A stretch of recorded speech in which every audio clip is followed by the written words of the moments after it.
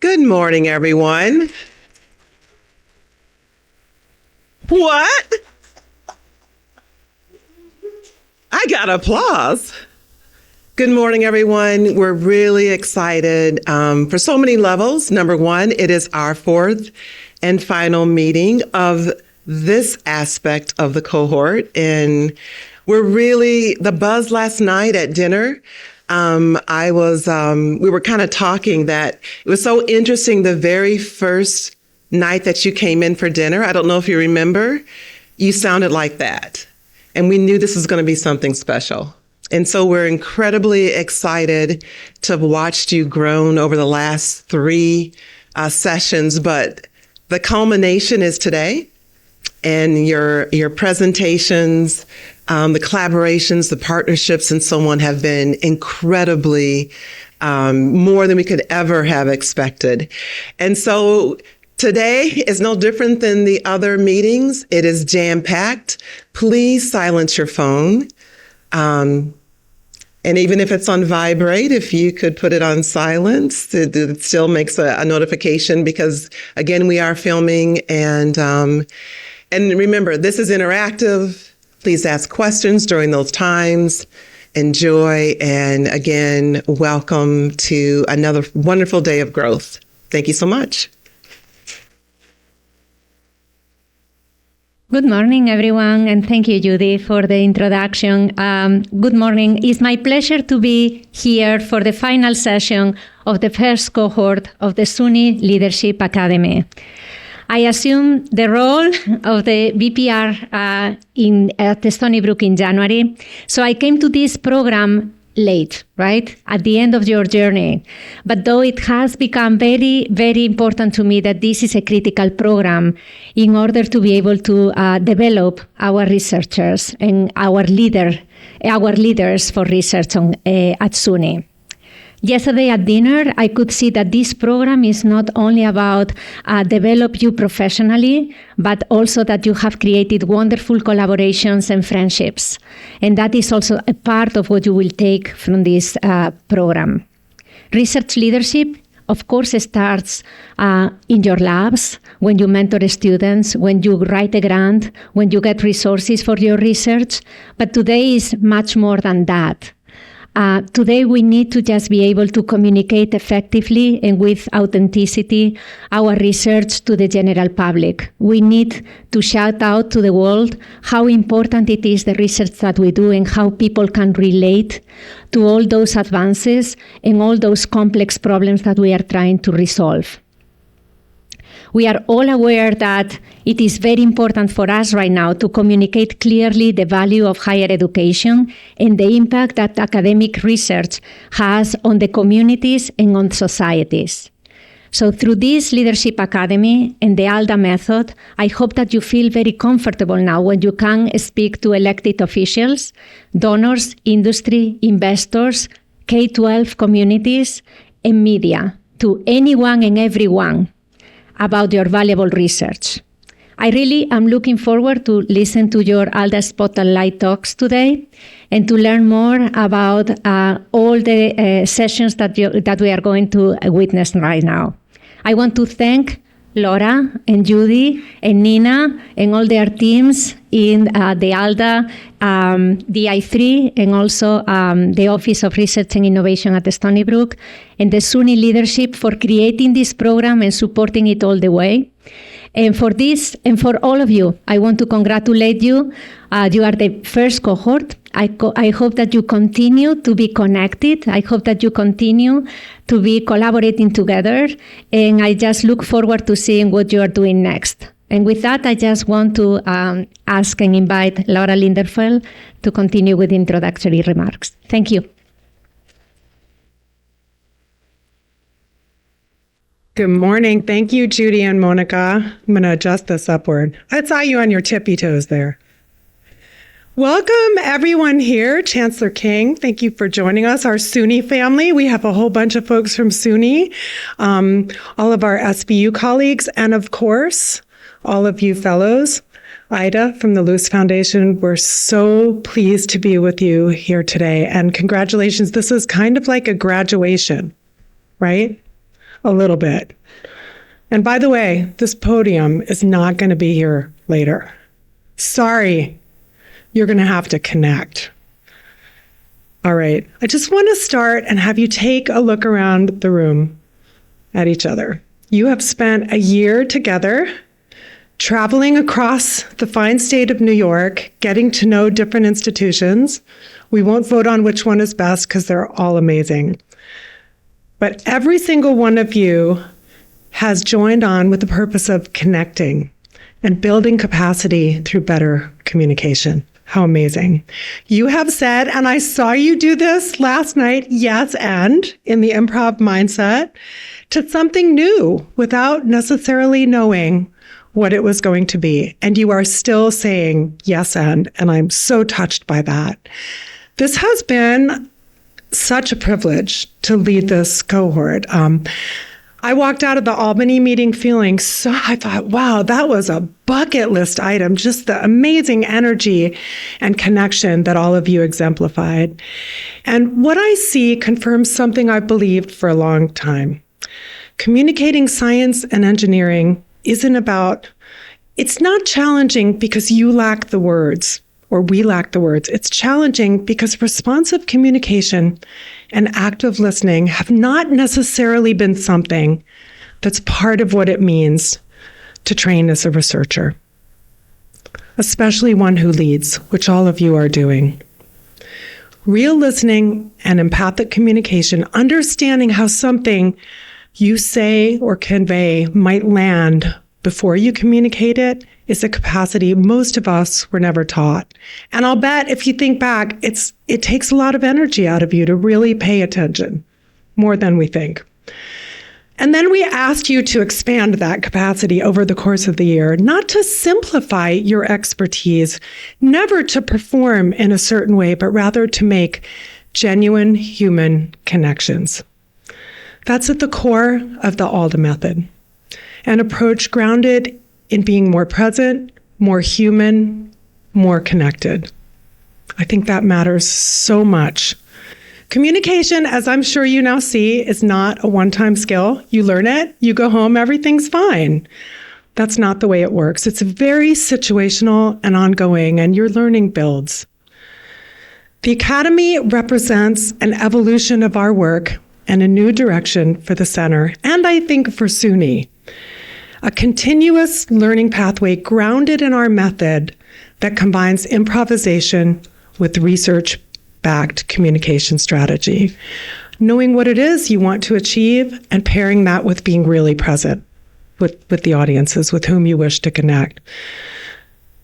We live in a moment that has tested our ability to practice genuine communication in so many ways. And it feels to me, and I suspect to you, both urgent and personal.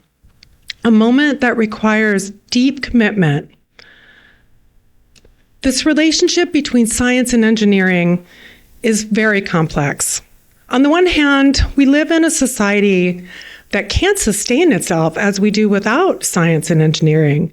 On the other hand, public contestation of science has reached very different levels than any of us has ever seen. I mean, I can't think decades and decades. But responding to this with more facts, better facts, doesn't change the hearts and minds, unfortunately, of those we want to reach. It's not, you know this, it's not about facts. Do you remember that name game in the beginning? Here's a fact, someone's name, and you don't remember it. It's got to land with you emotionally for you to remember it. Alan Alda says, that's not communication, it's excommunication. I love that line, he's so funny. Instead, we need leaders just like you, who have the capacity to harness and amplify the collective power of SUNY through the network that you're building and have built. I would easily say you've already built a network here. I was asking a few people last night, do you see research collaborations coming out of this? How many of you already have ideas that you're going to leverage through this? Yeah, that's amazing. That's really what we're after. I've now served at the helm of the Alda Center for 10 years. It's amazing because I've aged backwards. I don't know how that happened. It's remarkable work. And every day I get up and I pinch myself and say, I'm so fortunate to be able to do this amazing work. This activity was a project, this academy was a project that I had dreamed of and wanted to start for many years. And with generous support from the Henry Luce Foundation, we were able to build this in partnership together. So I want to thank a couple of organizations, our SUNY partners. Can you all wave? All of our folks from SUNY who are here. Fabulous collaboration. I'm sad, but not too sad for Judi Sandvik because she's at Oxford or Cambridge. Oh, my heart aches. It must be. We really do miss her today, though. She really helped get this going at the Office of Research, Innovation, and Economic Development.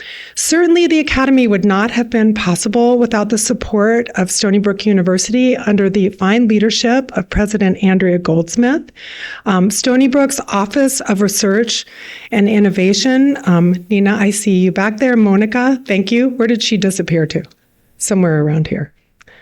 And all of the team, Jawad, Gwen, Stephen, all of you. DI3, Judi, there's Monica sitting there in her seat.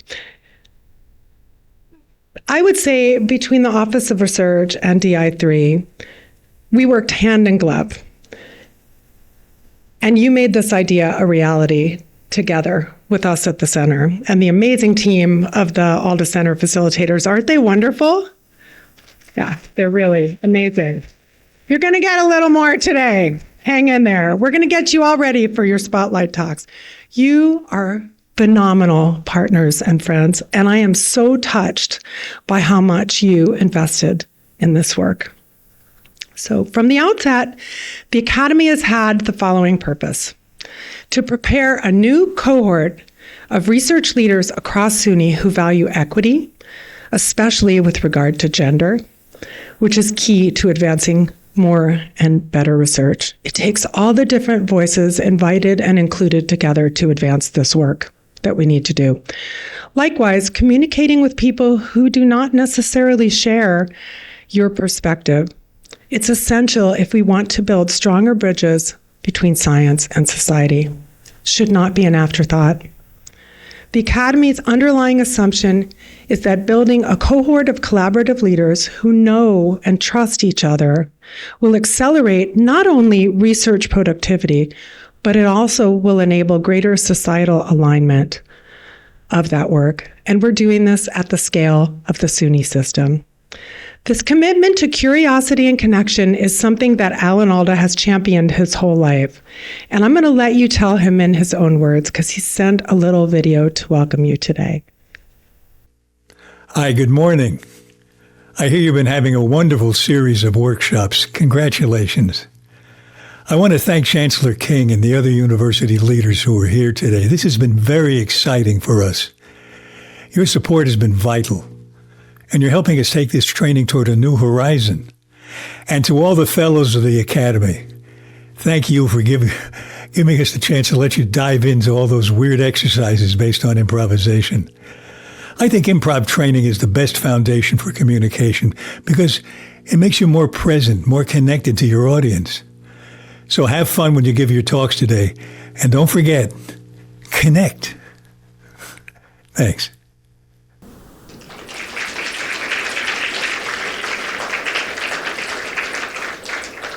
Now that he said it, will you listen to it? You don't need a podium, I swear. If he were here, he'd move this podium away from me. Imagine embedding this capability across the entire SUNY system comprehensively, from students to faculty to leadership, that ability to connect. Science and engineering communication are indeed core infrastructure. I think they're a core part of research that directly impacts funding outcomes, collaboration, public trust, and ultimately whether research translates into real-world impact. I also believe that that kind of effective communication shapes the research itself, who you choose to work with, what you choose to work on.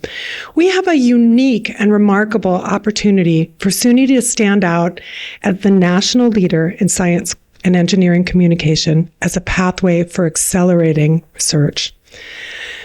This Academy has another champion who's joined us today, Chancellor King. When this program launched last summer at Stony Brook, Senior Vice Chancellor Judi said it plainly. Chancellor King's leadership is building SUNY's commitment to research excellence and public engagement. Chancellor King came to his role as the 15th Chancellor of SUNY with a clear charge to double the university's research enterprise, no small task, and a belief that research matters most when it reaches the people who need it. He's taken that belief into some, let me say, dynamic corridors in DC, has personally advocated in Congress to protect federal research funding on both sides of the aisle.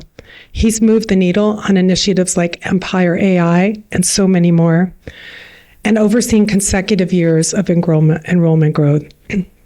And somewhere in all of that, he understands that the researchers doing this work needed more than funding. They needed something like this academy. Please join me in welcoming our 15th Chancellor of the State University of New York, Chancellor John B. King III.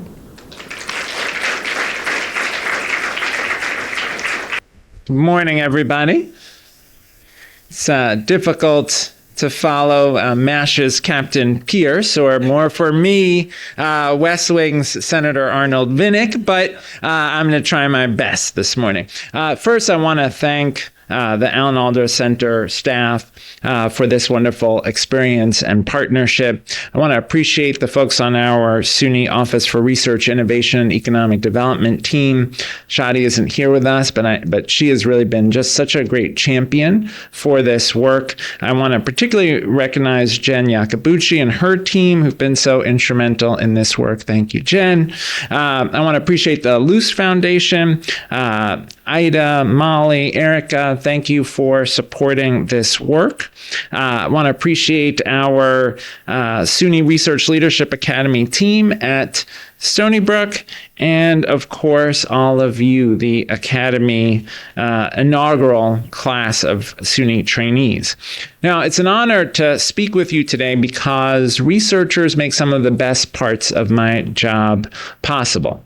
At a time when the federal government has been retreating from the historic partnership with universities to advance basic research and drive investment in innovation, I get to go out and say that when it comes to scientific research, SUNY is on the move and we are leading the way. And I only get to say that because of the work that you do.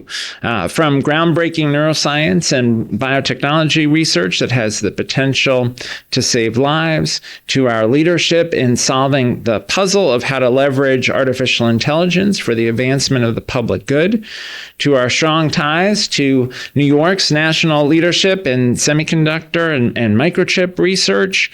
At SUNY, we are making our research institutions household names in battery innovation, in brain research, in quantum computing, in RNA research, and beyond. And you are the lifeblood of that work.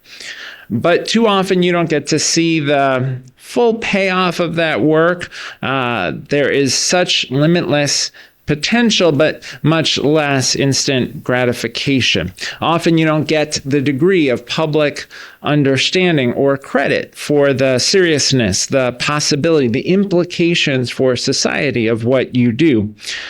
Yet, since you are at the forefront of the work in the labs, in front of students, in task force meetings, you are the best possible messengers to convey how essential, how life-changing, and world-changing your research work is. You were selected to this inaugural SUNY Leadership Academy, dedicated to strengthening leadership, communication, equity, and public engagement in the science, technology, engineering, math, and medicine fields because of the awesome potential of your work. And I hope through the SUNY Research Leadership Academy, you've learned how to better communicate complex concepts, sometimes ones that no doubt seem simple and easy to you, but learned maybe how to explain them differently to venture capitalists versus philanthropists versus local news reporters or elected officials. Several of you had the opportunity to put these skills to use at our our recent SUNY Research Expo at the Legislative Office Building, which was a huge hit. When I started as SUNY Chancellor 3 years ago, it was a dream to imagine legislators and legislative staff saying, "Oh, I wish I could have spent longer at the SUNY Research Expo."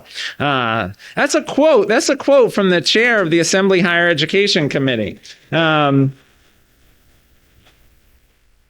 Now, you learned thanks to the Alan Alda method, and maybe some of you had never set foot on a theater stage or taken a theater class before, so I'm very impressed. But you learned from Alan Alda that the best way to make your research have ripple effects in our communities is to meet people where they are, to discuss rather than to lecture. You learn that discussions are most effective when they involve reflection about positionality before they begin. We all carry implicit biases across race and gender and all kinds of differences. We carry inherent unconscious judgments, especially if we've been practitioners in our field for a long time. I can't imagine that always felt easy or natural, so I applaud you for the risk-taking that involved. And though I'm no Emmy award-winning actor, I do want to leave you with one story, one that has actually nothing to do with science, but I think illustrates the ways in which stories can help land important ideas in higher education. Last year, and sadly still today, I'm often asked to speak about the federal government's plans to dismantle the U.S. Department of Education.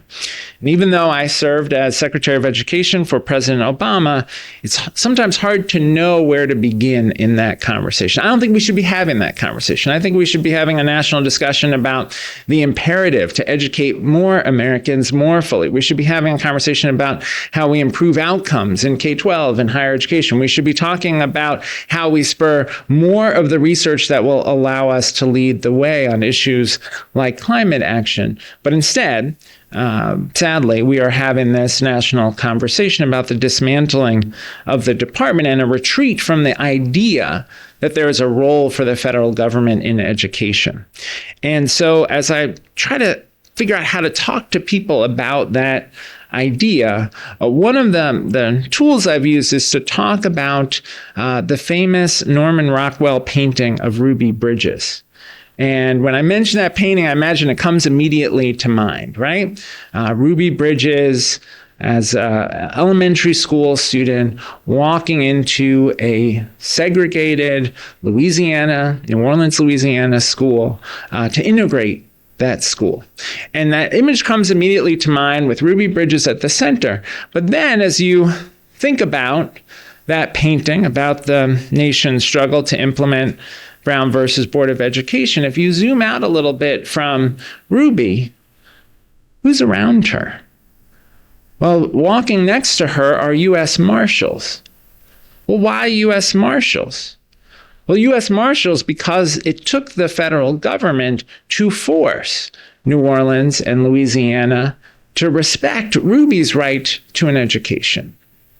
Folks in New Orleans and Louisiana did not want to honor the Brown versus Board of Education decision. They did not want to allow Ruby to go into that school, but federal marshals made it possible.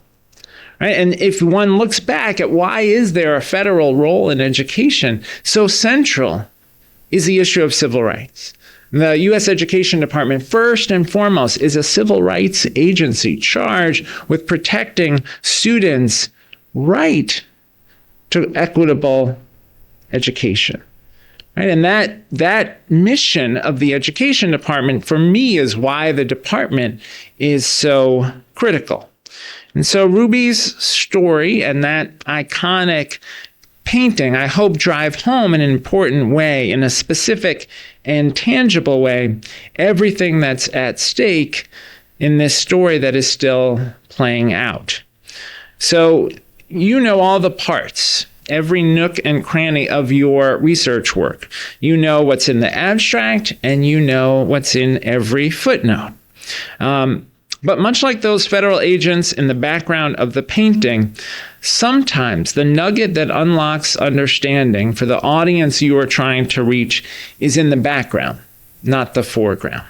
I trust that as you finish out your time in the SUNY Research Leadership Academy, you'll find these pieces that help connect your research to the general public.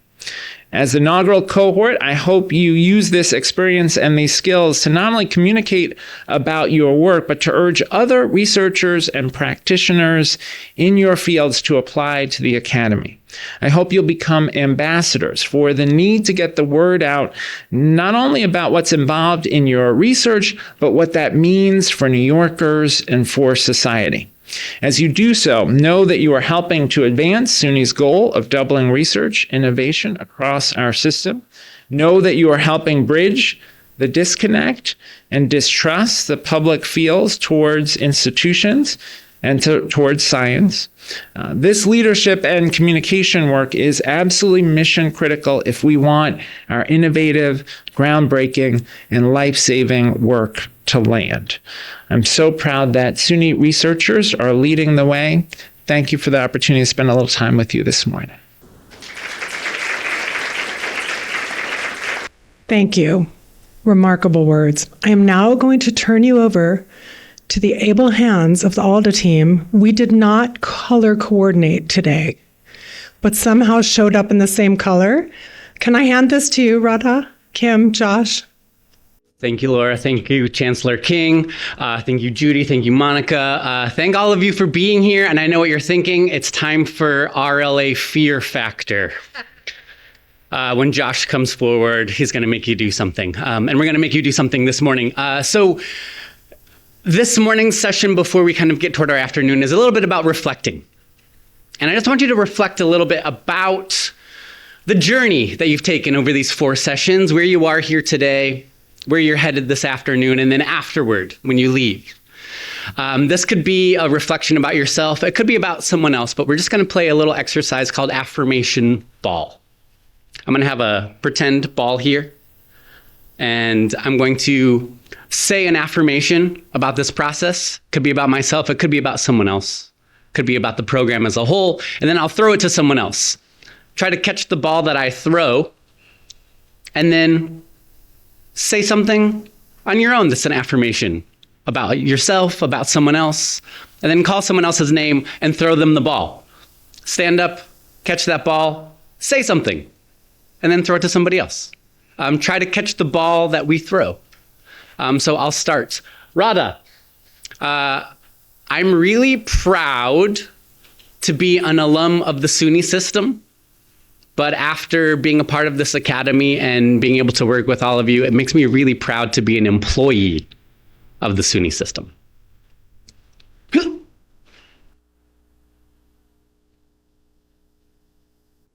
Feeling incredibly grateful to have interacted with so many of you and your willingness to yes and today, may I dare say, maybe I know a little thing or two about the work you do. Because of all the work we've done together. Thank you for this opportunity. I'm feeling super mushy inside. I'm so inspired by all of you and the way you've inspired each other.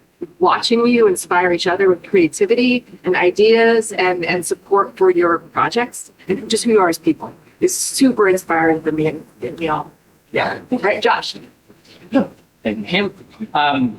So when we call you, stand up and then call someone else that you would like to throw this to at some point. And this is a great opportunity to practice using your speaking voice, since we all don't have microphones at the moment. So use this chance for us to really see you and hear you. Sarah. Oh, sorry, I just totally messed it up. I'm trying to get ready. Ta-da. Good. Got it. Thank you.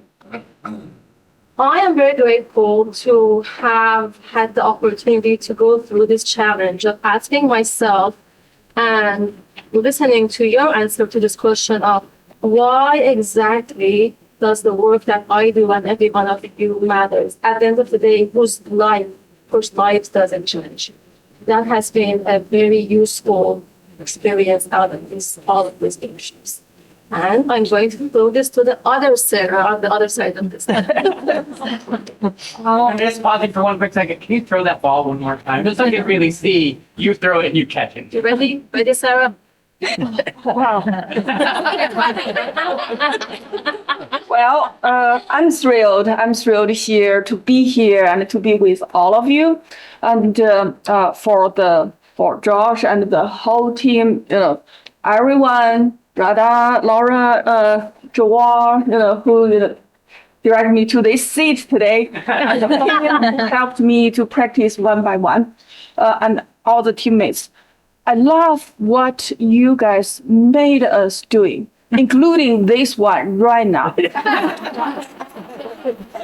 Thank you. Thank you for having all this, and I look forward to the other things you make us to do today. In the future.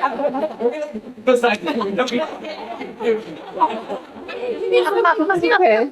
Well, now let me pass this ball to Michael, who print organs. Michael, can I pass this to you? Oh, yes. Thank you. Yeah, I'd like to take this moment to thank everyone for being here and for this wonderful experience that we got to share, and it helped us all grow together. And that's really what. Thank you. Now pass this to Nancy. Yeah, thank you again for this opportunity. I've learned so much watching, my fellows here and the teaching team, how to connect personally, how to find common ground despite different opinions so we can move together. I think that's super important.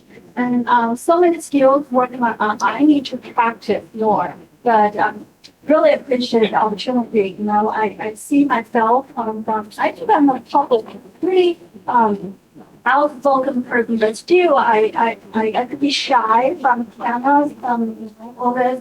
But really, going through this training this academy, I can see so much. So I hope we can continue that, and personally I want to continue the participation in the event. Take more and give more. Thank you. I'm going to pass it to Judi. I got it. For being part of this big family, and I learned a lot, and I feel connected with all of you. Similar is great. I want to be part of it and continue to work with all of you. I would pass the ball to Jessica. Whoa, God. This thing is heavy. Okay. I love affirmations. My favorite affirmation ever actually comes from Sujo. And I'm going to change it slightly, but it's we get better every single day. Yep. Okay, I'm gonna try to hawk this thing over at Melina.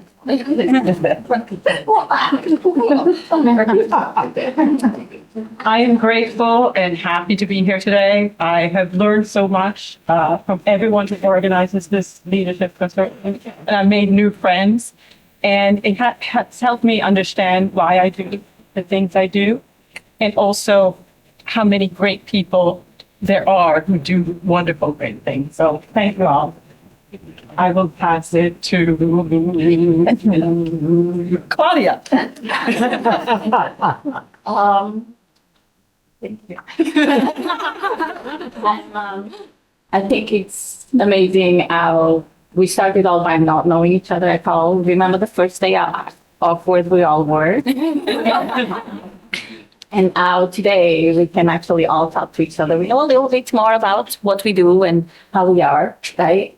And how we can better communicate what we do and how easier it is than it was last year, right? That's my thing. Communicate better.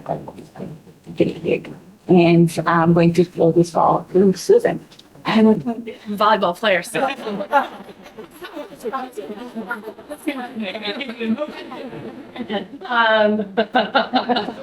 for me, I think this experience has been actually pretty life-changing. I think coming into it, I was pretty intimidated. I just became an associate professor recently, and I thought, oh, this is going to be like... I felt like intimidated, and everyone was just going to be a lot smarter. I don't know. I had this kind of self-consciousness about it, and I think everyone was just so welcoming and so kind, and I feel like vulnerable and kind of exposing their own vulnerabilities. And so I felt right at home pretty quickly. So anyway, I want to thank you all for that. And from Jessica's lead, my favorite affirmation is, it doesn't get easier, but we get better. And so I'm hoping for like lightning talks that, you know, we're gonna get better. I'm gonna pass it over to my fellow Buffalo colleague, Craig. So. I'll hold it. I'm really thankful for being part of a group of people in an organization where I so often get to do things that terrify me, but that I feel safe and I'm actually excited to do it. So, great. I'm going to pass this to Dola. So at this moment, I feel like thank you to all the people that are around me, as well as I feel so much gratitude for Alda Center and the fellows that help us grow. And as I was saying yesterday at dinner, that sometimes I felt coming over here that, well, communication is something that people are good at, some people are good at. And now I know that you can actually learn that, you can acquire that skill. And thanks to Alda Center folks that you were able to do that. You did a great job. Thank you so much.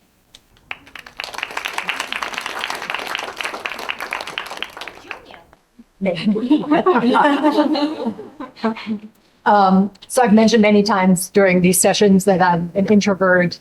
I also have a long-standing fear of improv theater. I just know that my very best friend in the world does improv for fun. And she stopped inviting me to her improv activities because she knows I can't even bear to be in the audience. I'm not afraid to be asked to do something. So I think the reason that this has been so great and it's really pushed me out of my comfort zone is because of everybody in the room making it so safe and supportive. I may actually go to one of her things.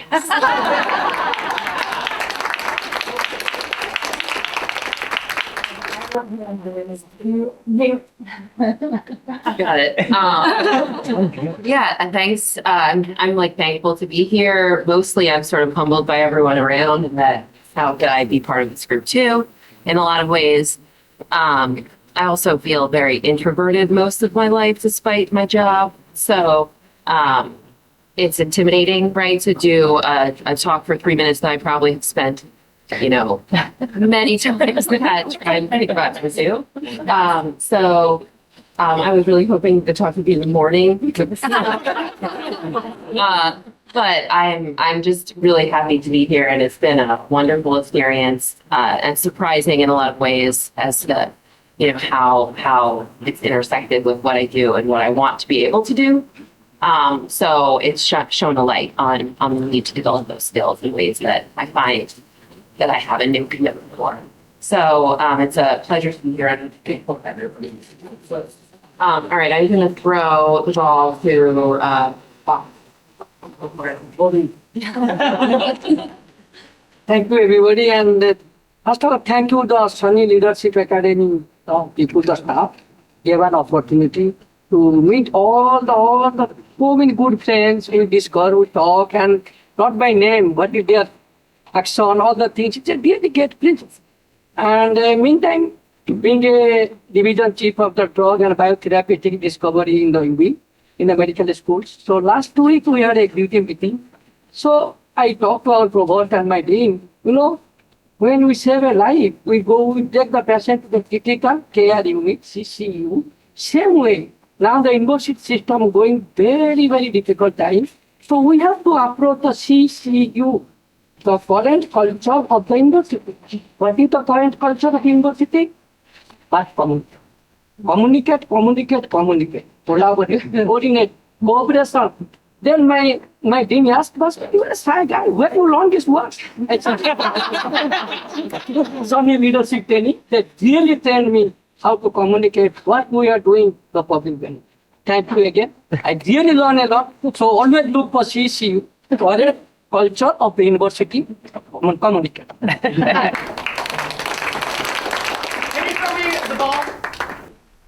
Can you actually throw it to me if you don't mind? Thank you.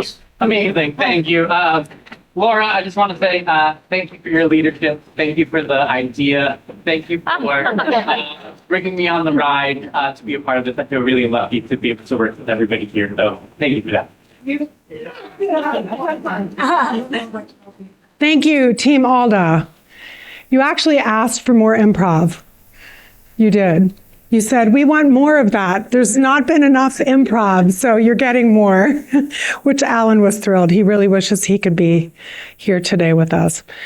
I want to take a few minutes. We have 2 more things we're going to do during this session. I want to take a few minutes. You have your agenda, or if you have something to write on, I want you to reflect on your leadership journey, where you started, where you are now.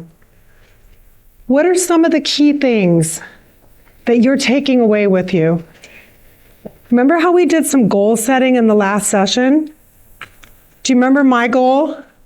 What was my goal, Judi? To stay on the bench. Coach stays on the bench. Isn't that what you said? Not take the floor. Coach does not take, well, I'm on the floor now, but this is a different one. And I have really paid attention to that. She's proud of me, right? I'm very proud of you. Yeah, because I have this instinct like, I'll get up and do it. And it's like, no, you need to not get on the floor right now. You need to let your team do it. It was a real goal for me. So I want you to think about what you set for yourself and where you are in that. Take a few minutes. So I want you to think about some goals you set for yourself or things you may not have even considered were a goal.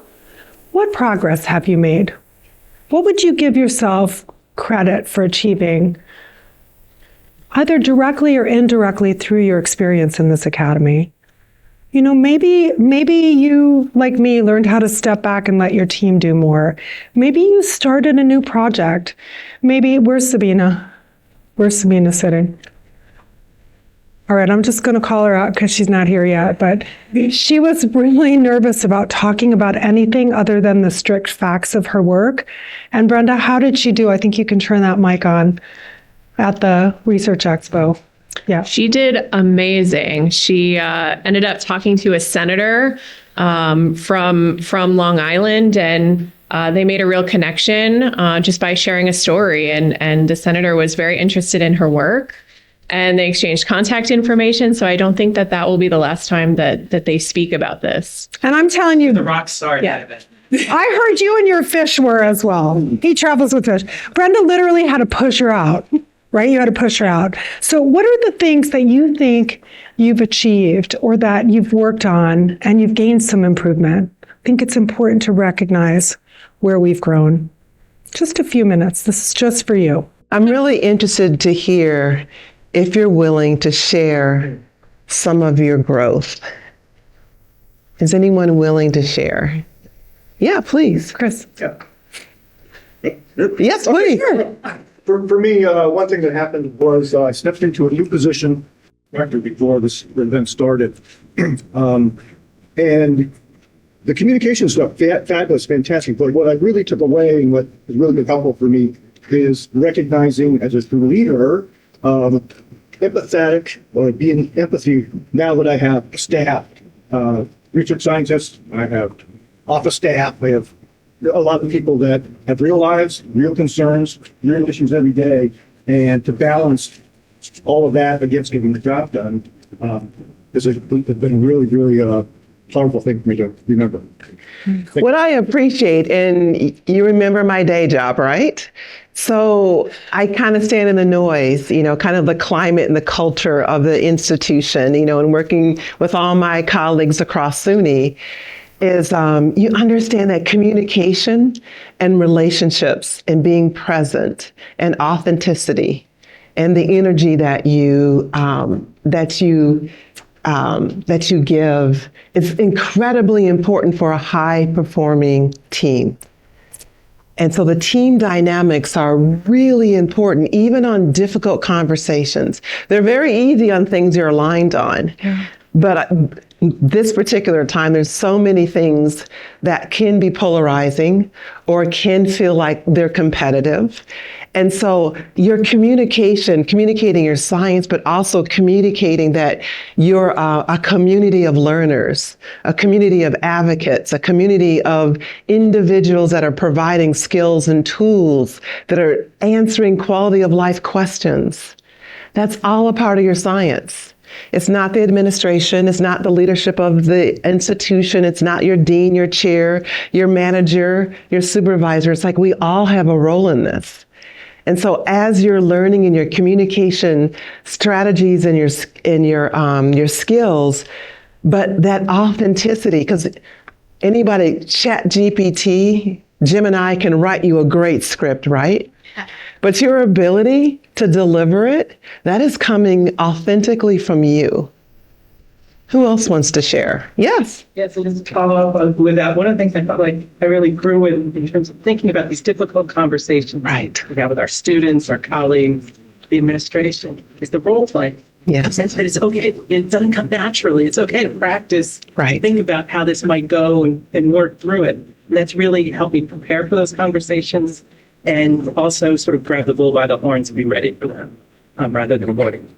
I practice. Brenda, you're often the recipient of this. I'm like, you play that person, I play me, and we'll flip it all the time.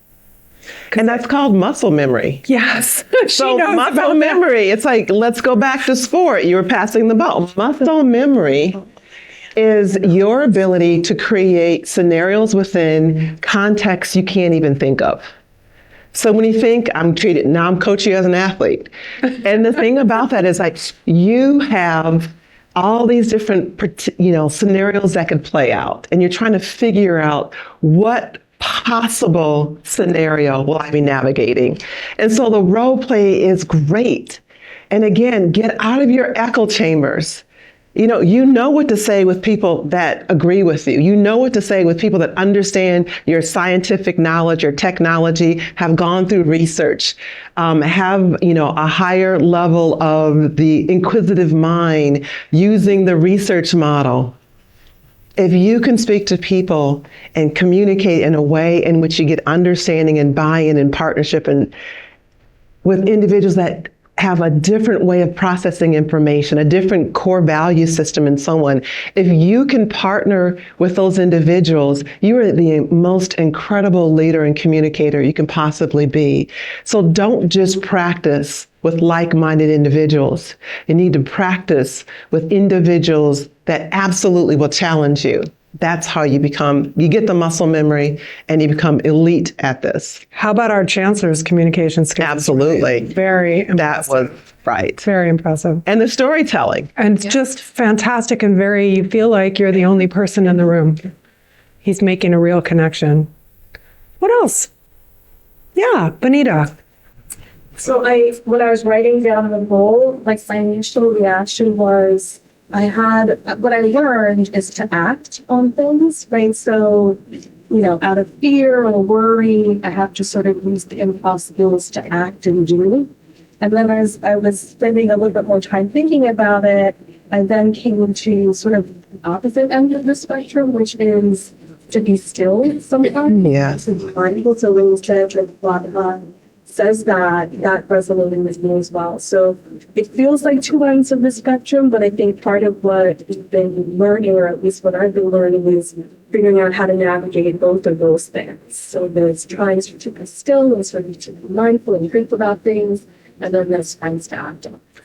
It reminds me of, you remember this inner game public act, how you self-regulate what you present to the world, how you're aware of what you're feeling. It's so important the more you lead.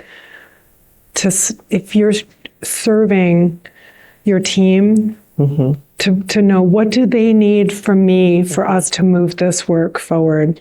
It's not easy because there's moments where you're like, go do this, and I have to stop myself. It's an incredible discipline. It is a high-performing discipline because we know that each and every one of you can do it faster, can do it better in your mind.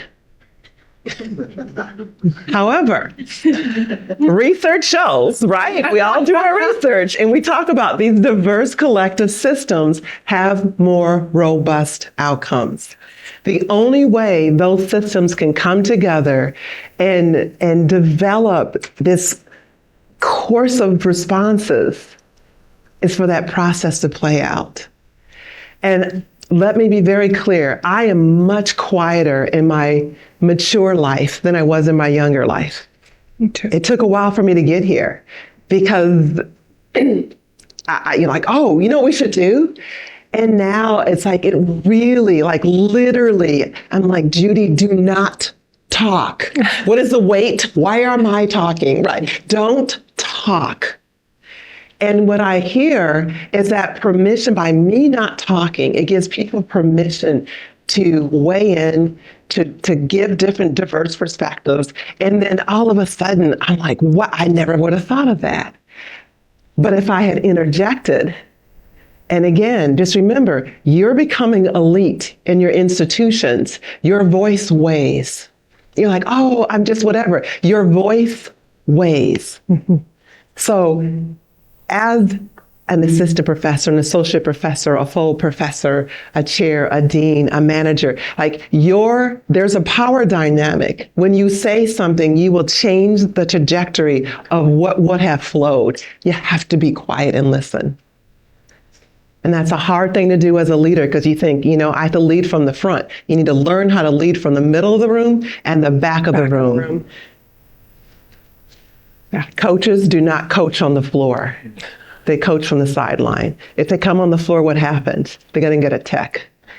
They're going to show a card. Well taught. So your ability to stay on the sideline and to get your teams at full capacity, you can call a timeout, but they're on full capacity because you have allowed them to grow and work synergistically. You're just a catalyst. I wonder how many of you have gotten a little bit more comfortable with vulnerability, because that's what we're talking about. Yeah. Embrace it. A little more humility. Not that you weren't humble, amazing people walking in here, but we're taught to be experts. When it comes to leading, we have to pull back a little and recognize, wow, maybe I looked a little foolish there. So what? Who cares? Did I enable someone else to do better work? Did my work actually shine more because I was willing to grant some space to others? Maybe one or two more things. Yeah, please. And we are passing a very challenged time because of not for our education, but for the artificial intelligence things. Yes. You said challenge time? Yes. Yes. The program managers, program directors in the grant agencies, they are receiving tons of proposal now. Yes. Which is beyond the writer's capability. Yeah. So the program managers does not understand which one is real and which one is artificial. Yes. So the time that we are getting the training to present our real thing in a cooperated and connected way and a real way, that is the training we received from here. Thank you for well said, for to address our biggest challenge for our future solutions. Thank you. I love that you said that. That ability to be genuine and authentic in this age of generative AI is critical. Because it's not just words somebody put on a page. Now, anybody can write something eloquent and can say, Laura, this is so you. Great thinking. Yeah, thank you, algorithm, for praising me. But to be able to actually be present with other human beings, I think there was a while where I was concerned, the Alda Center, how's it going to matter? As communication gets so much better, but I realized, what is better? What is better? So actually that human vulnerability and genuineness and authenticity, you can feel that when you're with others, that conviction, that being who you are, and that openness and willingness. You remember that genuine communication is the willingness to be changed by the other person. The other piece of this, I'm a game theorist, and I keep telling you about the game theory. People are gaming the system, right? People always have looked for an advantage, but what will be incredibly important is your ability to deliver. So yes, in the short run, they'll absolutely, like that looks, I mean, I can write something that like ChatGPT, I can make you cry like, oh, that is like so, like, that's not true. So your ability to deliver will be incredibly important. And so that authenticity, but also the ability to actually implement and understand that these aren't just hollow words. And decision makers, frame it right.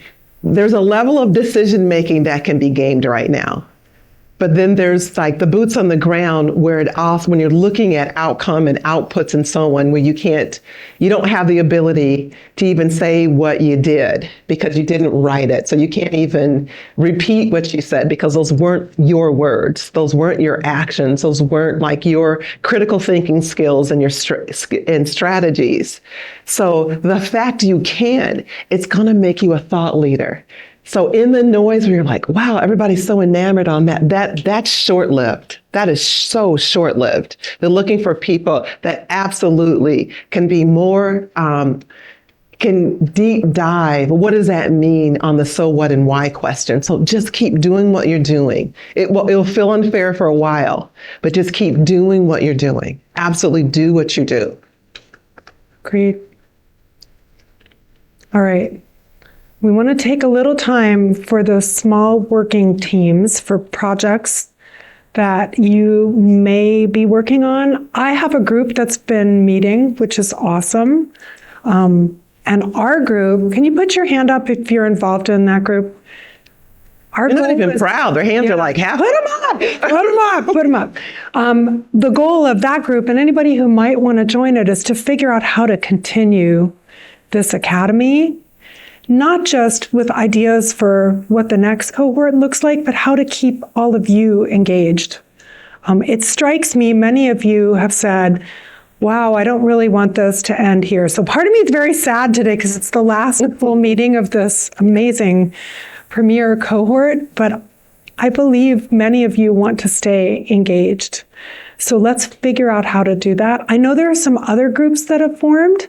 Fortunately, we have Nutella rolls and chocolate-covered strawberries and lots of coffee out there. So I would ask, we're going to set up the room differently for the next panel. I would ask that you find your way to one group or another, or whatever it is you need to take a few minutes to work on. In other words, this is a little bit of a pause for us to gather, move ideas forward, and we'll come back, I believe, 10 o'clock. Is that right? Correct. Okay. Well, while we're getting that worked out, let me introduce you. We have Joy Goswami, who is a respected collaborative leader in advancing research, innovation, and partnership. He is currently serving as the chair of the Association of the University Technology Management and director of intellectual property and licensing at the Research Foundation for SUNY. In this role, he works closely with colleagues across campuses, all of you, to support the thoughtful stewardship of intellectual property.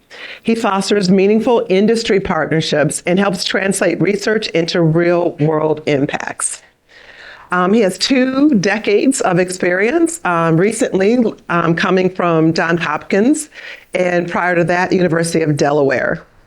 As the chair of this incredible network, he is committed to moving discovery into practice, encouraging connection and knowledge sharing and collective approaches to advancing innovation for the public good. So obviously, spot on to the things that we're looking at.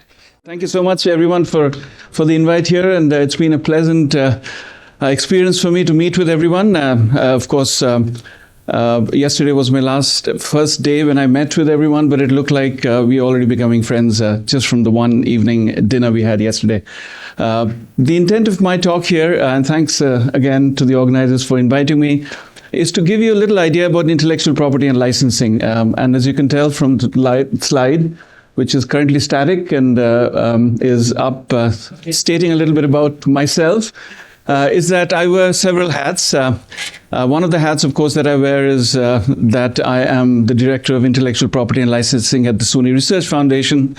The other hat that I wear is that I am also the past president of one of the largest organizations that houses technology transfer, which is called Autumn, and I have been on the board for several years, and now last year I was the president of that association. We called it a chair, and being the president of the association, I get to see something that's very, very global.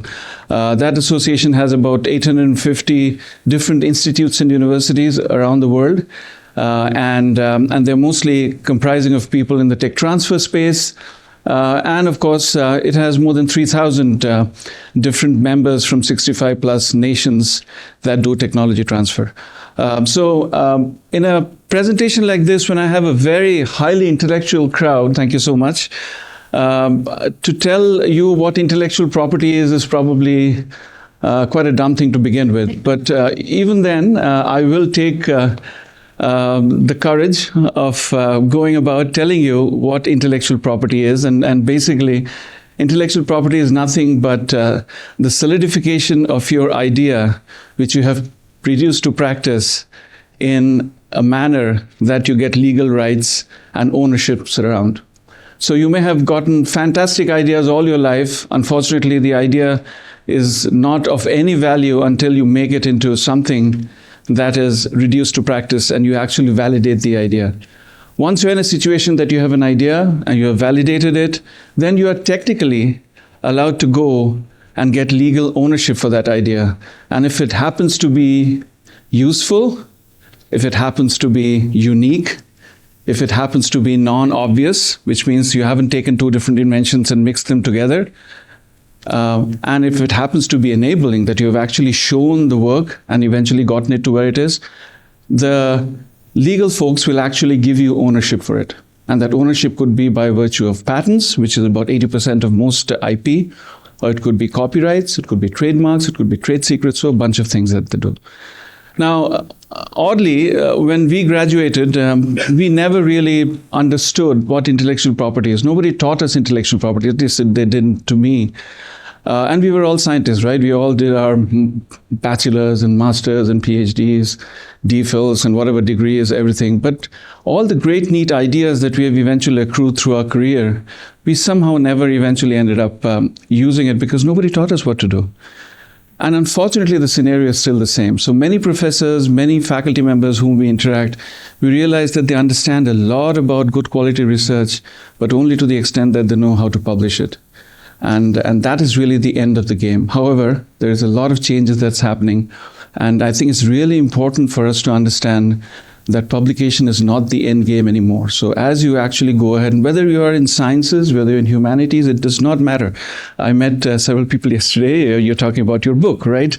So my question would be, if you have a book, it's basically copyrighted property, right? It's intellectual property. You've written a book. Now, technically, you're supposed to get royalties from it. Again, I'm not saying that you wake up every morning and all that you think is, that's right. I'm not saying, you wake up in the morning and all you think is, how do I get royalties? Oh my God, I'm dying without royalties. You have a salary, so it's good. But it'll be nice. It'll be nice to definitely have some royalties coming out of it. And that can only happen if the process is done well. So there are specialists that help you, and specialists that help you in taking your ideas, your intellectual property into the commercial pipeline are called technology transfer professionals. So you'll hear the word technology transfer over and over again. And I'm glad really now in education system, there are several classes that are being taught to students that talk about technology transfer. So that's kind of the basis of my discussion. So what I'll do is I'm going to have a pretty elaborate slideshow, but I'm going to very high level and really quick. But at the end of the day, what I really want to gather is that you understand what innovation is, what impact is, and you'll hear the word innovation and impact over and over again, even when you write your grants, and what technology transfer is, and how our office here in the SUNY Research Foundation can help you to write grants and put you in a better position to eventually win these grants as you move forward. Like I mentioned, again, we are one of the largest integrated system of public higher education, and what we typically do is we basically comprise our services in two buckets, right? We either do education or we do research. These are the two big buckets that we as faculty members are involved in providing to the rest of the world. Education for our students so they can become the next best workforce for the rest of the nation, or we do research. And so if you go to the website, SUNY will have some very nice, very strong numbers talking in and around the space of education, how many degrees we provide, so on and so forth, how many campuses there are, athletic teams, of course. But then the more important thing is what I'm going to be concentrating here today is going to be on the research side of things. So we do $1.5 billion of research, which is a whopping number. And as you heard today, a little while ago, from Chancellor King, that we are trying to get that into double that kind of a number, which is an endeavor that you will have to be the best vehicle to eventually get it. And so you have to be more and more competitive and understand what the landscape is. So you've all heard about SUNY, of course, and I personally work in the SUNY Research Foundation, which is a sister organization. It was established after World War II, and we are 75 years old. This is my office, and I have the luxury of having a suite right on the top floor of this building. It is close to 200-year-old building here in Albany, New York. And we actually service and provide our services to all the 64 campuses in the entire state. And I've joined here as the Director of Intellectual Property and Licensing about a year ago. So I'm still getting my arms around and meeting with people and all these affiliates.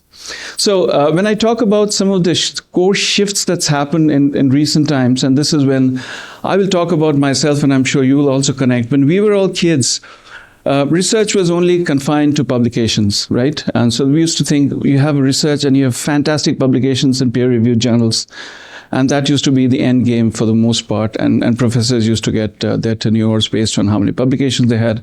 But the world is changing. And literally the world is changing. I'm not talking about US only. The entire world is changing. And now you don't talk about publications. We talk about patents. We talk about products. We talk about partnerships. So even when your resume that you build, if you recall again, our resumes used to be with 2 pages of the real the body of the resume, but then supplemented with many pages of publications. It's no more the case. You actually have something where it's important to have patents into it. IP used to be after the effect. So you do research and you finally get something that's inventive. You come to the patent office and give them your IP. That's no more the case. IP has to be a strategy. So you have to have intellectual property thought about even at the time when you're writing proposals. This is the new shift right now. It used to be a very linear pipeline. You used to think about, again, research, and that's pretty much it. Your students get hired in a company or become professors. That used to be the end of the story. No more. It is now a question of how much of an ecosystem your innovation can develop. And translation is no more optional. You have to be in a situation that it has to be something that is expected. So the way I look at it, the shift is like this. We, here in this room, all of you, are sort of on the left side of the spectrum, the yellow side of the spectrum.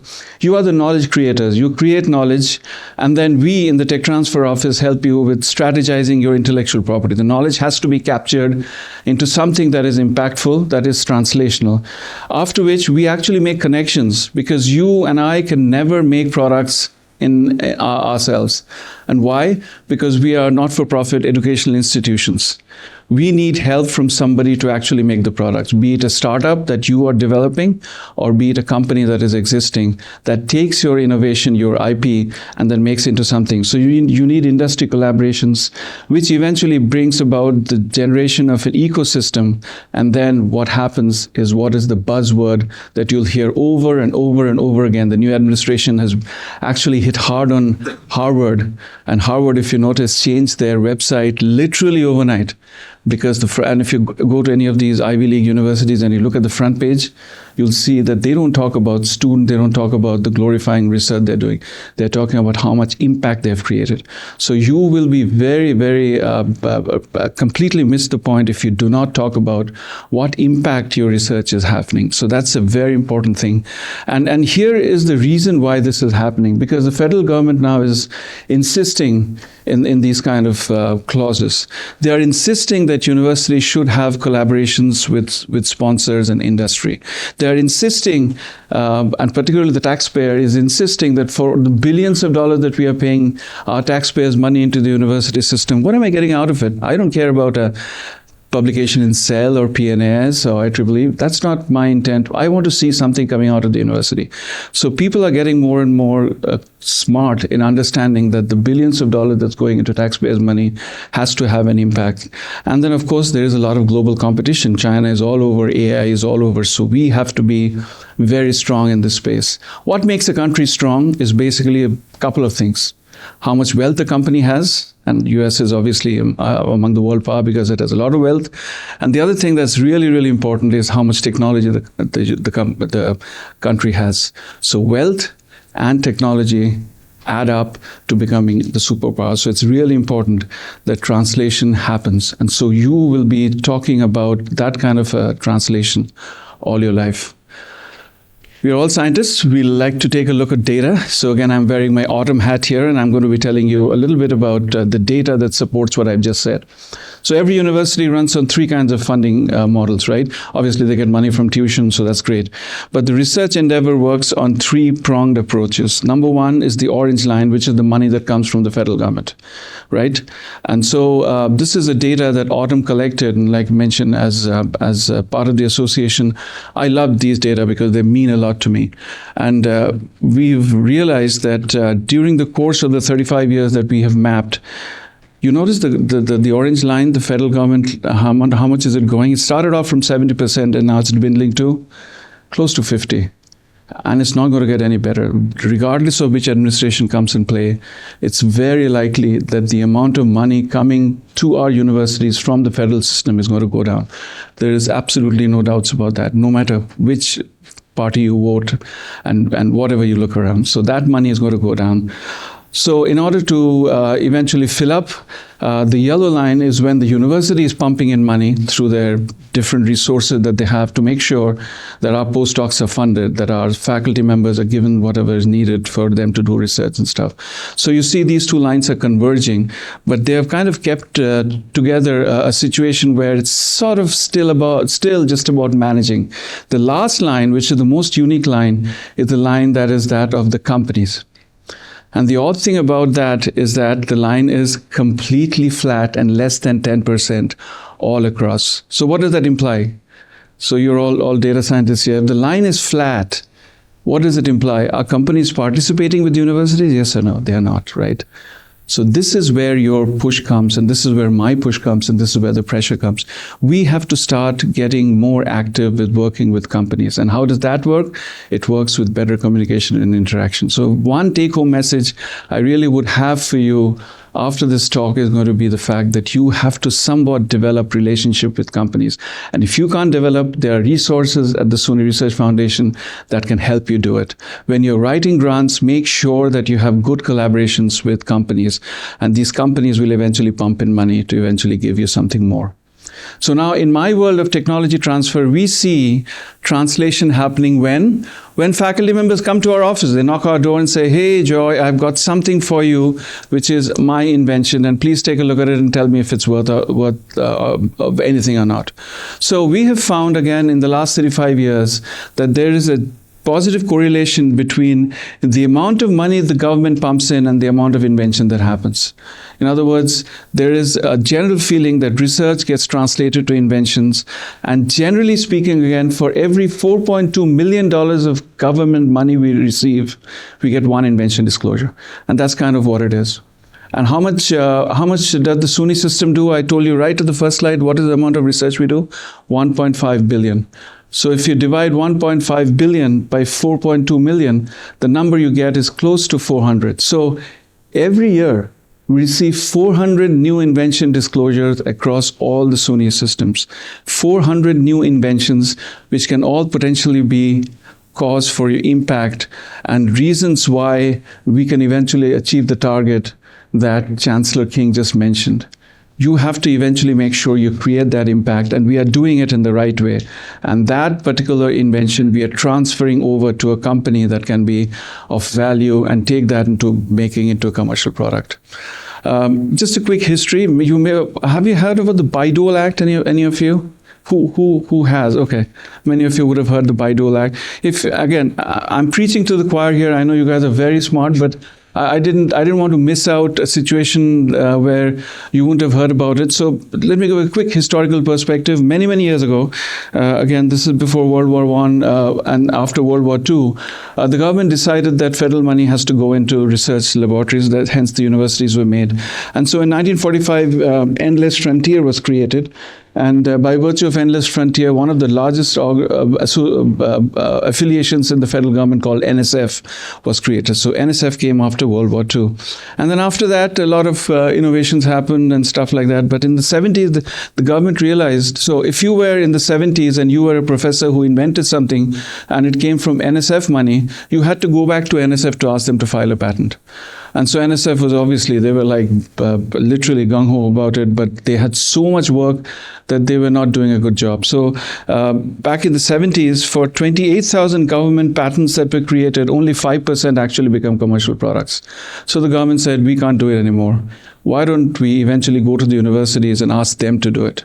And so from 1980, an act came out called the Bayh-Dole Act, which is where the agency that funds eventually provides ownership of the innovation that comes from that university to the university. So now it's not that if you have developed something using NIH money, you have to go to NIH to patent it. All you have to do is to knock at the door of somebody like my office and say, can you please help me in filing the patents? So this was not possible before 1980. And in the 45 years that Bayh-Dole has been in existence, we have done phenomenally. There's a lot of new products that's come. And so the idea is, again, just if you look at the impact factor, on the bottom, if you see the scale, ideas happen, followed by basic research, followed by applied research, where the government is putting a lot of energy, followed by commercialization, scaling, and finally making of the product. And who are the players in this? Players like you, players like me, players like companies. So we kind of help that to happen. So technology transfer begins in my office. When you come to me, you knock at my door and then say, hey, I've got some invention. We make an assessment of it. We try to see whether it's even worth for us to file something around it. We usually file a patent, nothing at your expense, everything we paid off, the university pays it off for. We eventually find collaborators and we eventually give it off to a potential startup or a potential company for it to eventually get to happen to where it is right now. So that's important. We have a step-by-step guide. I was talking to Bhaskar a little while ago. He wants to start a business. So if Bhaskar wants to start a business around his invention, what does he do? He comes to me. He says, Joy, can you tell me what I do?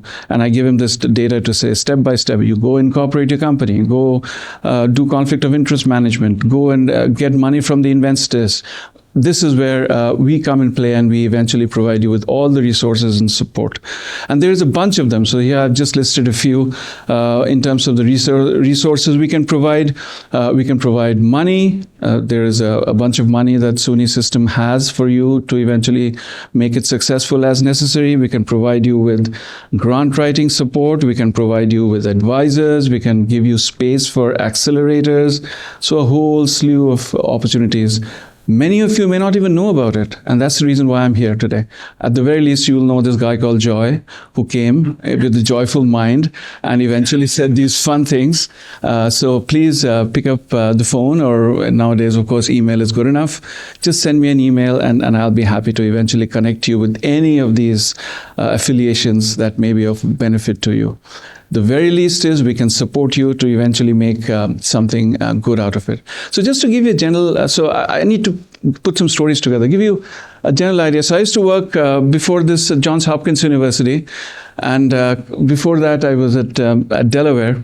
And so here are the two scientists that once came to me exactly the way I said. So John Elias and Wayne Westerman, they came and said, hey, it wasn't Joy, of course, it was my predecessor. He said, I've built a new keyboard that is on a glass panel. And this is way back in 2003. So they came back, those were the times where the clunky keyboards, right? You have to really punch. And said, my mom has problems with carpal tunnel. And so she has these issues with the thumb. So eventually, she was asking me, and I'm an electric engineer, so I have to do something for my mom, and eventually here is a keyboard that's on glass panel. We looked at it, and they said there are 5 inventions, bunch of garble. We had no clue what it was. All kinds of holographic equations and all that stuff that came. And they said, at the end of the day, here is a neat keyboard on a glass panel. And this, they called it a medical device for people that have issues with carpal tunnel. That was there. So guess what we did? We were thinking, what the hell would this be for? How many people have carpal tunnel issues? This would be of no value. Guess what? John eventually came and said, I want to start a business around it. And he started a business called Fingerworks. And you can actually go to Google and see the history. And I'm not even making any justice to the story.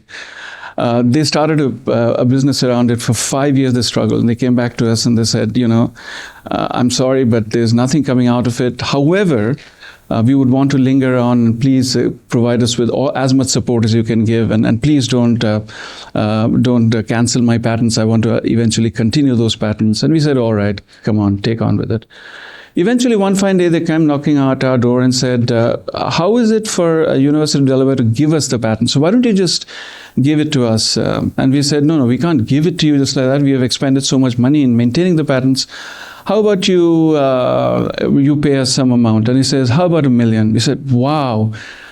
$1 million for 5 junk patents for nothing? We were on the news everywhere, and our graph went up. We did fantastic. And guess what had happened? They were turning around and they were giving this technology off to Steve Jobs. And he was looking for his next iPhone. That was the time, if you recall, you had Blackberries. And he wanted to take away that bottom portion of the Blackberry and wanted to develop a touchscreen technology. And for $1 million, we lost the technology to Steve Jobs. He, and of course, very kindly writes his books, his autobiography, and there's a full page dedicated to our tech transfer office, how dumb we were. You always learn from your mistakes, right? And never. SUNY has a policy nowadays to never ever give patents away for no matter what, even if it's a cent. We will not give away patents. We'll license it, but we'll not give away. So we learned the hard way. Yes, there is an MRI story as well. That's much closer. And again, those things are there. And of course, I'm just choosing this as one that is all in your pockets. But invented the internet browser. Yes. He was an University of Illinois student. Is that right? And he went to started Netscape. Right. The University of Illinois sued him for $250,000. Wow. He got angry, paid it. They agreed for 1 cent per browser. Great story. I know these are compelling stories that we have learned the hard way that we should never do. But that's what it is. So we are looking to you. I mean, for the next best thing after sliced and buttered bread. Hopefully that'll come to us, and then we'll do something good. I was at Hopkins again, and Hopkins. This is a unique one because there was a scientist who was working on something called a household name now called LLMs. Large language model, no idea what it was. They said, this is something where you speak and something magical happens, and eventually it'll browse all the data and give you something back. And so we had no clue, but again, we looked around. In this case, of course, we were smart, and he was smart, and he says, this is all going to be not patented, but we're going to all keep it in the open literature. So it was open source, and LLM was invented. We looked for companies that may be interested to work with us. Again, we learned the hard way that we have to do it. Amazon came in play, and Amazon was very, very interested in working with Sanjeev at that time. And that has eventually bloomed into a fantastic relationship with Alexa was created. So Alexa came from Johns Hopkins University. We don't get a dime, but for good reasons here. And for those who haven't done it, or those that have Alexa devices. Alexa is now Alexa Plus. I don't know if you know, they have actually integrated AI, and it's doing phenomenally. So if you actually want to have a ChatGPT version where you are speaking into a device and it's spitting out actual results, please use that. And I think it's if you have Amazon Prime, it's coming for free, so it's one of those. So similar to the story that Kesh mentioned and many others, there's lots of success stories. And Stanford, of course, as you know, the Google came from there. UC Berkeley, University of Pennsylvania devised the mRNA technology that was used, and so many stories. Again, we have a whole laundry list of success stories from our university. Only last year, we eventually felicitated Frank for his work in coronavirus saliva test that he had invented. Again, we made quite a lot of good quality impact with that kind of, and again, a whole bunch of things. But again, before I wind up, I just wanted to again mention that I think SUNY has a lot of opportunity, and the one big opportunity we have is we are very unique in the way we are positioned. Each university that you're representing has a different flavor to offer to us, and that's important. And so communication is important. Come out of the woodworks, talk to us, talk to your peers, talk to your colleagues, and we can together work in making a lot of good quality impact, whether it's writing a grant and being on one side of the spectrum, or it's starting a business or collaborating with larger companies. And we have a lot of capacity. Our Rolodex is strong, but nothing happens until you eventually come and provide us with that information. And again, just before I wind up, I wanted to again mention the fact that tech transfer is very, very impactful. And this is just a snapshot of what has been happening in the last year, in fact, recorded year 2024, that for the $109 billion of research that we have done, as many as close to 1,000 startups have been developed just from that kind of a research. And again, the data is compelling.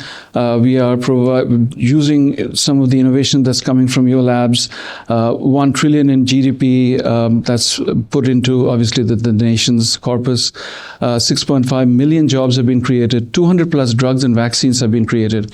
Most of the drugs and vaccines today you see, whether it's Ozempic or any drug, that's really the origin of those drugs are from universities. So 200 plus have been created. 69% of the startups have been created from the university innovated. So the chances are, if a faculty member like Bhaskar is nodding his head, if he is interested, we are going to be eventually working with you to give a license to you. And it's really imperative that we continue to work with the federal government to give them the show and tell of the good things that their taxpayers funded money is doing. So I, again, as part of being the chair of Autumn, and I live in DC, by the way, so it's pretty easy for me to go and attend these meetings. But our job at Autumn is to make sure that we provide the buzz, provide the information to our senators, and give them everything that is needed for them to understand what we are and how we eventually make it. So my team is roughly 15 members. Some of them are selected here. I've been a year in my job at SUNY Research Foundation, and believe it or not, I still haven't had a time to have my entire team come together for a group picture. This is one that I had taken at Seattle last month, so I brought this picture up. We are young people, very, very interested in working with you. There are some of my members are conduits to specific universities, but again, if you can't find them, just give me a buzz and I'll be more than happy to talk to you and chat to you about what you're doing and how we can help you. So that's my presentation, and it's a little longer than you had anticipated. There is a lot of other, obviously, flavors to this one. We'll be happy to discuss if you have any questions. And I think it's a cultural shift. And I think the way that you really set up your presentation was what's now rewarded. And this isn't administrative specific, but what is rewarded? It used to be grant or gone, publish or perish, and now we talk about it from a commercialization, a different way in which we're mixing our funding source. That's a culture shift. Like that's not, if you think of our senior faculty and deans and chairs and presidents and so on, that's not the normal culture or nomenclature of higher education. So how do we start to socialize that there are new rules of reward, and how they see their research in a different way. Like, how do you start to permeate that across higher education? Well, I think again that the message is important. So it's really important for us to convey the message that doing academic and basic research may be good, but you are going to be in a competitively not so better place if you're trying to outcompete somebody who's writing a grant where that is the flavor of what they're doing. In other words, whenever you're writing a grant and there is something that you're wanting to mention in the grant as to how you would be competitively better than the other individual, you have to have an impact section of that grant. And that impact section is where you're going to be eventually providing the resources to say that this is the grant, and this is what I plan to do, and the outcome of this grant is where you have some kind of a KPI, some kind of a matrix to judge that the impact of the grant would be that. And again, we are here to help you. So, like I mentioned, historically it used to be, and I'm giving this message out to say that earlier tech transfer offices used to be, you go ahead and do your grant, and hoping that you've gotten it. And then if you serendipitously get anything that's innovative, come to us. And right now we are saying quite the contrary. Don't even write a grant before consulting with us. And if there is anything we can help you with, we will provide you with that resource and information of what it is like. So the impact section is really important. I think, again, the thinnest reed to all this is when you're writing these grants out, make it competitive by providing that kind of an impact. So when the reviewers, and I'm a reviewer myself, so I know exactly what happens when I see 5 grants. It's like, it's like an HR person looking at a resume, right? And so you're going to look at a resume of a candidate, and what is in it for an HR to review a good resume versus a not so good resume is to see what can this potential candidate do for the company. It's not the other way around. So I have put together a job description, but the candidate has to do something that should suit me. And the program manager who is there is basically looking at that kind of thing. So from the standpoint of the program manager, impact is important. He or she's career really depends on that.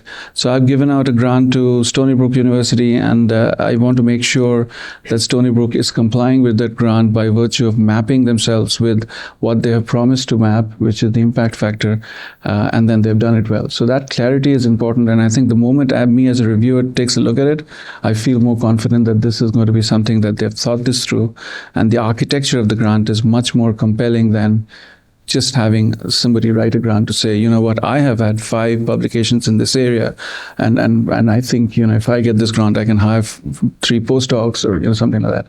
So I think to make it more compelling, make it impact oriented, and make it more applied if you're in the applied research space. And that's what I think is going to be shifting, like I mentioned in that slide, overwhelmingly in due course of time, or else it's going to be hard. So the challenge right now, when you talk about mapping to impact, and many of us have sat on review panels, and the difference between fundable and highly fundable on that mapping part. And I don't think we necessarily can operationalize impact right now. So when you think in your perspective, when we think about the grants that will soon be flowing through, and mapping to impact, public good, what does this mean for whether it's from workforce readiness and some of the other new things that have not been the way we have framed our research? What are some of what is some advice you can give for individuals as they're starting to rethink how they're packaging their proposals around these impacts? At least from this administration's value. And this is purely from the standpoint of conceiving a grant application backwards. So the way I look at it is look at it from the standpoint of the John Elias coming to me to say, I think I've invented something that can be the next touchscreen technology. They hadn't thought about it. They thought about the need of it being his mom's issue with carpal tunnel. So if I were to grant the reason why we lost it for $1 million, even that was high Cash mentioned that, some universities don't have gotten anything. So whenever you write the grants, think of it backwards and think of it in terms of what impact that particular invention can eventually have.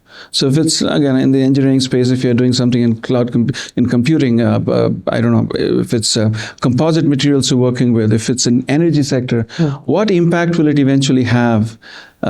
Which is something that I don't see very much in these proposals. They'll begin with stating the need for that proposal, which is great, but whether after the completion of the proposal it has an end point where it's going to be eventually fulfilling the need is not something that's captured well enough. And so, it's all. For some reason, extrapolation of your ideas that if I get this much money, I will do this much research, and this is the need, and I have a feeling that 50% of the need is going to get covered because of the fact that my thinking is that I have a machinery and an architecture placed within my SUNY system is going to be much more compelling than otherwise. So it's a mindset, it's a thought process, and it's something based on the fact that you, as scientists, are eventually going to be providing to the society for the money you're getting. I mean, think of it this way. I'm a taxpayer's money. Let's say I'm not a scientist and hard-earned money goes into the federal government and they're funding you for doing research. What is the government eventually getting back out of it? And I don't know how many of you know, Department of Commerce, Secretary Lindenfeld actually brought it up. And to be honest, again, I don't want to go all the stuff that's happening in the federal government, but to be honest, he had a compelling question. For the taxpayers' money that goes into the university system, what is the taxpayer getting out of it? And just a simple question like this, if you sit down, put your intellectual hat as a professor, is sometimes difficult to answer because you've never thought about it. You think all you have to do is to do good quality research. Hence, you're not working in a private company. Otherwise, you would all be working in a private company making products. But you have actually, in some respect, taken a bit of a volunteering role with probably 1/5 the salary and then the compensation to work in the university system for the public benefit. And I think that message has to be captured well. This is also a wonderful place for me to mention this because communication is a key today, as I see. Mm-hmm. So this is another aspect of communication, other than, of course, day-to-day communication where you're building good network, to eventually communicate to the rest of the world what you're doing. So these stories are compelling. Again, the mindset of translation is compelling, and try to communicate that as best as you can in these granting system, which is going to eventually end up working. So one more question before we open it up. I don't even have to say show of hands. You know how you've looked at something and you have, you see like somebody has created something, you're like, well, that was my idea. I wish I had, like, wow. And I think sometimes we think that discovery has to be this incredible, well thought out, when actuality, it's usually the mother of invention or some disparity or something that you can make more efficient or something where there's a gap. Or usually it's something even in equity and justice, like, that's not right. How do you make things more accessible and so on? Can you give permission to everyone listening that those, that ability to take something to fruition, even when it's just a thought that my mother's carpal tunnel is not allowing her to use the device like everyone else, that actually has merit. And starts to explore that. And like, is there an opportunity for this? Right. Because I think with technology, those from thought to market is going to be fast. So you're going to think of something and in a very short time, you're going to see somebody had your thought and they are capitalizing on it. So can you talk about really conceptually that is the time to start exploring the feasibility of some of these ideas? Yeah, and that's what I meant. Again, that exploration has to happen right from the get-go. Yeah. It cannot happen after you get a grant and then you start thinking, how exactly would it be? And the assessment that we do, so the way it works is, again, total with due respect and with total acknowledgement to the fact that you are not product development scientists here. You are here professors, you're assistant professors, associate professors. Your full-time job is to eventually cater to education and research. Your job is not to make a product here. So nobody is going to eventually tell you to make or build something in the way that it is told in a company, that there is a direct line of communication happening where you are asked to build the next vaccine or the next drug or the next computer based on what the need is. So where it works really is you have to eventually find the need yourself. The grant, as you know, all these grants are very open-ended, so they're based on, again, I sit on the advisory committee of many federal granting system, where I eventually provide them with information where the need might be. The idea is that eventually appropriation of that grant happens based on some very broad spectrum application. We don't have enough antibiotics, so we are just trying to eventually put money into the hands of some professors to start working on antibiotics. And why is that? Because we know the need of antibiotics. Companies are not developing antibiotics. Why? Because they think that the market is saturated and they may not be finding enough money. So that's the kind of interpretation we have, due to which we leave these RFPs in a very broad spectrum area.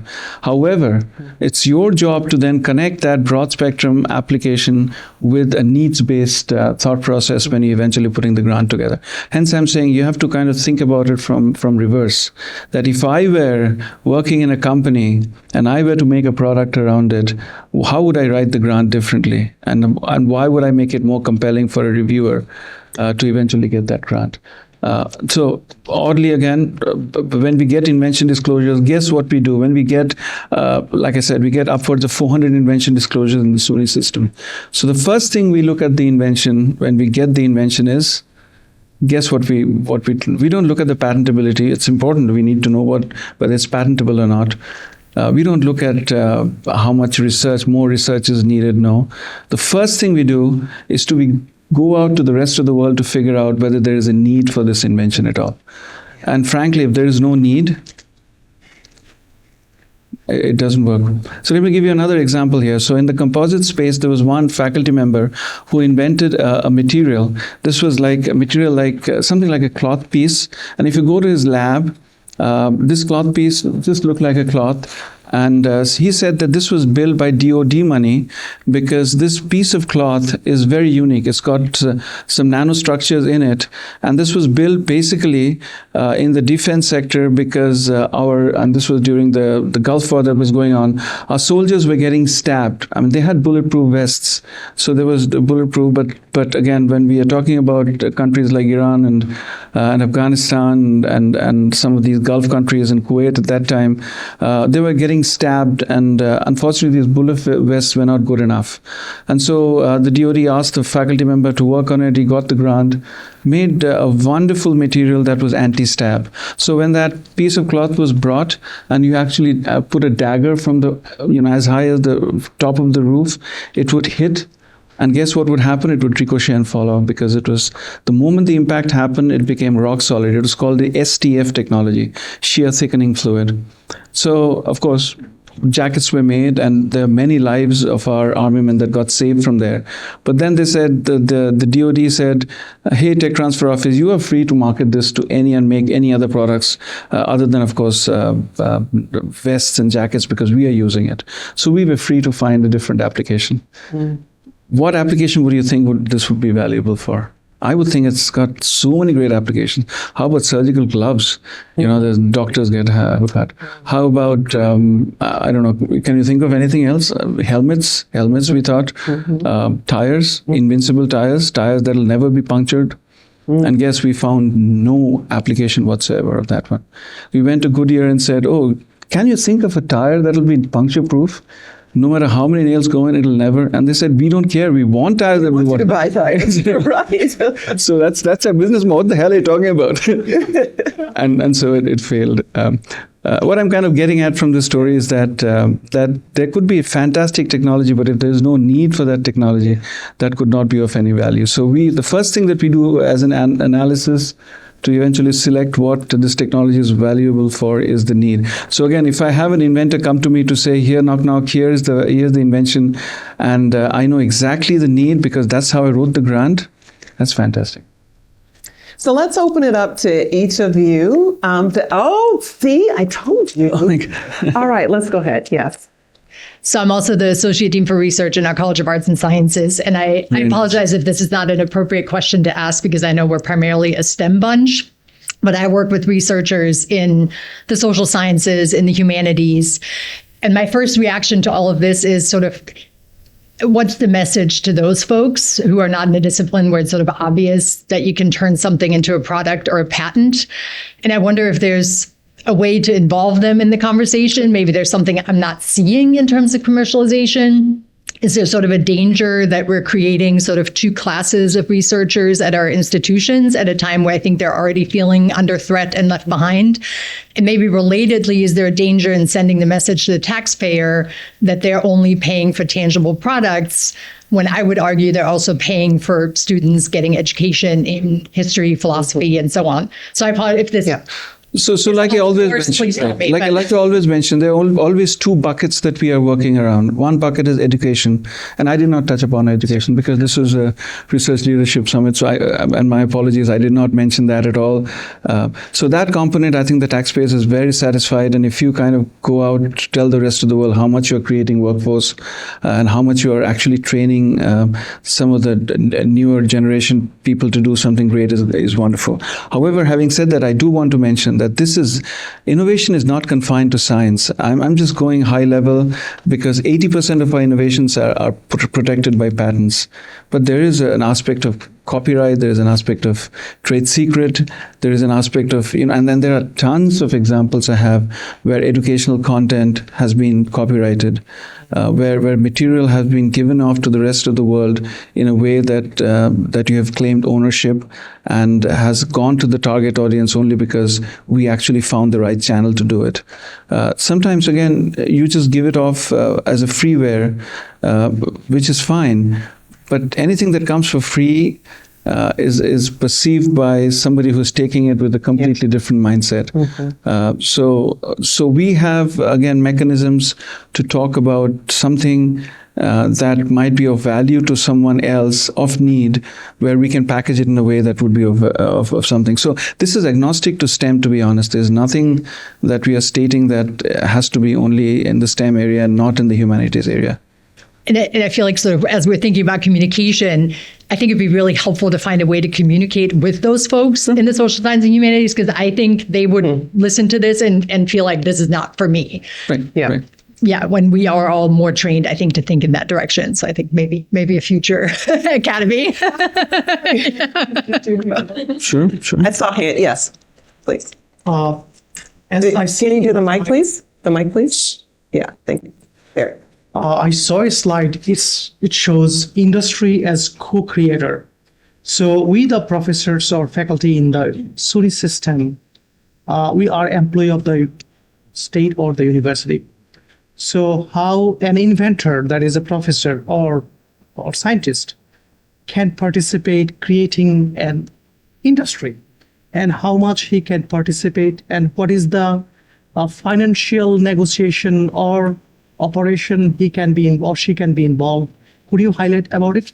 Yeah, so industry being co-creator only implies, or the thinnest read to this one was the fact that you will not be able to create or to commercialize your product wearing your academic professor hat. So you cannot technically, because of conflict of interest, and unless the university has, and there are some universities that actually allow you to do that. I know for a fact that Hopkins used to allow 1 day a week to actually work in areas that was beyond your affiliation with the university, and so you could do that kind of thing. But I don't know, again, I don't know the policy here at SUNY right now. It's the same here? Stony Brook. Okay.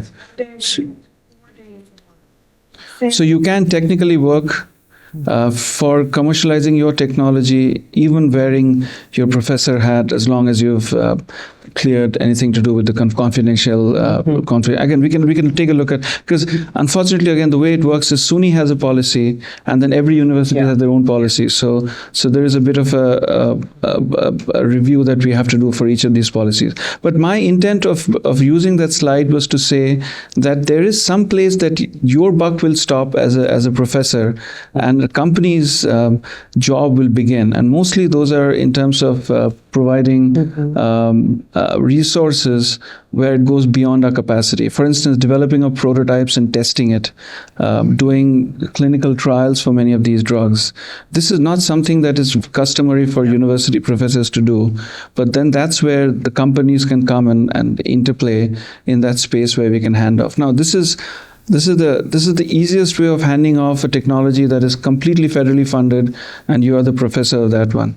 There are others, as you may know. NIH has IUCRC programs, the USA manufacturing program that was started with Obama. They would pump in $100+ million, and we were talking yesterday about it, only on the premise that one university or a bunch of universities have collaborated in a pre-existent fashion with companies to make sure that they provide and create a center that is of value for the innovation to happen in an impactful way. So all this application of an IUCRC grant would not happen unless the university has reached out to, in some cases, 20+ companies that have expressed interest in working around it. And again, we do all the groundwork. It's not, again, I'm saying this over and over again, that there is help.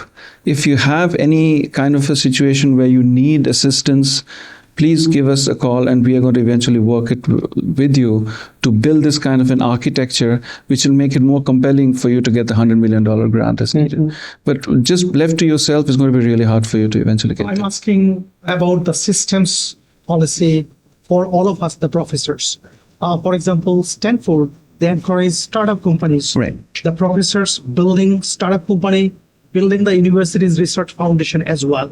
So what is the policy that we have in SUNY to encourage startup technology innovation? That is my main question. That's exactly the same as Stanford. There's no difference between the encouragement we provide to startups. Hence, I gave the number of 69% of licenses that come from tech transfer offices go back to the faculty, where the faculty is wearing the startup hat.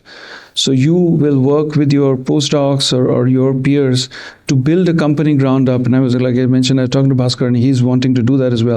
And there's several others in the room that may be interested. I want to start a business around something that I've developed, and we will give you access to your own invention at virtually a sweetheart deal, and with all the resources that you may not get otherwise from the university to help you start that business. So it's no different from Stanford. Unfortunately, Stanford has made the name, and I feel bad that we SUNY haven't been able to capture that. So as part of the communication, there is no difference in the way it works in Stanford versus us. And we have tons of money. We give competitive grants. I don't know how many of you have heard about the TAF Awards. Have you heard about the TAF Awards?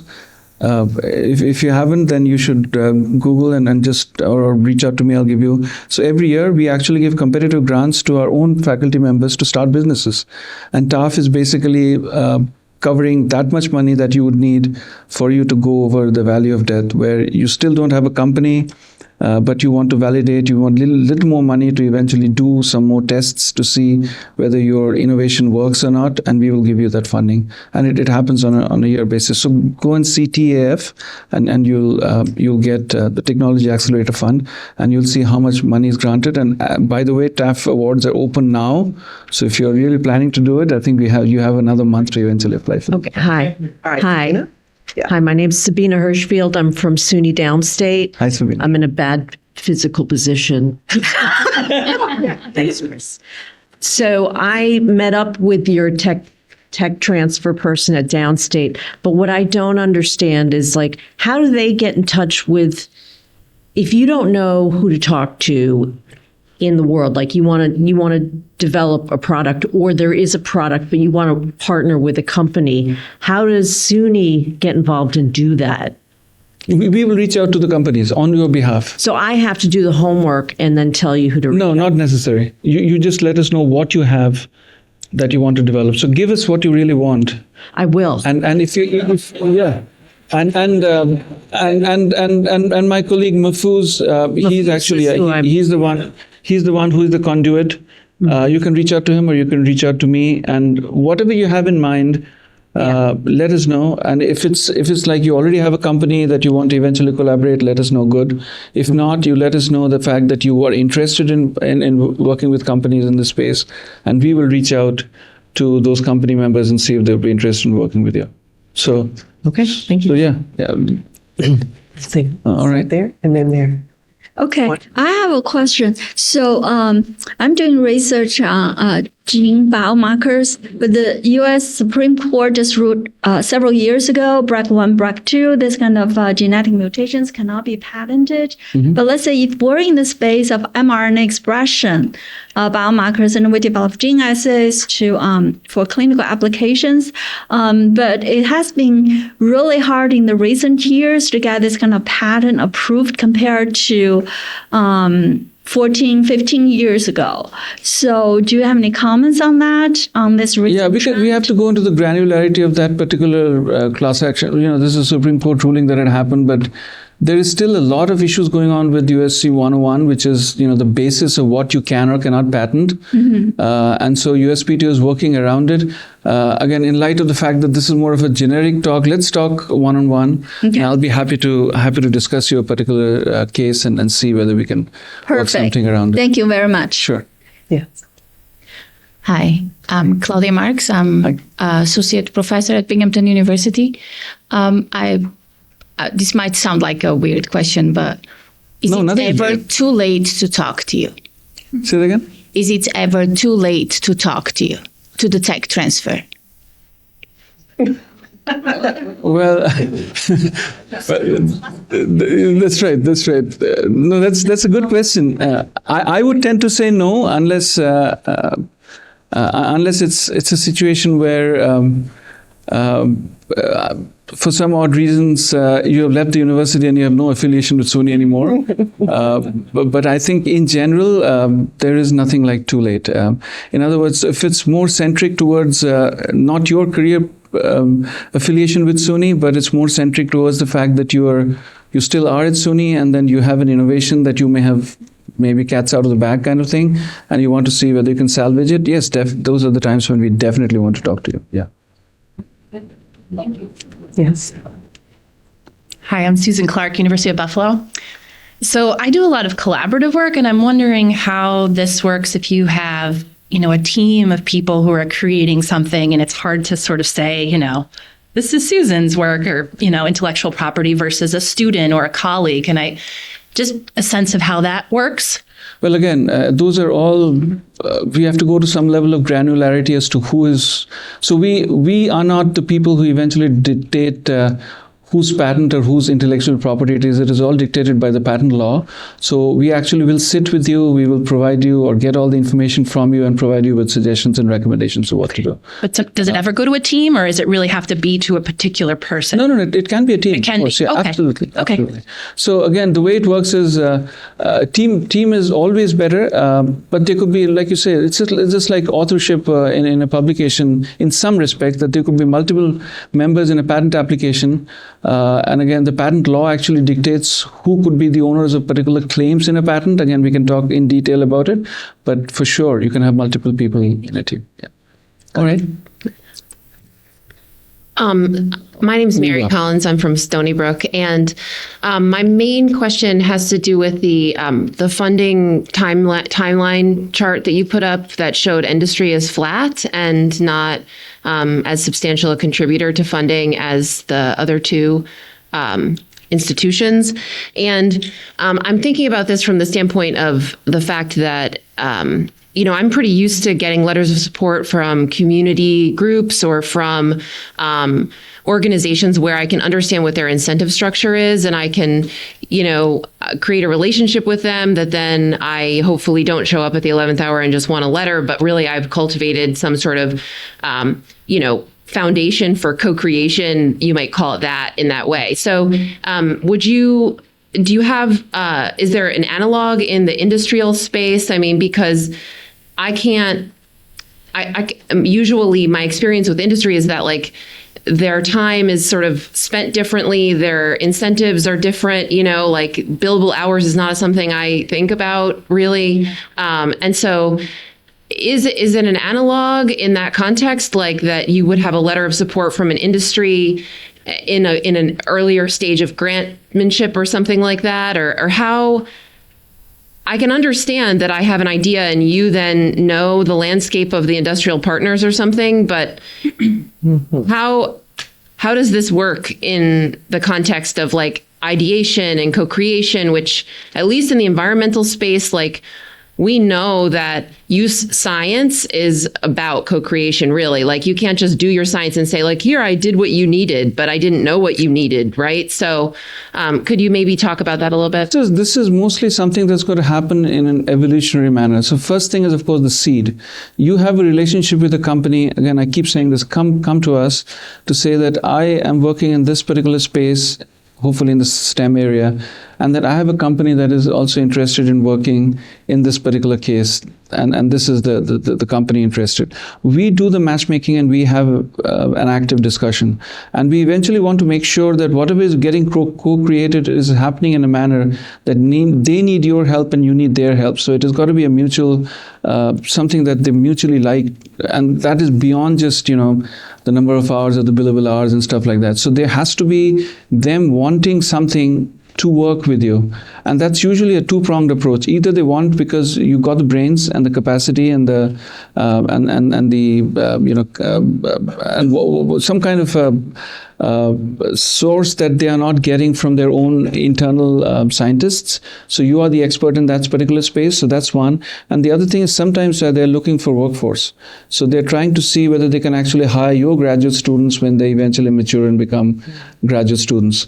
So we try to eventually hit upon those two chords and ask the company whether they'll be interested in working with you.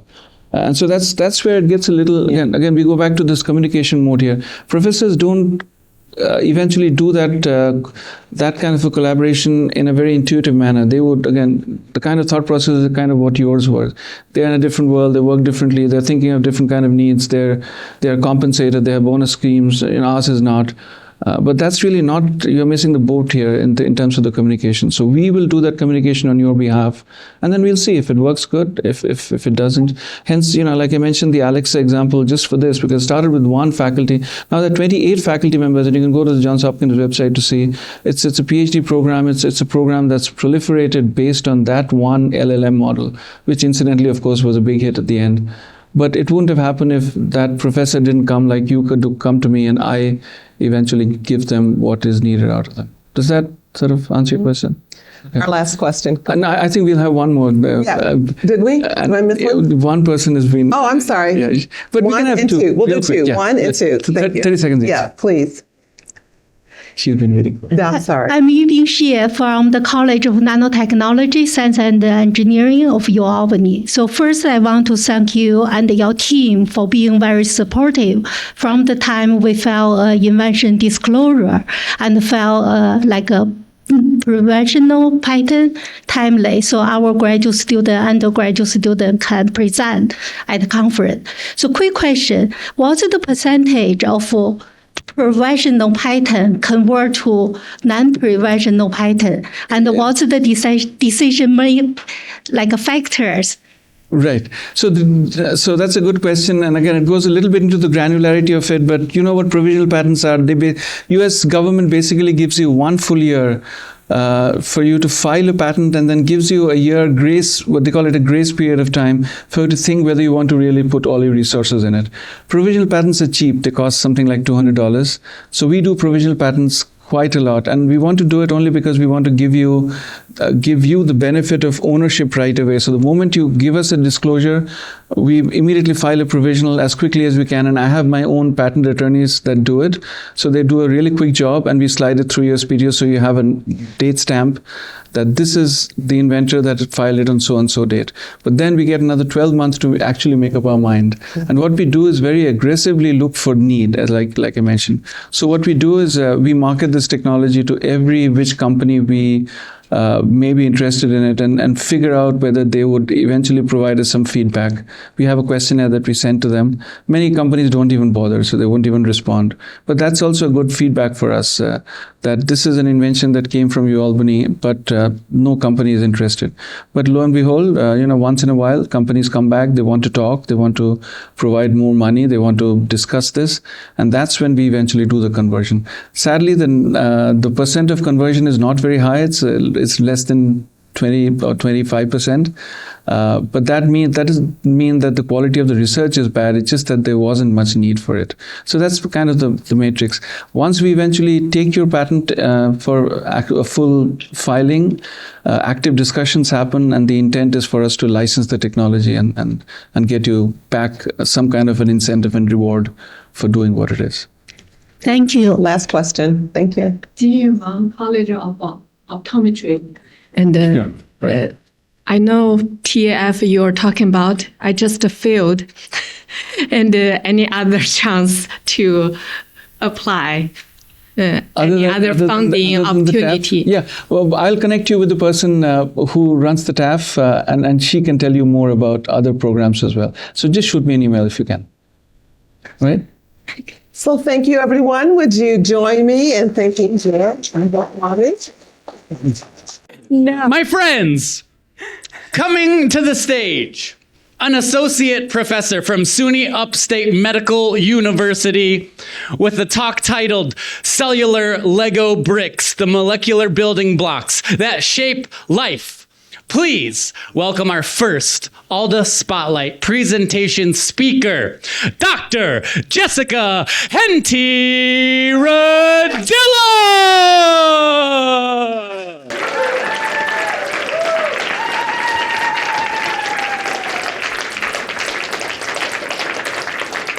Okay.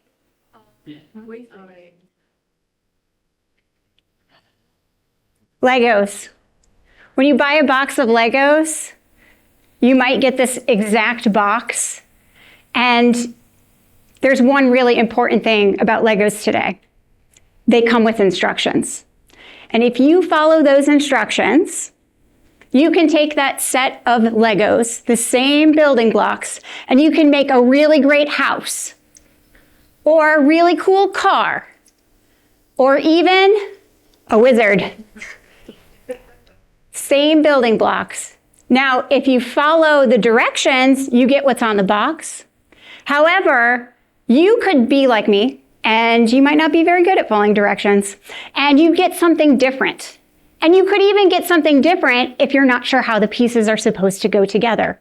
So indeed, the same building blocks, infinite possibilities. Your cells have Legos too. They look very different. They're much smaller, they're microscopic. They're actually called something different. They're called actin and microtubules, but they work the same way. By snapping together and coming apart in various different ways, these proteins can regulate everything from how your cells move, to how they divide, to how they communicate with each other. Together, these proteins can form all of the important parts of your body, including your heart, regulating how it beats, as well as the connections in your brain that cause your neurons to fire. The same set of Legos build vastly different things. And this is a huge question that my lab is trying to solve. How do you take the same building blocks that 1 minute can be a static structure and the next minute incredibly dynamic? What are the rules at play? Because while cells have Legos, they don't come with instructions. We are using our knowledge, our basic science. This is how we test these kinds of ideas in a lab environment to understand the underpinnings of neurodegenerative disease, particularly ALS. And we can use powerful microscopes to visualize how the molecular Legos are coming together to form structures in a healthy cell, or how they go wrong in a diseased one. What happens is, in ALS, the cell structures become disorganized and neurons die. This is why basic science matters. If we don't understand the cellular instruction manual, we will never be able to solve disease. So every cure, every breakthrough, every therapy comes down to understanding how life is built with particular cellular Legos. And so in my lab, we appreciate that Lego bricks come with instructions, but cells don't. And so we have the power to visualize the picture on the box, but we're learning and watching cells to see how the bricks come together to form life. Thank you, Jessica. This is now that moment where we all shuffle over one seat. Thank you very much. I'm also going to shut this door because that elevator was pretty loud. I'm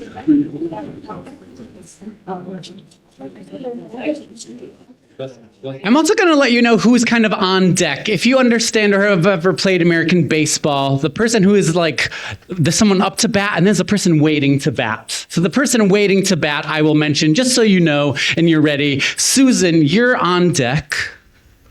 Just letting you know you're on deck, and the next person is here. Yeah, just so you know. Yeah. Perfect. Fantastic. So our next speaker, a professor of empire innovation at Binghamton University, with the talk titled AI, Reshape the Future of Precision Oncology. Please welcome Dr. Nancy Guo.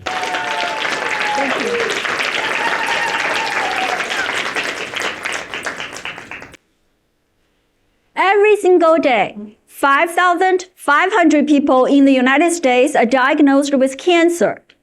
Almost everyone in this room has been touched by it. My aunt was a never smoker. She was healthy, yet she was diagnosed with lung cancer, a disease that remains the leading cause of cancer deaths for both men and women. The most devastating moment for a cancer patient is not just the diagnosis, it's the uncertainty. Will the cancer come back? Will it spread? Will this treatment work?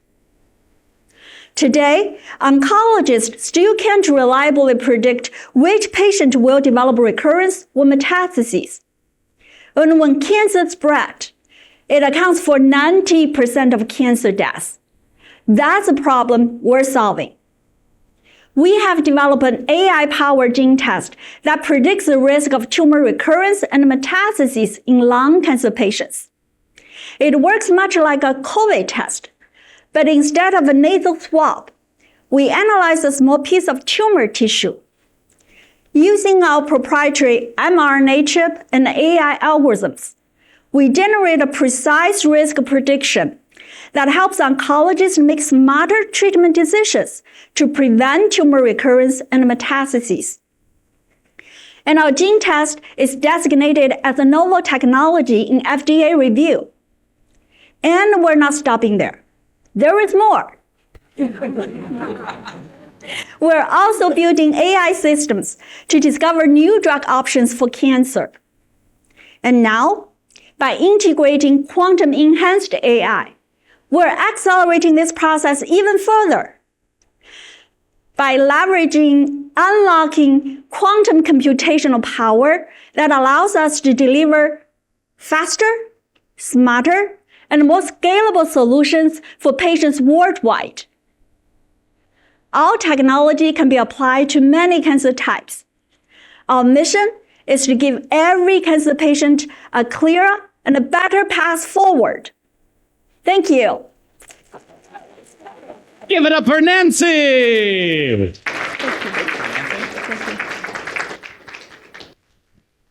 Our next speaker, Ruben, you're on deck, but the person coming to the stage is an associate professor from the University of Buffalo. Go Bills! With the talk title, Advancing Heat Resilience in New York State. Please welcome Dr. Susan Clark.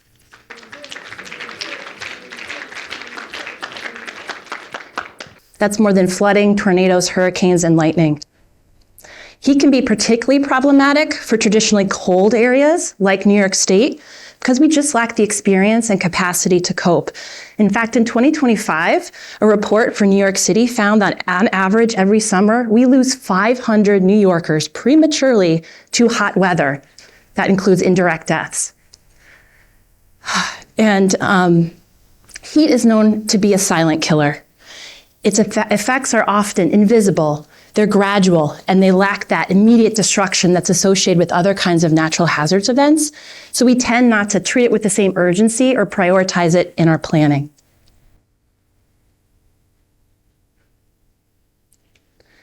This matters right now because we're seeing a significant increase in the frequency and intensity of extreme heat events across New York State due to climate change. Let's look at a map of New York State with the projected days over 90 degrees Fahrenheit by the end of the century. And I want you to take a moment and find your hometown on this map and see the expected change.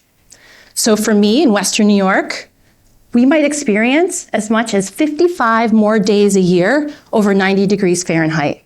It's a very different New York State than the one that I grew up in. So what can we do about it? Well, my research is focused on creating awareness of and preparedness for the dangers of extreme heat. I'm working to understand the impacts of extreme heat so we can come up with intervention strategies to keep people safe. So I'm working with local and state governments to understand the impacts so that we can develop intervention strategies. Some of the strategies we're working on is something that can benefit all of our communities, including thinking about how we can access cooling centers within our communities and other kinds of cooling resources like splash pads and pools. We're conducting vulnerability assessments to understand key risk factors so we can come up with targeted solutions. We're going door to door with community surveys to understand people's needs and challenges with how they're keeping cool. And we're also helping communities assess priorities for backup energy systems. So when the power goes out, we can maintain these critical cooling resources for these vulnerable communities. By the way, power outages are more likely during extreme heat events. And so with my research and your willingness to collaborate, I think we can create more resilient, equitable, and sustainable New York communities that are using more strategy and scientifically driven planning efforts so we can mitigate the consequences of extreme heat events and other types of natural hazards. Thank you.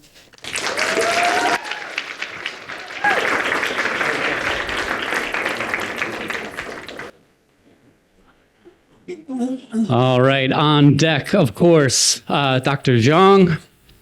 But up next, an associate professor from Stony Brook University. Here to talk to us today about lifting the taboo on solar geoengineering research, Dr. Ruben Clyde.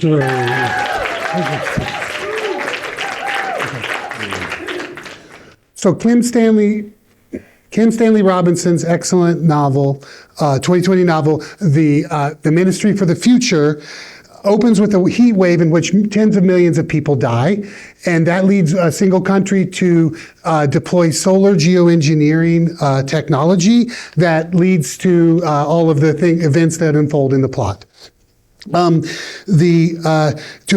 So this is a science fiction novel, but the events that it depicts are not at all far-fetched.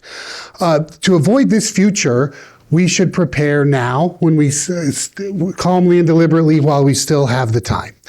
So as Susan's research showed us, the world is still warming. The last 10 years are the 10 hottest years on record, with 2024 and 2025 being the hottest. But here's the uncomfortable truth, right? Just cutting emissions isn't going to be enough. Carbon dioxide stays in the earth, in the atmosphere for hundreds of years. So even if we cut emissions tomorrow, the world would stop warming, but it wouldn't cool down. And that would lead to decades of heat and all of the things we saw Susan talk about. So solar radiation management like that deployed in the novel could cool the earth fast and at relatively low cost. The most prominent approach is what's called stratospheric aerosol injection, which means they would put small particles of sulfur up in the air that would reflect back a small part of the sun's radiation. So to be clear, this is not a substitute for emissions cuts, right? It's a potential emergency tool, right? A Band-Aid that could sort of reduce harm and buy us time as we do the hard work of decarbonization. But some worry that even merely discussing geoengineering could weaken people's incentives to do the hard work of decarbonization in what's called moral hazard. But the evidence to date, including some of my own research, indicates that this is not much of a concern. And in fact, experts agree that we need a multi-pronged approach. We need drastic emissions cuts and adaptation, and perhaps even more extreme measures like solar geoengineering. So the big question isn't really, can we do it? We almost certainly can. And the evidence from previous volcanic eruptions that have put these sulfur particles in the air that have led to global cooling show us that it almost certainly would work to cool the Earth. But the question is really who gets to decide whether or not we do this, and if they do get to decide, under what rules and with what oversight and safeguards will this be. Right now, we have no legal or policy framework at all. New York State, the world, nobody has a policy framework to answer these questions.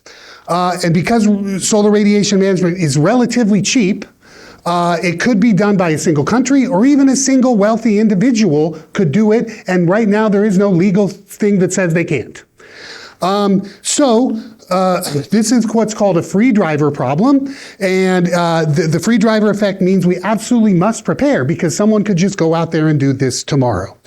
So New York could be a national and global leader in prioritizing research on solar geoengineering, and research the technical risks and the social impacts, and build a state-level policy framework that would allow carefully governed research, would prohibit deployment without broad democratic accountability, legitimacy, and require public consultation and transparency at every stage of the process.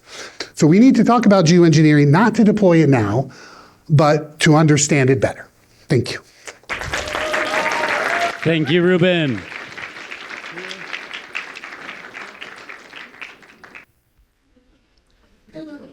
On deck, Dr. Elizabeth Boone, and then Claudia and Spiros and Sarah. I think once Elizabeth moves through, if you want to go back, you can get you mic'd up for when you're about to come up. Cool, fantastic. The mics are back with Radha there. Great. Fantastic. Our next speaker, an associate professor from Binghamton University, talking to us today about outsmarting biofilms, turning bacterial fortresses into vulnerabilities. No. Oh, so sorry. I jumped ahead. Ta-da! Keeping the lights on in a changing grid. Please welcome Dr. Ziyong Zhang.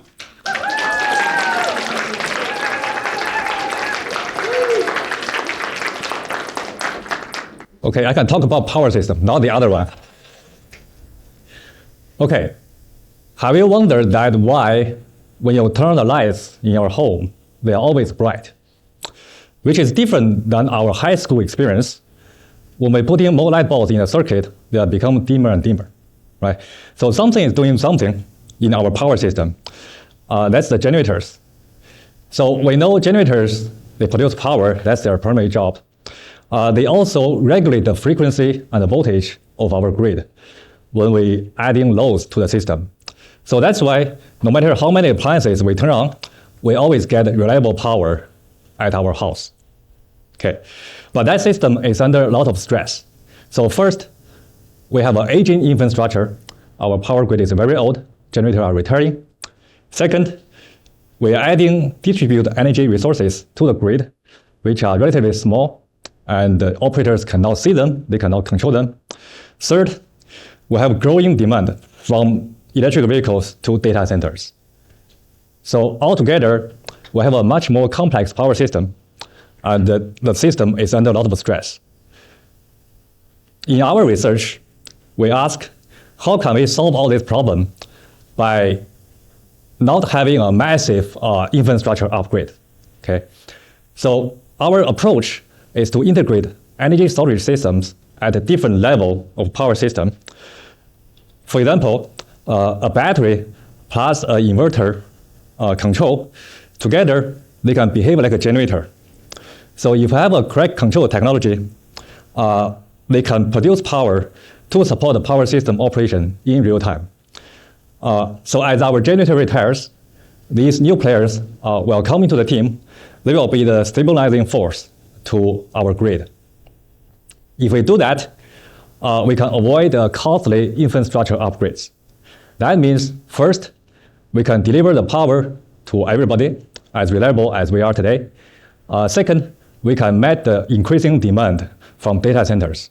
Third, we can have a lower utility bill. How about that? Okay. As a power system engineer, when we develop a power system, we have one simple goal, which is to continue support reliable power to support the human innovation. And today, that demand is coming from data center. Tomorrow, it might come from something we haven't heard of. But our job is to prepare our system to be ready. Thank you. One more time for Dr. Zhang. Thank you.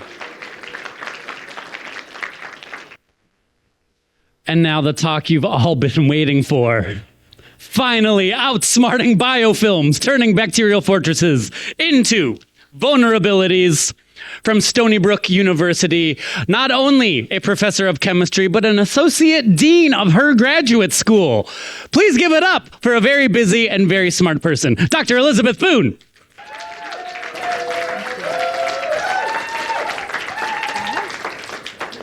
Thank you.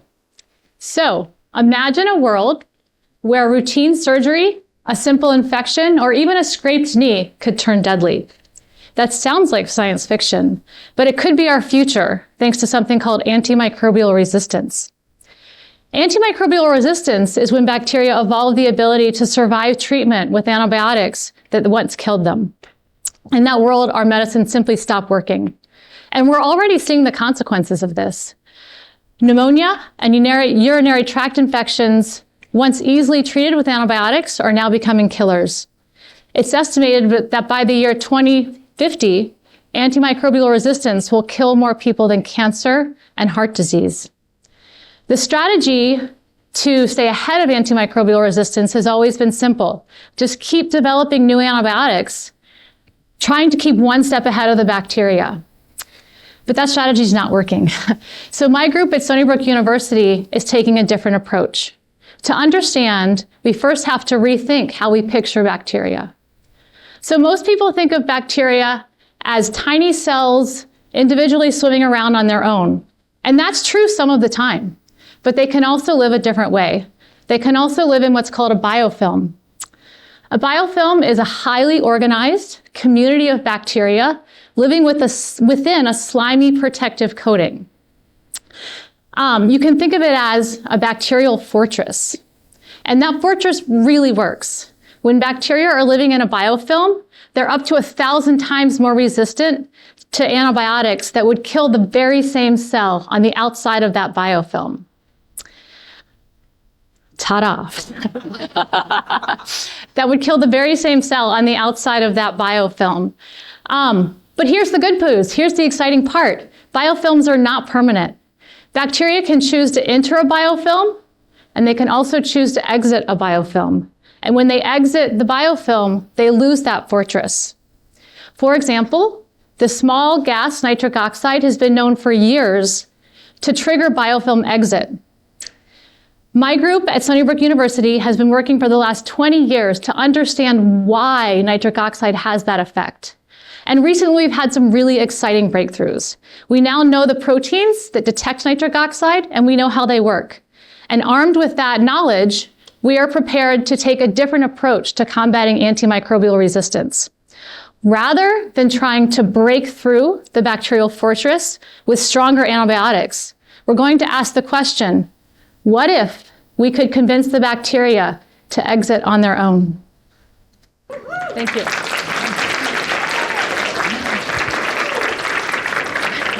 Thank you, Elizabeth. Thank you. Yeah. Fantastic. Do you feel? Ta-da, okay. Is that good? Yeah, great. Fantastic. Up next, delivering a talk to you today called Life on a Chip, Decoding the Human Gut. Which is kind of a fun title to say. From Binghamton University, an associate professor, Dr. Claudia Marks. Oh, that was good. You said my name right.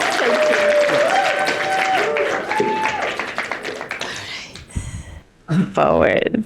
Okay. All right. Hi, everyone. Good afternoon.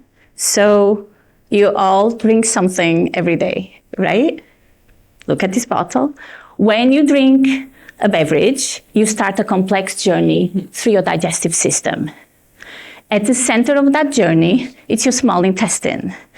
The small intestine functions as a gatekeeper of our health. It decides carefully what enters your bloodstream and what is kept out. In my research, which is a collaboration for more than 10 years with Dr. Gretchen Mahler, a biomedical engineer at Binghamton University, we're developing a novel small intestine on a chip model.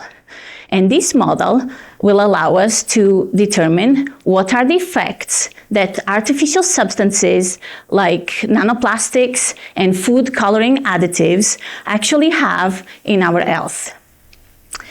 Currently, our body is more and more exposed to these substances, and these have been related to obesity, diabetes, irritable inflammatory diseases, bowel diseases such as Crohn's disease, which affect millions of people worldwide. At the moment, the lab and animal models that we use do not accurately represent what happens in our body per se.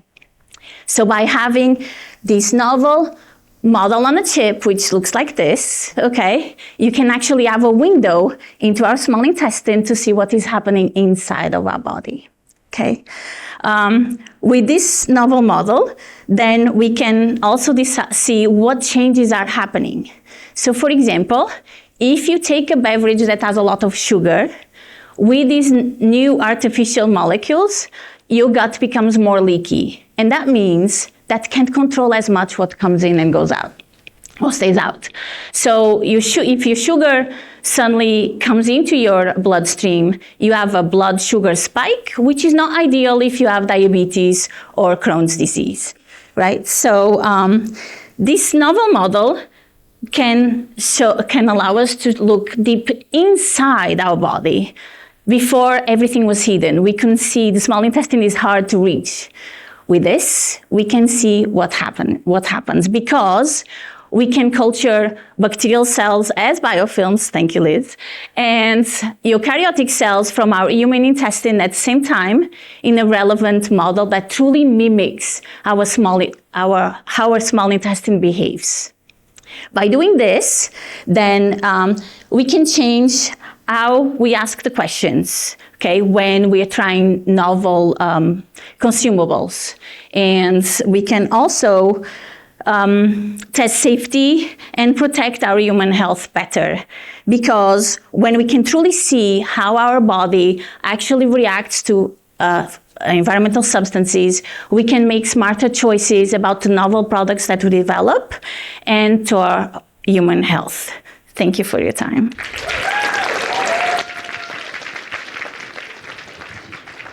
Thank you, Claudia. Oh, there it is. Perfect. This tiny table is much heavier than you think it is. Small but mighty indeed. Next, representing the University at Albany College of Nanotechnology, Science and Engineering, here today to give you a talk titled, Seeing the Invisible, How Nanofabrication and Material Science Enable Quantum Sensors. Not only is he a doctor and an associate professor, but he's also an avid windsurfer. Please welcome Dr. Spiro Scalis.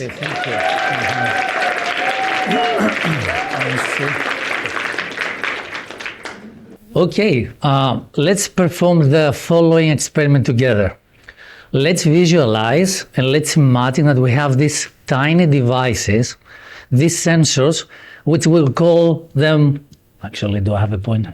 Quantum sensors, capable of detecting the very extremely small signals that are produced by the human brain. Signals so weak that essentially are invisible to us. Let's also imagine that these devices are compact and practical, so we can scale them up.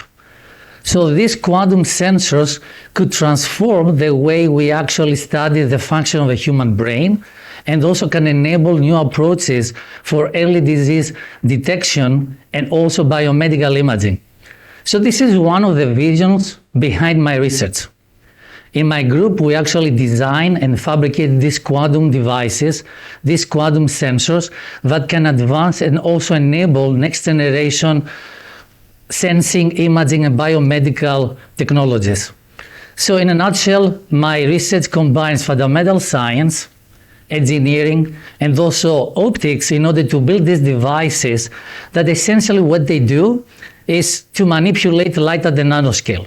So these devices are extremely small, having dimensions of a few nanometers or thousands of times smaller than a human hair. So how do we do this? We actually achieve that by utilizing nanofabrication, material science engineering in an innovative manner. So the next obvious question is, what is holding these devices, these technologies back? So a central challenge and also interrelated question is whether we can actually build these devices, these powerful devices, in a way that can operate at room temperature without sacrificing what makes them so special, the quantum functionality. Because most of these devices operate at extremely low temperatures. Just to give you an example, below negative 270 degrees Celsius. So extremely cold, colder than Albany, by the way. So in this direction, my group has recently introduced a new class of practical quantum devices that exhibit unprecedented functionality at room temperature, therefore paving the way for revolutionary breakthroughs in scalable practical quantum technologies. And by doing so, we aim to unlock a new generation of devices that will allow us to truly see the invisible. Thank you.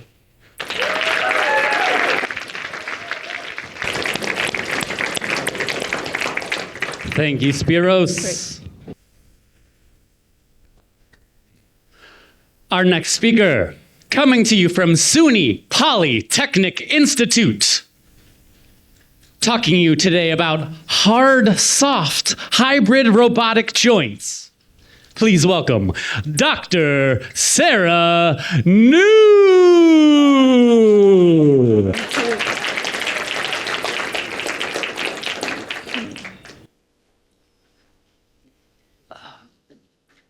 Okay. Well, why we need hard, soft, hybrid robotic joints? Well, there was a news. I'm not sure you noticed or not. 2 weeks earlier, in New York City, Queens, Flushing, there was a fatal fire. It burned down a house. 4 people lost their lives, including one 3-year-old child. And meanwhile, our brave firefighters tried their best to pull out several people out of that house from a window where a lot of black smoke coming out. Well, and then afterwards, 12 people were hurt, including 6 firefighters. 2 of them fell from the burning and collapsed steps. Well, can we save our firefighter who saved us by sending robots in? Why not? Because right now, robots, so far, they are either hard to hard or soft to soft. Their joints are either hard to hard, which means not smoothly, accurately, accurate, not like us, cannot do our firefighters' work. Or soft to soft, which means they're too weak, cannot lift a person out of that. Well, my research, my group, and I, we are having this hard, soft hybrid. We studied that. We have one US patent already granted, which allow us to integrate hard and soft materials together. just like us. Like human being, we have hard and soft things together. We have bones and muscles, tendons, ligaments. We have them together so we can move, and we are relatively lighter weighted than the robots, right? So please allow me to apply this technique, which is already patented, to the robot joints. So hopefully it's not only helping us to save people's life, to save our savers' life. Also, it may help us to do more homeworks, to save your back from doing too much homework for yourself. Please support my research. Thank you. Dr. Sarah New. Sounds like my kind of homework, Sarah. Thank you very much. Next, coming to talk to you today with a talk titled "Exposure Has History: Modeling What the Record Missed." An associate professor from Stony Brook University. Please welcome Dr. Mary Collins.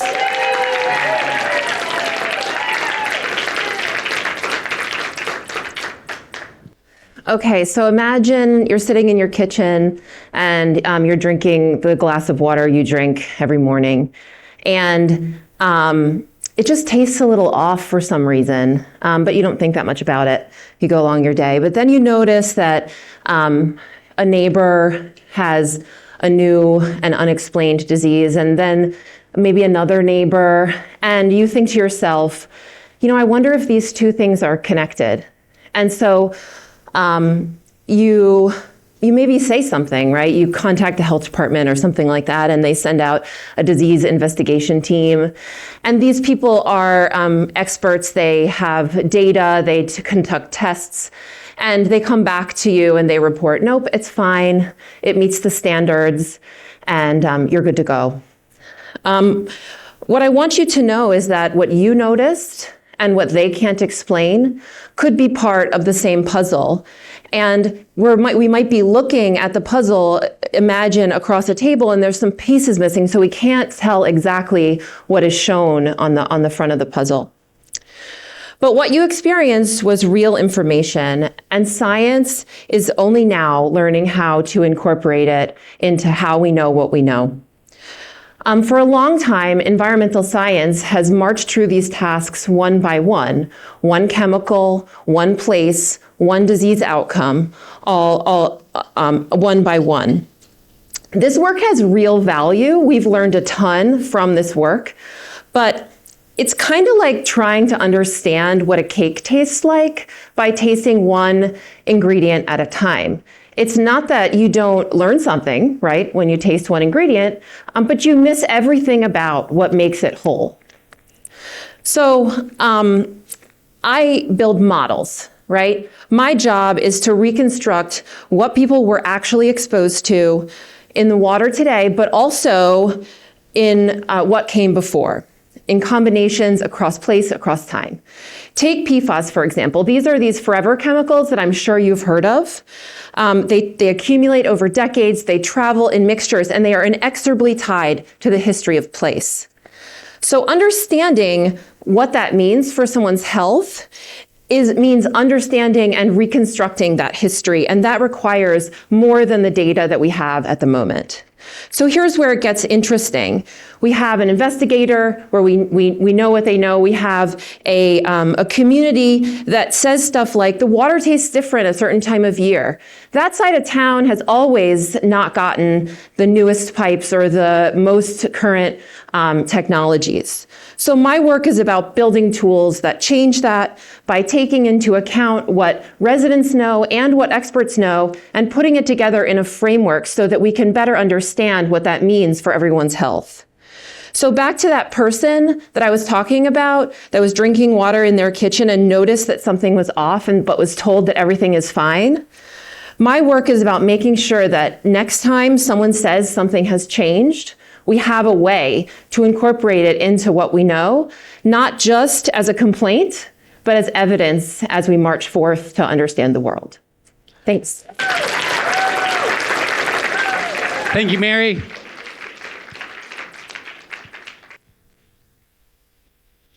Our next speaker, here to talk to you today about closing the loop, a new frontier in pediatric eye-hand coordination.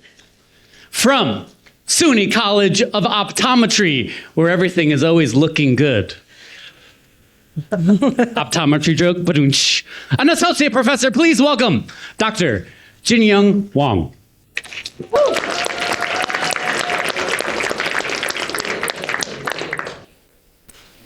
Here's a needle. Imagine you're trying to thread this needle. No matter how carefully you focus, the thread constantly moves half-inch to the left. It is as if you have a destination in your mind, but the GPS never quite take you to the exact location. This is not a clumsy moment. For over 2% of our population, millions of children who suffered from amblyopia or lazy eye, you may be familiar with, these are their daily reality. Short term, these children feel they're slow at school. Long term, these children could unfairly limited to those high precision jobs like a surgeon or pilot. Traditionally, we treat lazy eye with eye patch or eye drop to improve their vision. But even for those one with improved vision, these people still do poorly with their 3D physical world. So that means we only solve half problem. 20 years into my research, I realized that the brain doesn't just need to see better, it needs to remap the relationship between what your eyes see and what your hand does. So we need to recalibrate their brain GPS for eye and hand coordination. Like Jessica, I went to toy store. So I find this toy called a buzz wire, and then this toy require you guide a metal loop across this twisty wire without touching it. If you touch it, you will hear an ugly sound. With this toy, we do some engineering modification. My lab transformed it to a clinical therapy. For those child, they can train 50 minutes per day for 1 month. We expect their eye-hand coordination significantly improved. So we are rebuilding this children's confidence. Today, more children can thread a needle. Tomorrow, they can navigate the operating room and the sky. Thank you, Dr. Wang. Fantastic. I never knew all those years of playing the game Operation when I was a kid was setting me up for such success. From SUNY Polytechnic Institute, here to talk to us today about the future green energy. Please welcome Dr. Jasimuddin.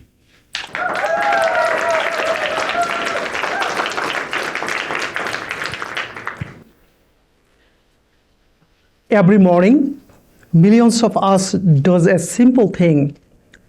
We get into our car, going to the workplace. I do it, my family does it, and most likely all of us do it. And it is quietly communicating, connecting us from home to workplace. It keeps running the logistics, it powering our economy. Let me ask you to think about one day morning, you went to a gas station and you saw the gas station is run out of fuel. You try with the second station and has the same. Then you immediately understand that gas is not only run out in one station, it is everywhere. Suddenly, our communication stopped, our logistics stopped, our economy halt. Only one thing is absent. This is energy. The question is, which energy are we building today to address future energy crisis? Today, we are depending on fossil fuel. Scientists estimate that we are facing severe energy crisis due to depletion of fossil fuel by 2070 because it is finite reserve. The question is, are we efficiently building our future energy system? My team at SUNY Polytechnic Institute, we are working with simple two physical phenomenon, triboelectricity and piezoelectricity. It is a simple phenomenon that produces energy from every motions. Every step you take, every spin your car wheel does, every mechanical instrument the machine does in the industry, they are producing their own power. We have proof of concept and we have patented that it is possible to produce energy from the vibration. The vibration anywhere, energy is there. Consider your car producing 50% of its energy from its spinning. The transportation logistics producing energy for powering the cities. The mechanical instruments, the operations producing its own energy. The infrastructures are self-powered. We are working on it. My team at SUNY Poly, we does more advanced step. We are producing biocompatible material that is actually environmental friendly to implement this phenomenon. If this is happening, tomorrow, our future generation will not be facing any energy crisis of similar story. They will be driving on with their own energy of the future. Thank you.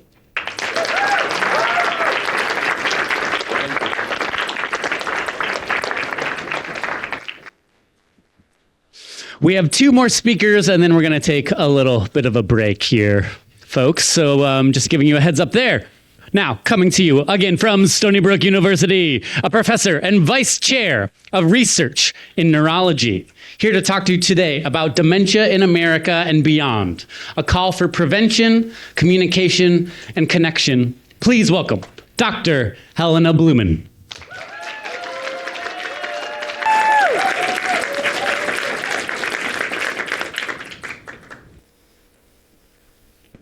This is my mother, surrounded by her family at her 60th birthday celebration.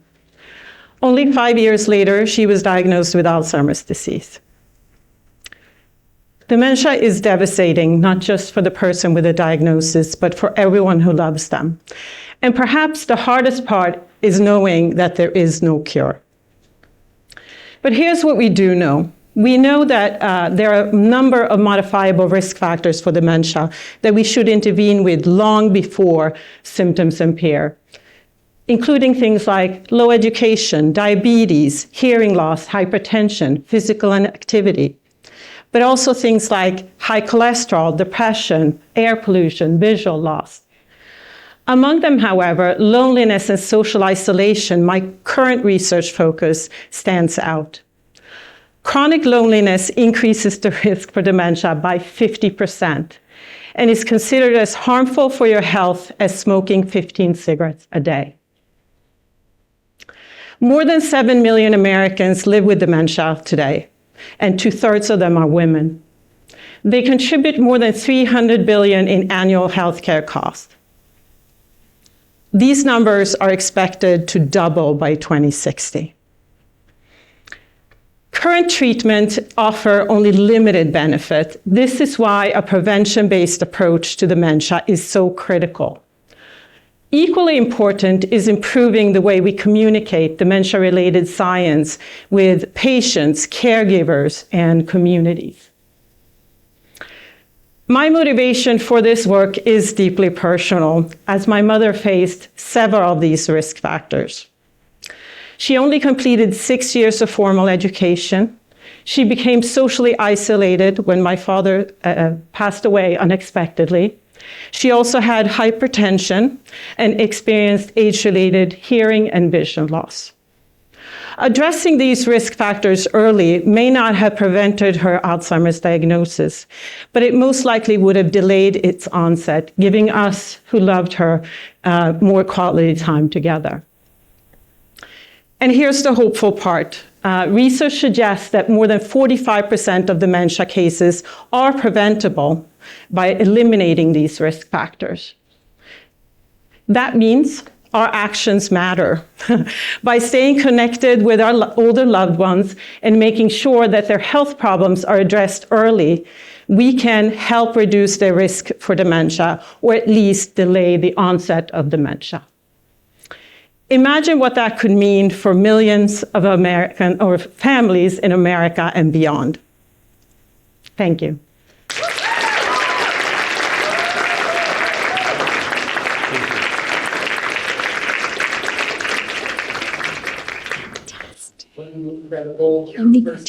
Wonderful thing. One more time for Helena. And now for our last speaker before a little break, here to talk to you today about the conversation between fields and fluids. From the University of Buffalo, go Bills, an associate professor who has maybe the most fun name to say, Dr. Craig Snoink.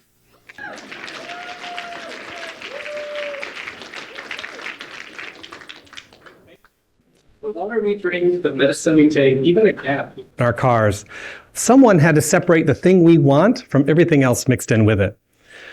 Industrial separations takes up about 10 to 15% of our industrial energy use, and it can require toxic chemicals that take a toll on our environment.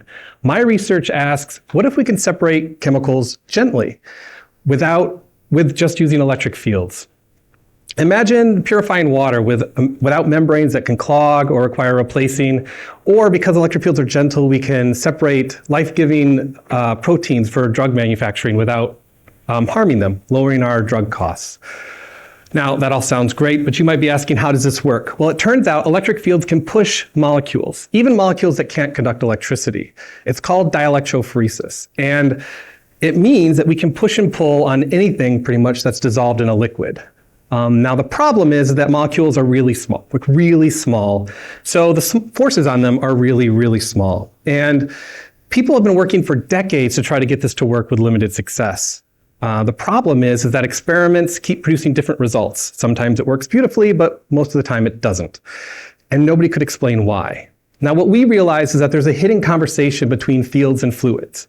If we move a molecule, say we push it with an electric field, it changes the electrical properties of the liquid where it was and where it now is. And that, in turn, changes the electric field, which pushes more molecules, which changes the electric field, which pushes more molecules. It's a feedback loop.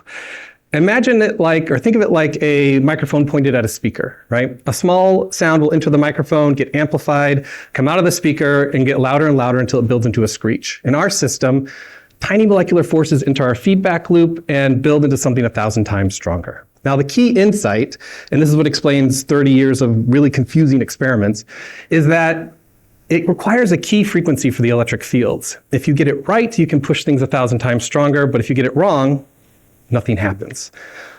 Think of it like finding your favorite station on the radio, which I think everybody in here is old enough to have done.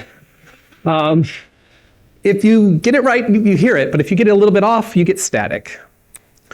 So we are not just pushing around molecules. We discovered that molecules reshape the very forces that propel them. And if you understand that conversation, then you can do separations that seemed impossible 30 years ago. And we are building towards a future where separations is as simple and potentially clean as plugging something in. Thank you.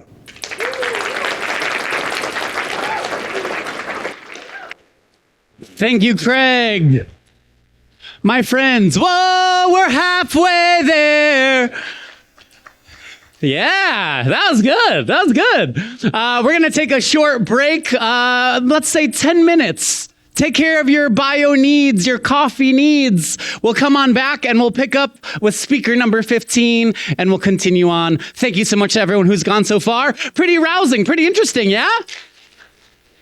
And they lived! They lived to tell their tale!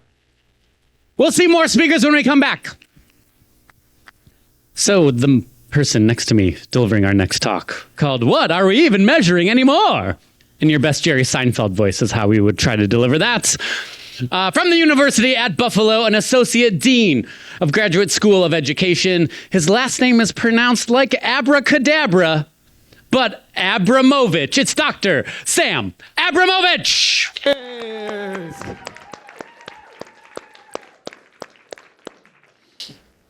The student can now generate a strong essay, solve a problem set, write code using AI, and we can't detect if they used AI or not. So what are we even measuring anymore in higher education? For decades, we've relied on a premise that when a student submits their work, that work represents their individual thinking. We've built grades on that premise. We've built GPAs on it, degrees, but that premise is breaking. Right now, two things are happening at the same time, okay? To the chagrin of many, traditional assessments can be completed by AI in ways that are functionally undetectable. Number two, in the workplace, we're expecting people to use AI. So we've created this strange mismatch. The things that we're assessing, the skills and knowledge we're assessing can be offloaded to AI, but the skills and knowledge of using AI are things we're not assessing. So maybe the question isn't, should students be allowed to use AI, or how are faculty using AI? The question should be, do we have assessments that are aligned with how knowledge is actually being used today? My work targets that alignment. I look at how you can combine assessment and AI together in ways that keep the assessments reliable and valid, but where AI use is transparent and structured. So I have students using AI to design their own summative assessments for a course. I look at how academic integrity policies can be used to guide AI use in higher education. And the key switch is this.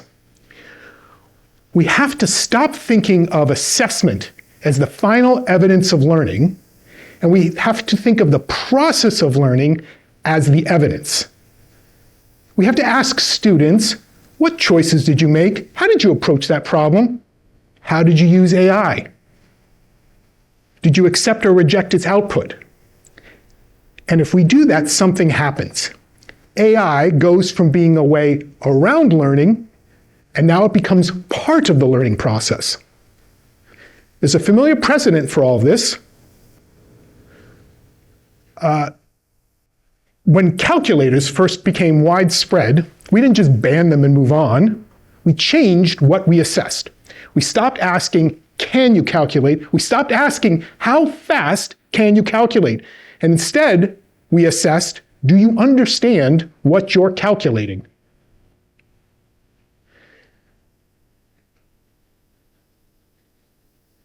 The key switch there is that we were asking students to explain reasoning, right? To explain judgment. If we actually keep the traditional assessments that we've always used, we're going to get signals of learning that aren't actually real signals of learning. But if we ask students for their reasoning, their approaches to problems, right, we can measure how they'll be using these tools in the future. This is a shift that really matters, because it matters for students, because students need to be prepared to how to use AI in the workplace. This matters for faculty, because we need to move away from guesswork on how to build these assessments to structured, purposeful design of assessments that incorporate AI. And it matters for a system like SUNY, because the reputation of our degrees is based on the validity of our assessments. Now, this is not something any one person can solve on their own. This is going to require a system-wide approach. We got to go from individual policy choices to a system-wide redesign of assessment.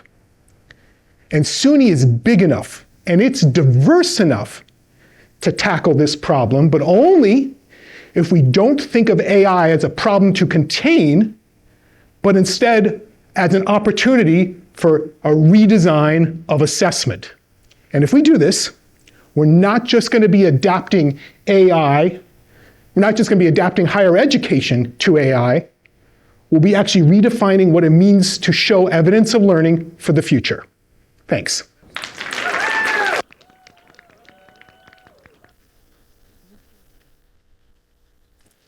One more time, kicking it off, Dr. Sam. All right, my friends. Now, here to speak to us today about engineering the unseen, designing structures from the inside out. From Stony Brook University, a professor and department chair, please welcome Dr. Rigoberto Burgueño.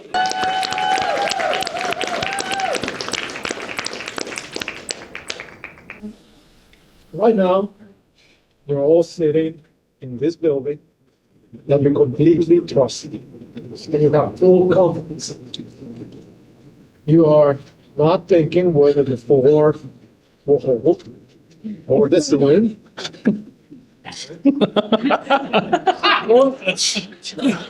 We're one of them. And you're most likely not thinking whether this structure is actually considering or recognizing what is experienced. Well, Sabina and I, I'm a structural engineer, but with a twist. And I often spend a lot of time thinking a question or thinking about an issue that is not very common in my field. And that is, what is it that our structures are just still massive? Because there, right? We rely on our infrastructure to provide safety. Yet, very few of them can detect damage. They cannot adapt. They cannot inform us if they're in danger. And at the same time, we are increasingly expecting them to last longer, to perform better, and to perform or withstand effects that we are very difficult to predict. And yet we continue to design them as if they were these inert objects. Structural design is something that is rather well established. Yet in my career, I felt that something that has guided my research is that when something feels established, that means that we have somehow stopped accepting it and we stop questioning why. So I often find myself working in problems in which at the beginning I didn't know how to solve. So my research question is, what if our structures did more than resist loads, but they could actually think and adapt and perhaps compute? So that drives my research. Designing materials that innovate by collecting energy. Structures, by using the microstructure, may allow to perhaps execute computation, execute logic, so that perhaps the next time that you walk into a building, without second thinking twice about it, you may ask yourself, I wonder if it's thinking about me. So the future of structures is not very good how strong they are, but is making them operate.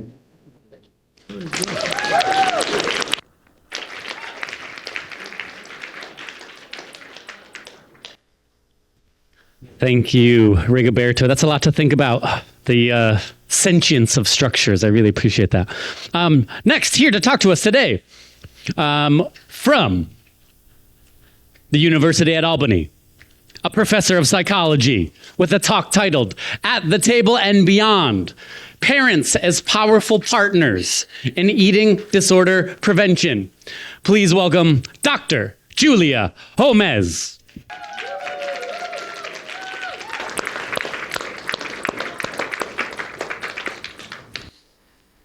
picture a 7-year-old refusing dessert, not because they're full, but because they're worried about gaining weight.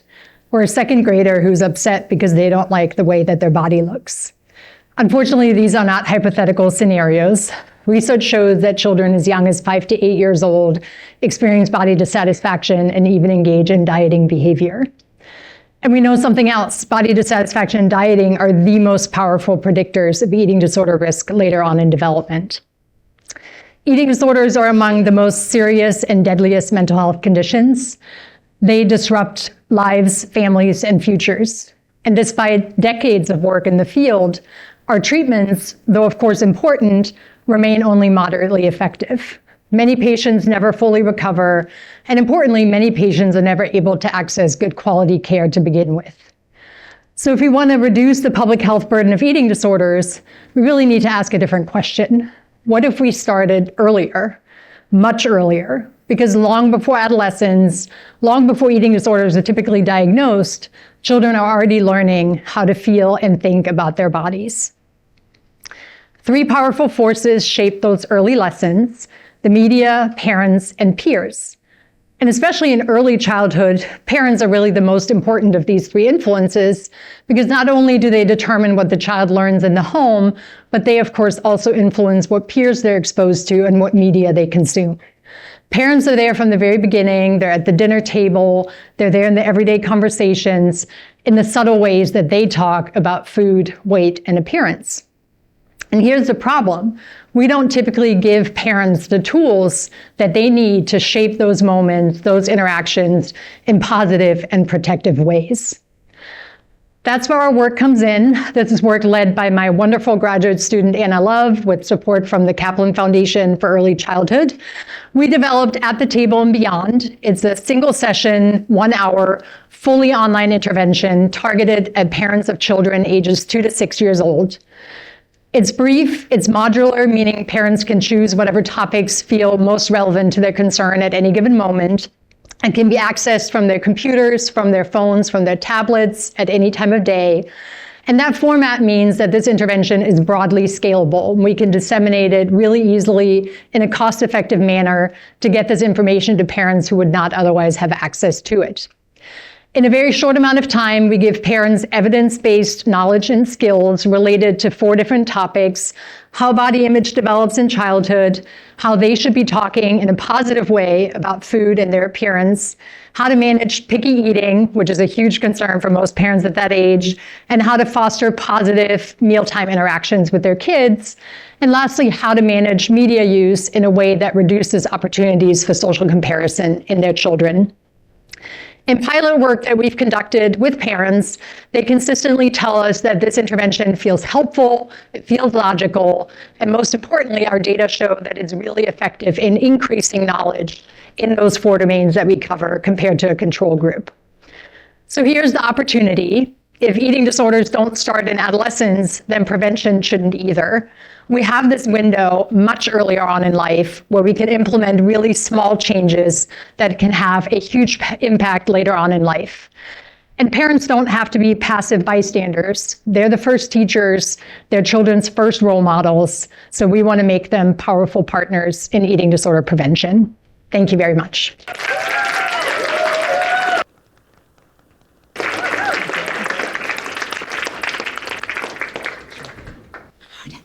Our next speaker. He is a SUNY Empire Innovation Professor from Stony Brook University, here to talk to us today about unlocking covert consciousness. Please welcome Dr. Ulash Sunar.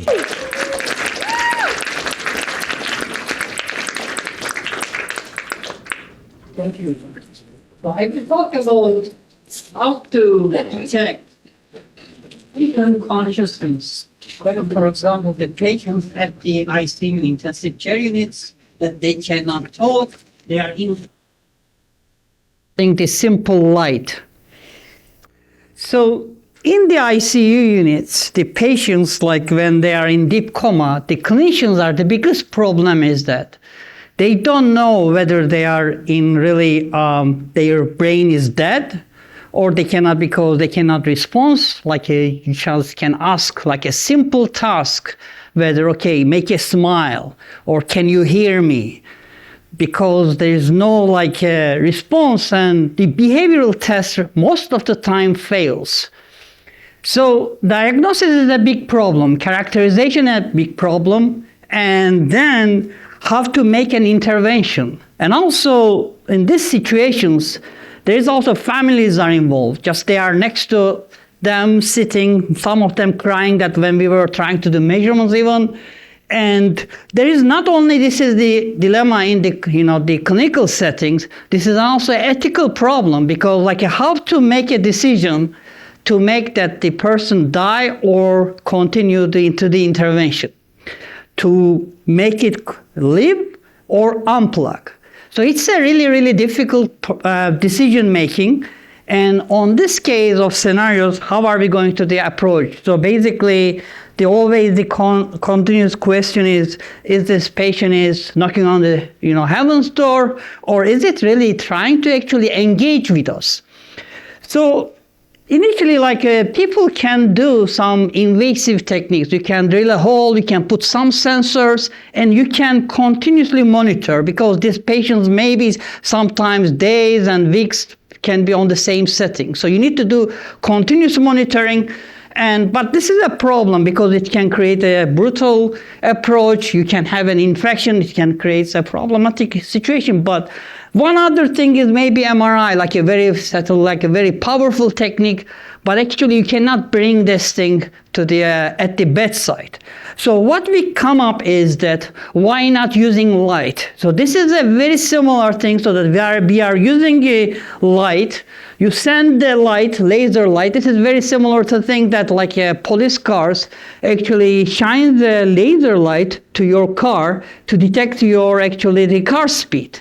So we are shining a light with a simple sensor at the scalp, just touching, and then that light propagates to the blood vessels in the brain, and then some of them is reflex, and that comes to our sensors. From this, we can detect the blood flow speed, so we can bring these things at the OR, like a similar compact devices. We can do wearables. Wearable devices, and at the end of the day, we can ask to the patients, can you make a smile? Can you do this? And then we can see these measurements, how the blood flow changes, and based on that, even it's not visible, they cannot say anything, but we can see the small changes either from the muscle or from the brain. And that way, we have the sensitivity to detect the consciousness. Thank you.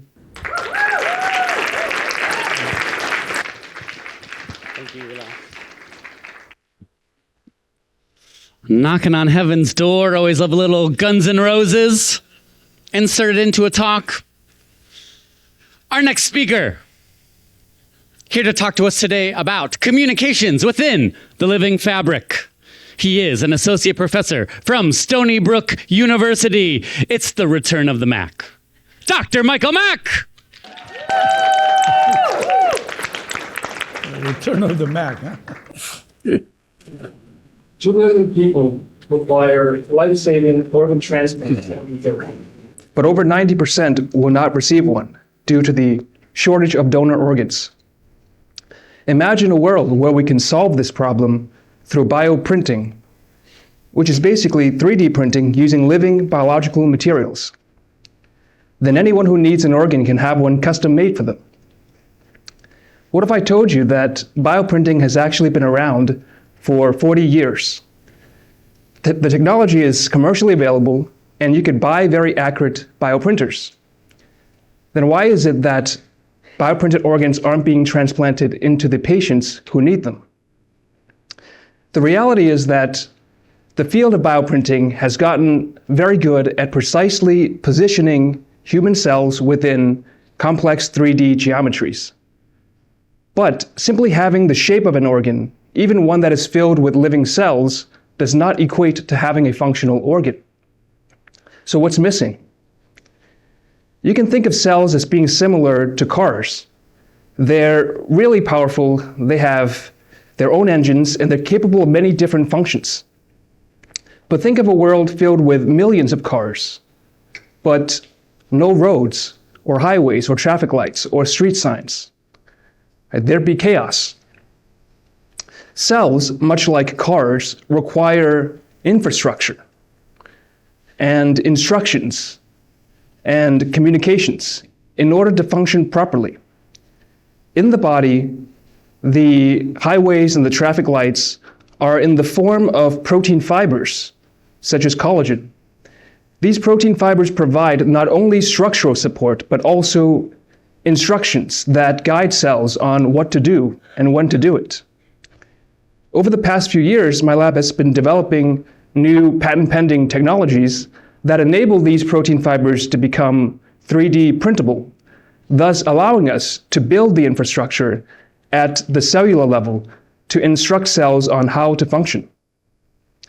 Using these technologies, we've bioprinted a variety of different tissues, including what you see here, which is a bioprinted living heart chamber. The cells within this printed tissue can communicate with each other and coordinate, leading to synchronized whole tissue beating and contractions, enabling it to pump fluid, much like a real living heart.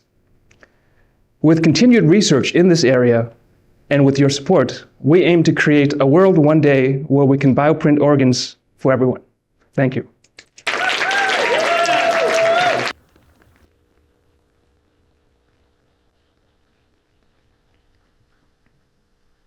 Thank you very much, Michael.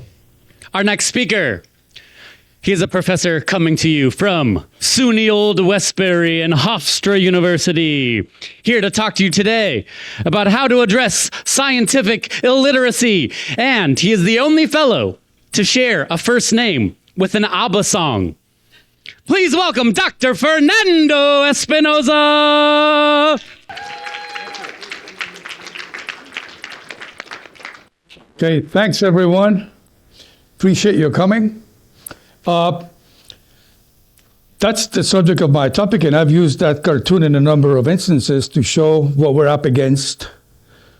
And so, I don't know if you can read it, but I even have it as on a T-shirt that my kids always make fun of me. But anyway, let me ask you a question. What do you suppose it takes to be able to read, process this information? Two examples, a prescription and a pay stub. All right? I'm going to tell you, it definitely takes higher than level 0, but it's lower than level 1.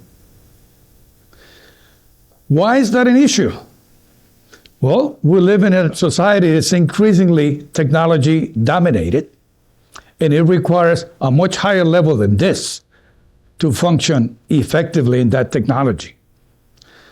So, a democracy needs a scientifically literate population. I would argue we don't have one, and we're in danger of losing the other. Where's the evidence? Interestingly enough, this percentage is very much the same. 28% doesn't sound like a big deal. That's 95 million people. They are supposedly operating reading below level 1, which means they cannot process more than one simple line of information. They cannot relate to issues that go beyond what is everyday familiar to them. They're highly susceptible to the influence of culturally divisive information. And they are ideal prey for fake news. Now, the other percentage are those who are deemed to be scientifically literate. That happens to be about the same number of people. But don't misunderstand this.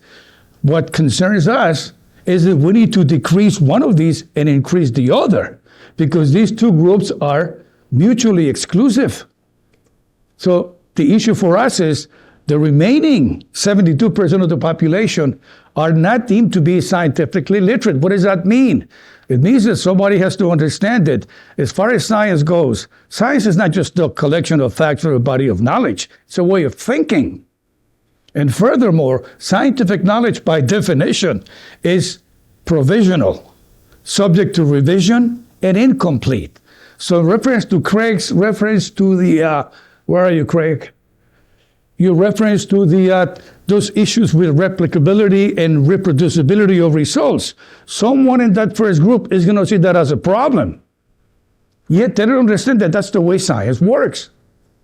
And so what happens? That's going to affect their reaction to empirically demonstrated findings that are disputed. They're going to take a different take on that.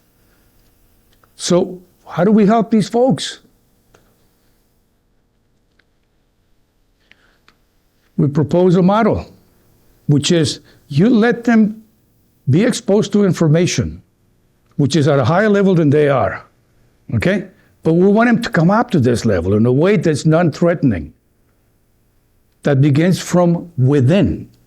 So they can identify, in any field, we've considered different populations, different audiences.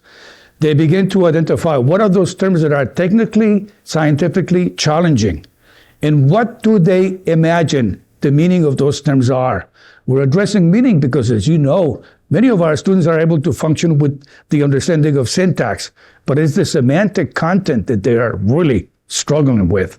So this transition from knowing what the expected level of reading is from the materials to what they consider familiar to them, so that we can enable them to generalize from their own experience. This is crucial in this day of rampant misinformation.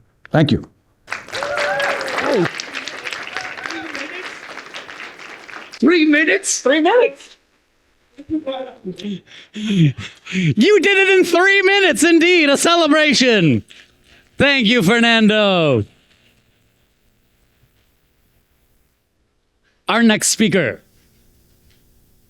coming to you from Stony Brook University, here to talk to us today about tracing the footprint of disasters, an associate professor, Dr. Zara Hamide. Pretty good? Pretty good?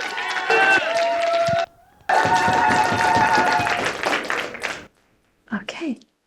I think it's safe to say most of us either have a happy memory of spending some time in a coastal town, or maybe some of you grew up in a coastal town.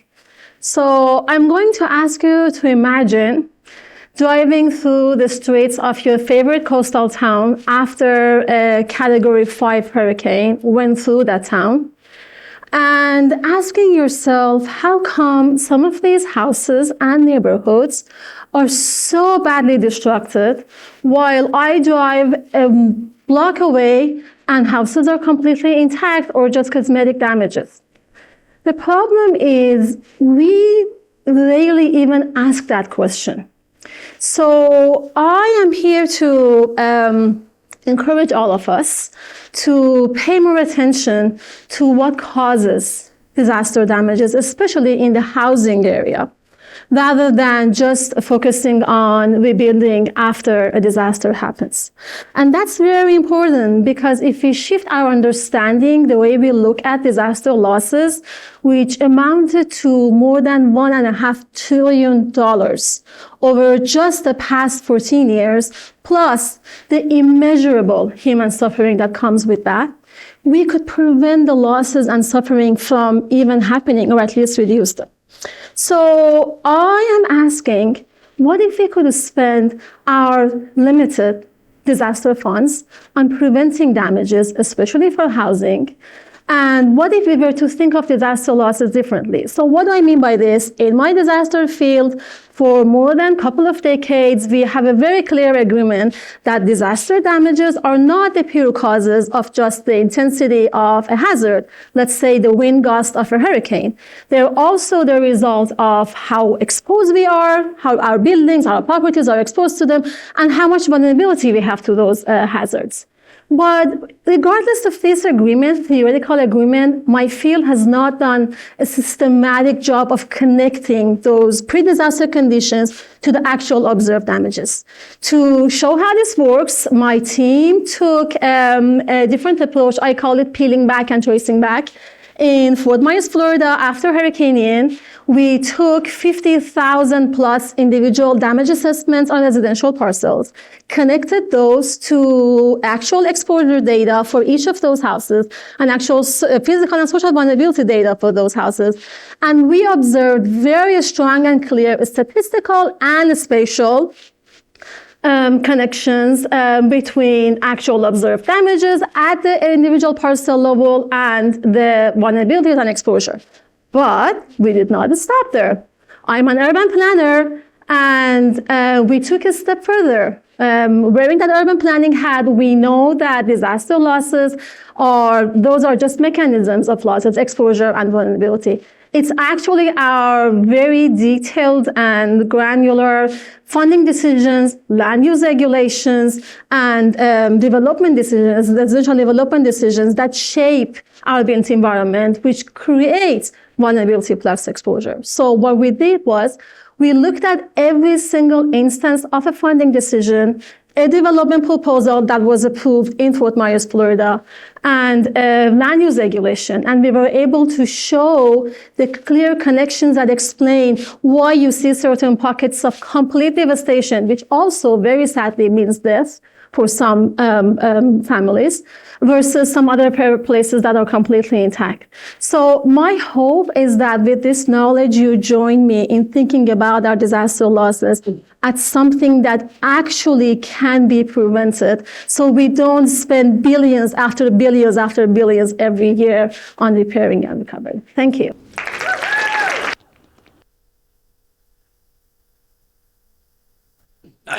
Our next speaker.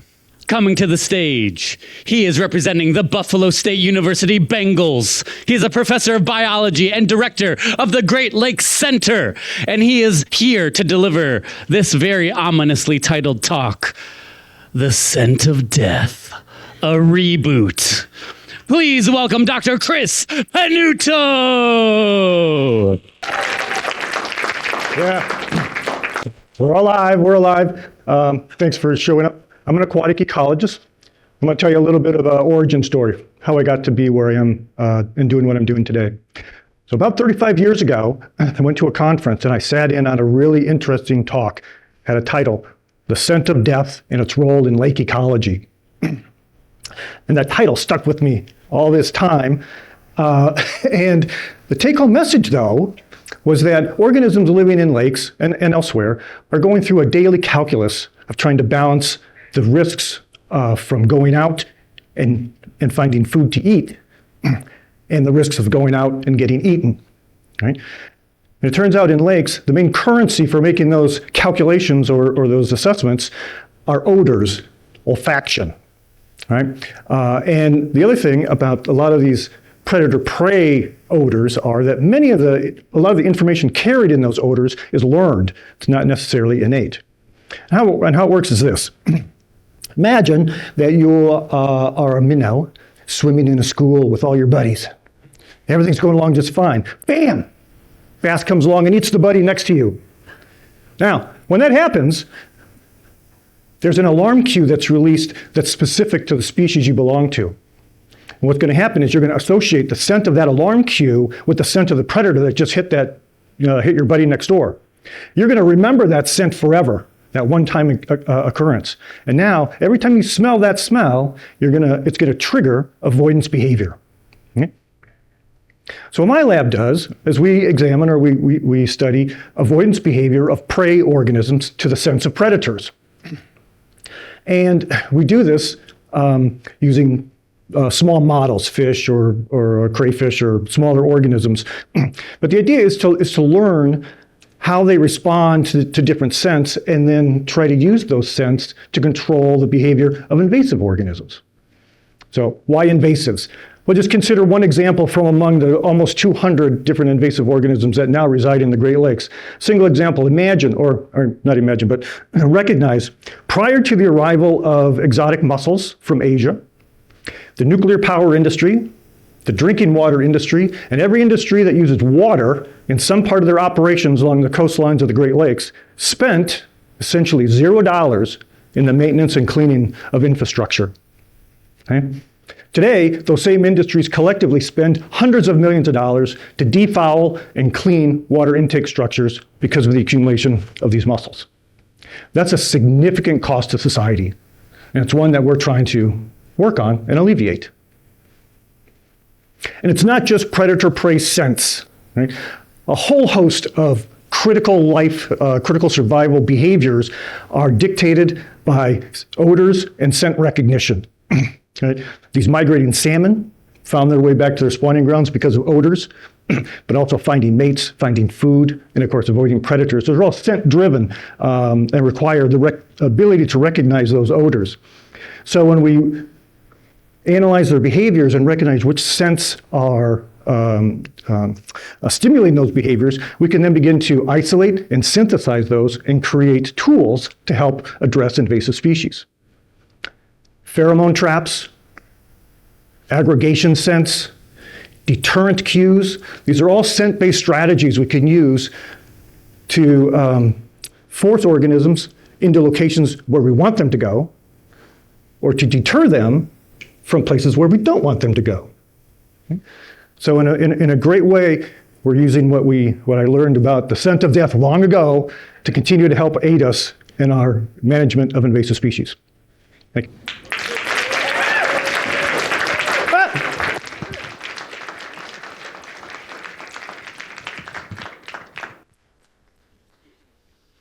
Our next speaker, from the University at Albany College of Nanotechnology, a professor and associate dean for inclusive excellence, here to speak to us today about bioengineering 3D tissue for anti-fibrotic tissue engineering. Please welcome Dr. Yubing Xia.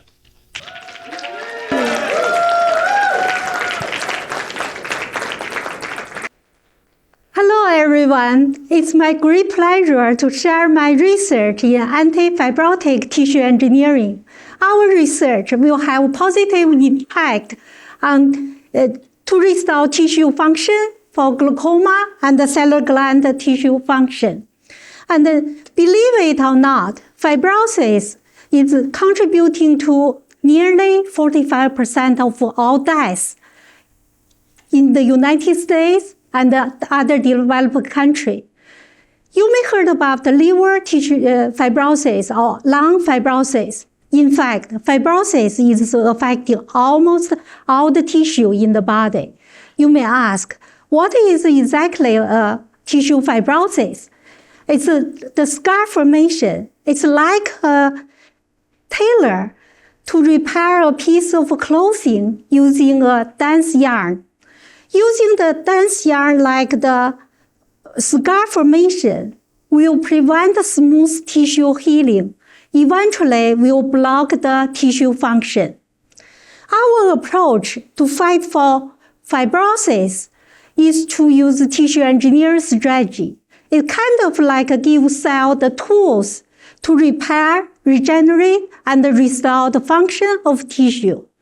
Supported by NSF and the NIH, our research were able to mimic this piece of tissue in the eye, which regulated the eye pressure, also called the intraocular pressure, which is the only modifiable factor for glaucoma.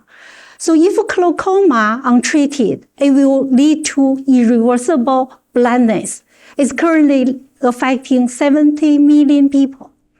Our approach is to design this biomaterial using microfabricated scaffold and then grow cells to mimic this tissue to reflect their fibrotic state. In this way, we can screen and potential glaucoma drug, which can lower the eye pressure and then to prevent irreversible blindness. Another example is for cellular gland hyperfunction. Cellular gland fibrosis occurred in patients with autoimmune disease. that attack the cellular gland of the patient and cause dry mouth. Cellular gland fibrosis also occurred in patients with head and neck cancer who are undergoing radiation therapy. Our approach is to create a nanofibrous material to guide those cells which can prevent fibrosis and promote cellular gland function. Our research goal is simple. Try to, using patent-granted technology to help glaucoma patients to regain their tissue function and help patients with cellular gland damage to restore their cellular function. Thank you for your support.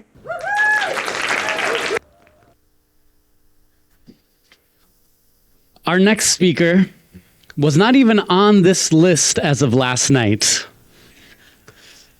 and may or may not have had some liquid courage to be motivated to be up here today.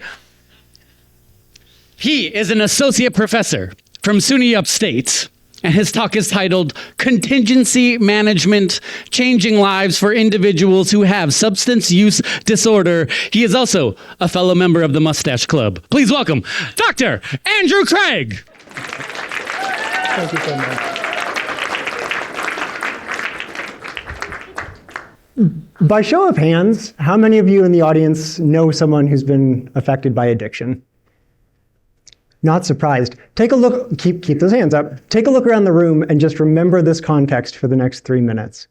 I'm a behavioral psychologist, and one of the applications of behavioral psych that's really helpful is in the assessment and treatment of substance use disorders, and we use a technology that we refer to as contingency management to do that. This approach to treatment incentivizes sobriety. And I'll give you a bird's eye view of contingency management in just 3 bullet points. Number 1, it's super simple. I just gave you the treatment plan. We invite individuals over to a clinical setting. We ask them to provide proof that they were abstinent from whatever drug we're targeting for elimination. And if they're able to do that, then we give them vouchers exchangeable for goods or services or under some circumstances, money. Number 2, it's super effective. In the vast majority of cases, we're able to produce sustained abstinence from drug taking. And number 3, it's also highly controversial because individuals who are in positions of power, who make decisions about what treatments are acceptable and what treatments aren't acceptable, and therefore what treatments do receive funding and what treatments don't receive funding, don't love the optics of giving money to individuals who suffer from addiction when they kick the habit. But I'm a healthcare professional, and I think we need to reframe that situation. We're providing vital resources to individuals who suffer from mental health issues such that they're able to function better in their environments. And I can pile onto this, right? I'm a scientist. I study alcohol use disorder, which is just the tip of the iceberg when we talk about substance use. And alcohol use disorder affects approximately 10% of the US population. It's associated with $250 billion with a B dollars in annual economic costs. And unfortunately, it's also associated with about 180,000 deaths annually. Those numbers are numbers that I work with on a daily basis as a scientist. They knock me to the floor. Is anyone surprised by those numbers? I see a lot of head shakes no, right? Unfortunately, we're not surprised by those numbers, despite the fact that we are confronted with them every single day. So I want to challenge everyone in the audience, when they have the opportunity to advocate, when they have the opportunity to talk to members of their communities about individuals who need help, including individuals who suffer from substance use disorders, do that. That advocacy is incredibly important. That's how we get funding to provide treatments to these individuals in these populations. And I want you to also keep in mind that folks who suffer from substance use disorders aren't just statistics on some cue card. They're our neighbors, they're our friends, and they're our family. Thank you.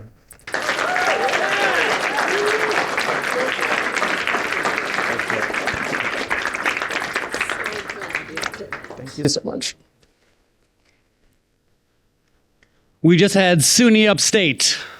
Now, for our friends from SUNY downstate, Health Sciences University, here to talk to us today about catching cardiac injury early. Please welcome Dr. Sabina Hirschfield. Thank you, thank you. Thank you. So I was at the SUNY Research Expo recently, and I met a New York State senator who told me that her best friend died while braiding her daughter's hair. She seemed healthy at the time, but she had a sudden heart attack. And unfortunately, 1 out of 5 heart attacks is silent. And I don't know if you know this or not, but since 1950, heart disease has been the #1 killer in this country and globally. Sorry to be such a downer. So, by a show of hands, I'm just wondering how many people have been impacted by heart disease. Yeah, it's pretty much everyone, which is not surprising. So some of the risk factors mentioned here, Helena mentioned also. The known is family history. Then we have high blood pressure, high cholesterol, diabetes, unhealthy diet. We have smoking and alcohol use and drug use. And my work mostly focuses on drug use, but these are all the things. And menopause is also, and JAMA had an article on Friday about how younger women are also being underdiagnosed for heart disease. So this impacts everyone. So I'm going to give you a quick educational about troponin, which I had not heard of until I did the research that I'll briefly mention.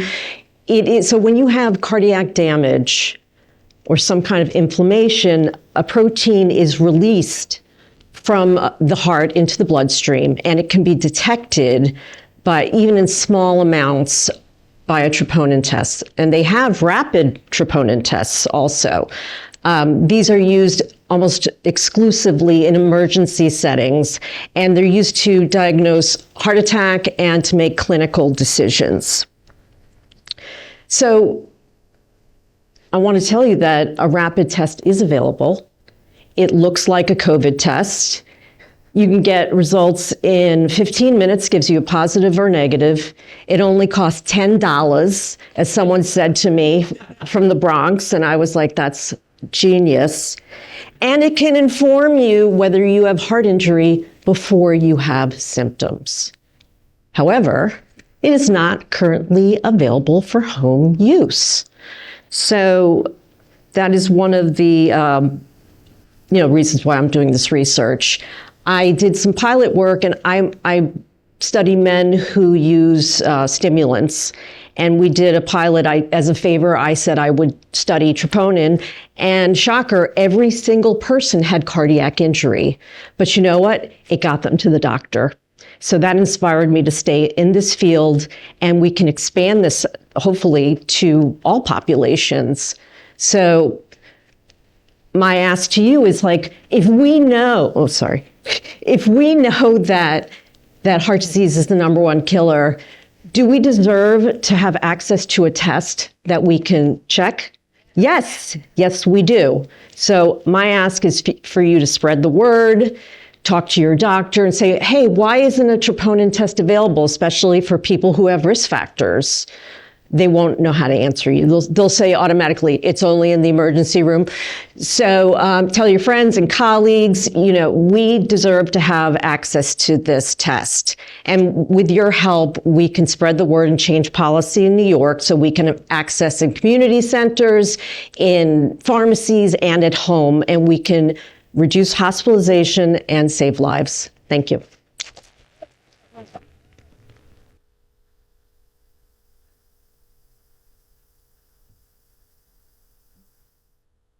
All right, my friends, 3 more speakers. Yes, we're almost there. Our next speaker, coming to you from Stony Brook University. He is here to talk to you today about unlocking the mysteries of brain disorders using zebrafish. Please welcome Dr. Howie Sirotkin. I think that's it.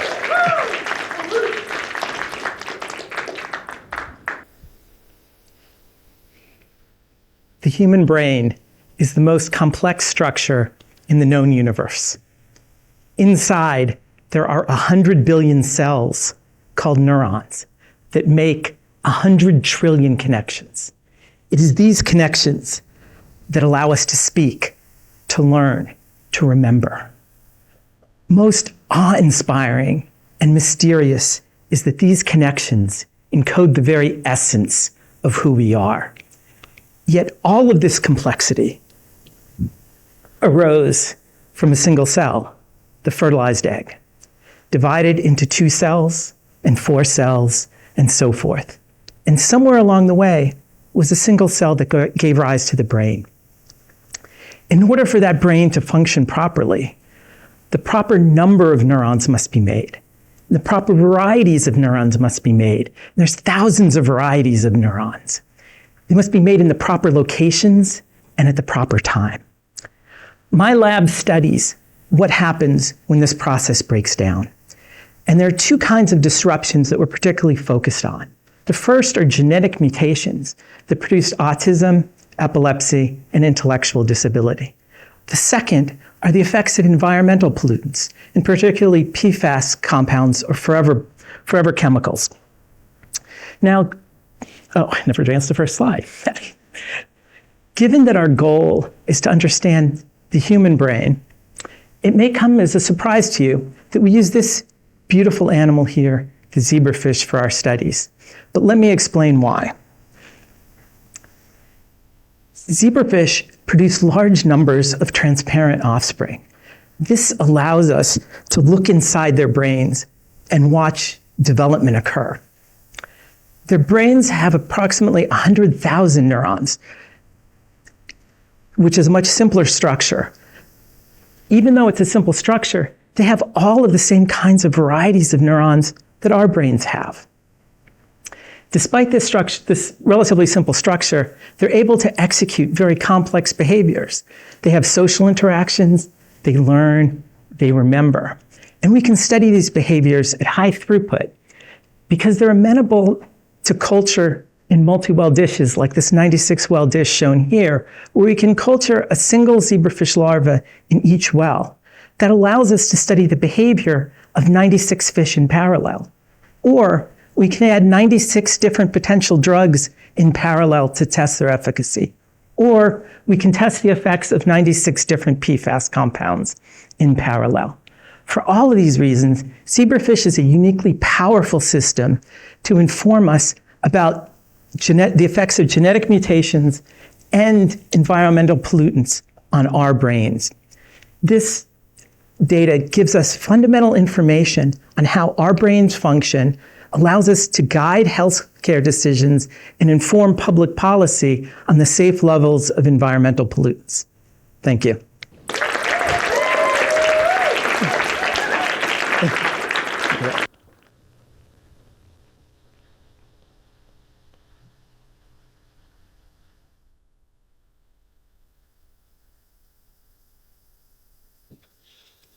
Our next speaker is an associate professor and clinical director of pediatric neurology from SUNY Downstate Health Sciences University, here to talk to us today about maternal hypertension infant outcomes, preventing brain injury. Not only is he also a member of the Mustache Club, but with his particular facial hair, he might be the president. Please welcome Dr. Suman Ghosh.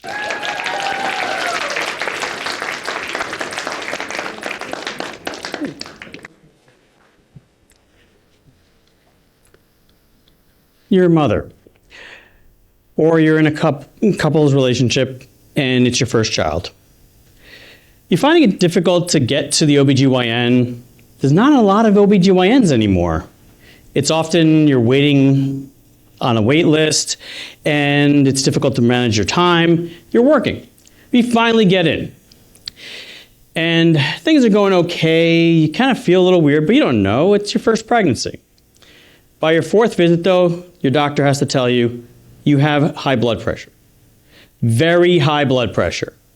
And you're at risk for a stroke. But what about the baby? Unfortunately, your water breaks, so you're going to find out real soon. And you deliver a child at 23 weeks. 500 grams, 1 pound fits in the palm of your hand. You meet a neurologist soon after. And after a few ultrasounds, your child is diagnosed with a brain bleed. Now, you can't comfort your child. Your child is hooked up to inside an incubator, is intubated, multiple lines.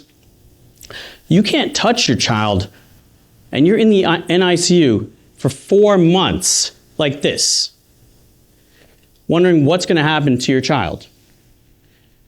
I saw this child a year later. She has cerebral palsy. She has epilepsy. She's delayed in walking and talking. This is preventable. Now, what caused all this? The prematurity, the brain injury? Well, maternal hypertension or high blood pressure in a mom is very common. 10% of the population of pregnant moms will have this. Why does this occur? Well, diet, exercise, stress levels, certain genetics unfortunately have a higher risk, and we know certain ethnic populations are at much higher risk. But what happens to the brain? Now, for the neonatal brain or the infant brain, not much is actually known. Now, our group has found that with higher exposure over time to hypertension, unfortunately, it causes neurological problems and impairs neurodevelopmental outcomes. Now, could this have been prevented? Yes. Through early detection, early diagnosis, you can treat the mom and prevent the brain injury, potentially prevent premature delivery. Now, how? Well, through a smart device, like a smartwatch or a ring, you can measure blood pressure continuously, and that information can go to the doctor, provide a diagnosis, start early treatment. Now imagine a different scenario. You go to your 4th visit, you have high blood pressure, but now you're able to monitor it. You can treat it, you can diagnose it, and now you deliver to term. 9 months, a 7-pound baby, kicking, screaming, keeping you up, but it's beautiful. And you go home with the child the next day. Thank you.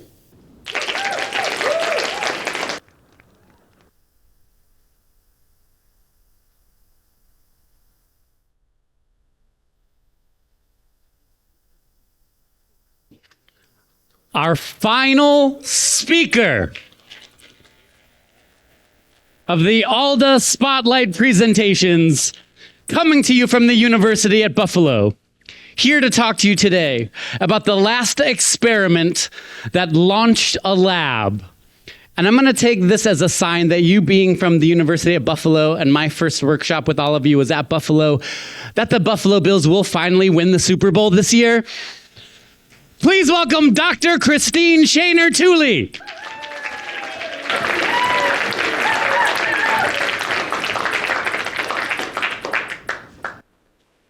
My independent research career began on a cold night in a cold room at the University of Virginia.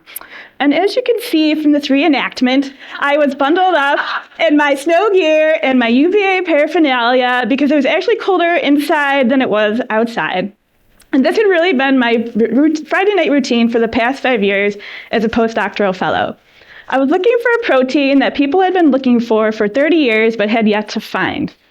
And this particular Friday was noteworthy because I had just sat down with my boss this morning and I said to him, listen, I have one last experiment to try, but then I give up. I'm going to need a new project. And truth be told, neither of us believed that that experiment was going to work. But much to our mutual shock, it did. I found the protein that evening, and it was really a moment that you dream about when you're becoming a scientist. So I went on, I got to name the protein, I used it to write a Nature paper, I used it to get my first independent grant and my first assistant professor position. So this feeling of joy and success in science lasts long you're all scientists, you know, it totally did not. Little did I know that the hard part was just beginning. And so this discovery came at a time not unlike today, where not everyone appreciated the value of basic research. And though I wasn't working on fruit flies, I had just discovered an N-terminal methyltransferase. It was a protein people knew very little about and cared even less about. And so it was my job to prove biological relevance. And I decided to do this by making a mouse that does not express my protein, or a knockout mouse. This is a proven method for looking at biological relevance. So what I saw in my mice was that they had this age-related degeneration of the hippocampal region of the brain, very similar to what we see in human Alzheimer's disease. And then I went on to show that they also have the cognitive effects that we also associate with human Alzheimer's disease. So what does this mean? While there are many mouse models of human diseases, and you can give mice Alzheimer's disease, this was the first mouse model of naturally occurring Alzheimer's disease. So I can take these mice, and now I can watch how Alzheimer's progresses from birth until death, and I can use the information that I gleaned from that to now design treatments that can prevent Alzheimer's disease very early on, rather than treat it after it's already been established for many decades. I'm really proud of this work, not only because it has the potential to significantly affect the million people newly diagnosed with Alzheimer's each year, but I think it's a great example of how seemingly irrelevant basic research can have a significant clinical impact. So in summary, I got 13 seconds, I'm really, really glad I did that last experiment, and I'm really, really glad we're done, so congratulations.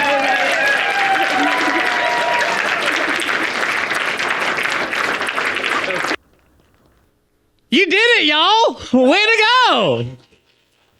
Congratulations, thank you. With some parting words for you, I just want to bring up one of the incredible coaches. Kim and Radha, of course, did so much work in coaching people. So a round of applause for both of them. And Radha Auntie wants to come up and say a few things. Yeah, true Indian style, Radha Auntie. Yes. Okay. So friends, how are you feeling?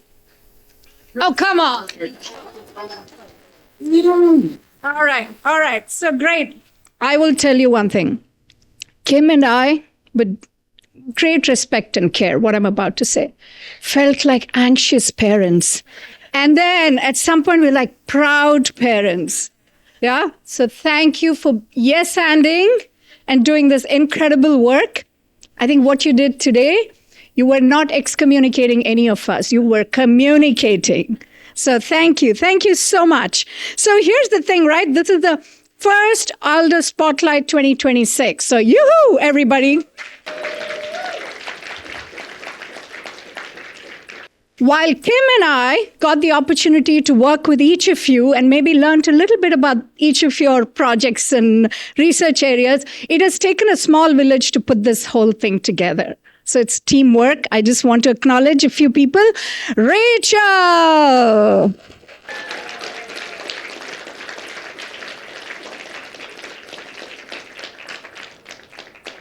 Just in her gentle, Zen-like voice, she slogged for hours putting these presentations together, and she pulled together this beautiful campaign slide for the Spotlight series, okay? A lot of claps. We just have to keep clapping today. Yeah. And my friend Jawad. Hoo-hoo, everybody! How many times have I called Jawad and said, you think we should send this email 5 today? Or should we send it at 2 a.m. tomorrow, you know? And he would take my call at any time. So this has gone on. Thank you, my friend. You've been a rock star. Yeah?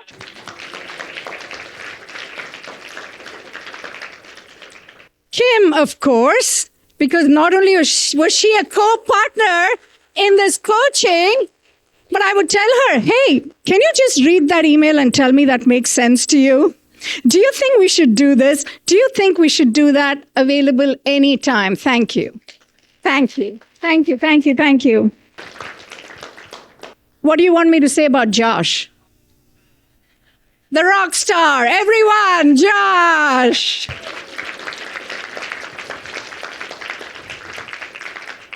The ultimate yes-hander. I dumped 28 names with titles and everything. I said, you're doing this. And he was like, okay, I'll do it. And he did all the homework to get, I think he did a great job with the pronunciations, right? Yes.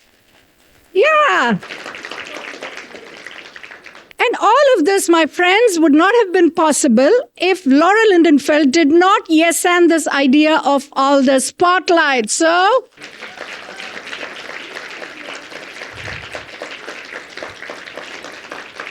who said it earlier? You can keep ideating, but if you don't find the right place where that seed can grow, that idea is of no use. So thank you, Laura.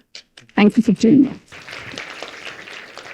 So everything that we saw today was hours and weeks of work, weeks of coaching, weeks of planning, weeks of being willing to be coached, right? You all yes-anded. How many times on my call I would say, we're now going to turn off the video and the audio for 10 minutes and you're going to rework your talk. Yes? Does that sound familiar? And then I'm like, okay, now you're going to give your talk again. And I know Fernando wanted to beat me up at one point. He was like, when are you going to stop this? But thank you for yes-anding. It took a lot of work, and you all did amazing work on your own. And Andy proved that. You didn't need our coaching. You were fantastic. Yeah? So thank you. And, Laura brought this up earlier. I want to just highlight it again. One of Alan's quotes was, when you just spray information and facts, you're not communicating, you're excommunicating. You all truly communicated, and you connected. You connected with all of us. You made it a point to make your work meaningful to us. You got us to care about things that we thought were like, why is that person even studying that, right? So I think that's wonderful, that's powerful. And all through this, the series of this academy, I think Laura and Julie and Alan, of course, have been saying communicating is the essence of science. Communicating is the essence of leadership. And you all showed that. You all demonstrated that. So I want to thank Alan Alda for making all of this possible.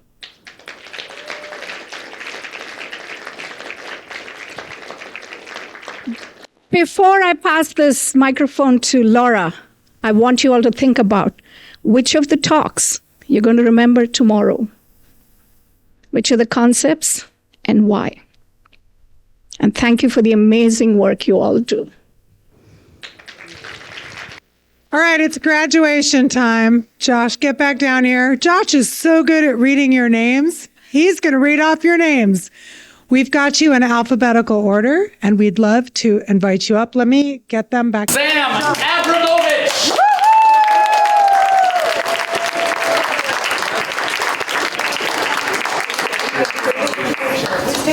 Whoa! Oh, somebody take pictures. Oh, just remember.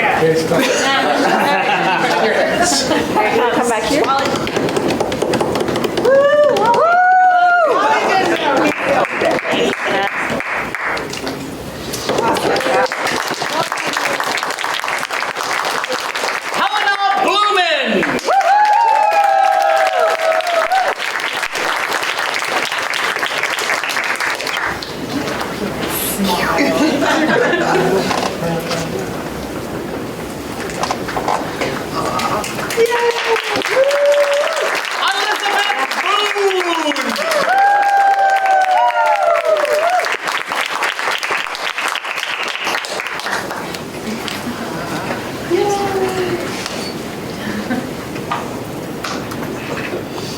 You lose.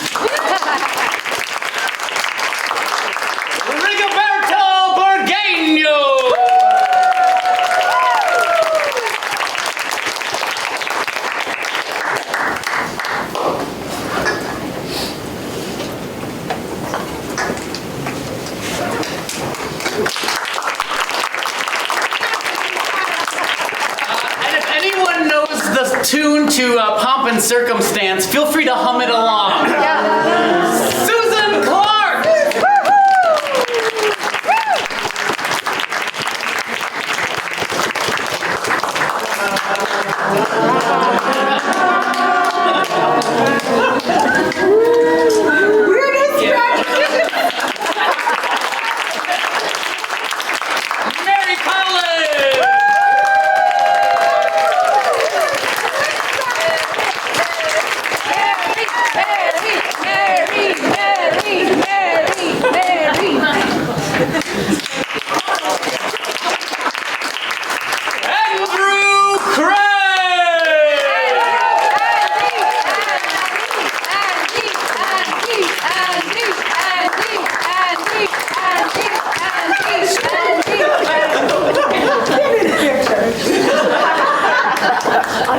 Hair looks great.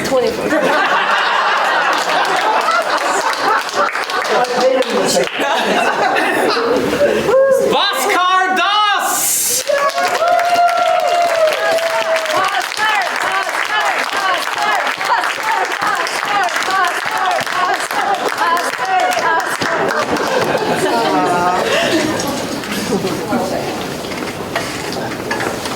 Congratulations. And if anyone knows the ABBA tune Fernando, Fernando Espinosa!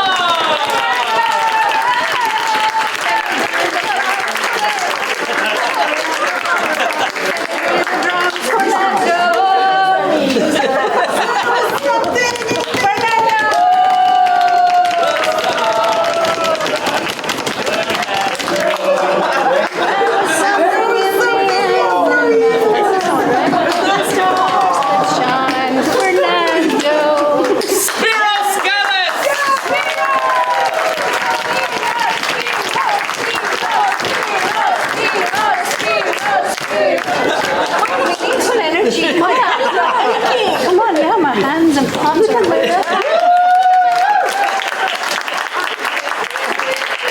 Suman Ghosh!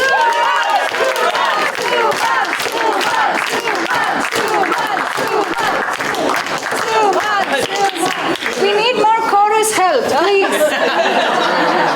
Feeding mothers and babies. Old mustache. Nancy Guo!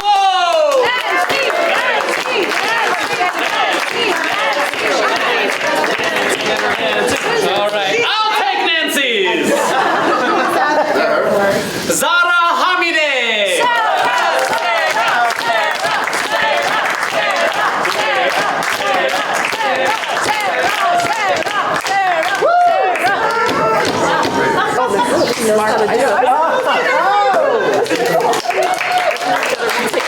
Sabina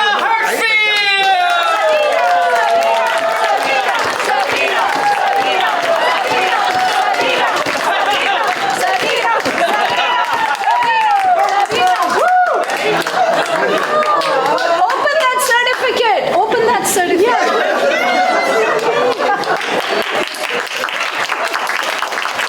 Jessica Henty Rodillo!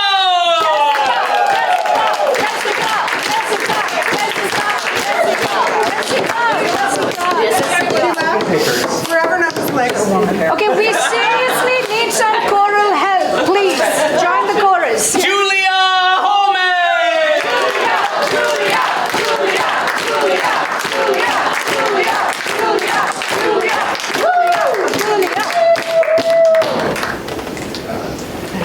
Oh my goodness. Congratulations. Ruben Clark!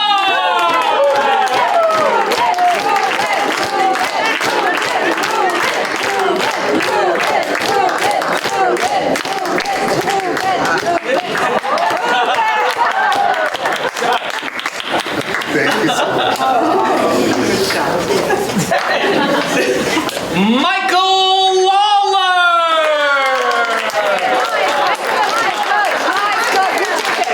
Michael's not here! Clearly I know who Michael Lawler is! Bonita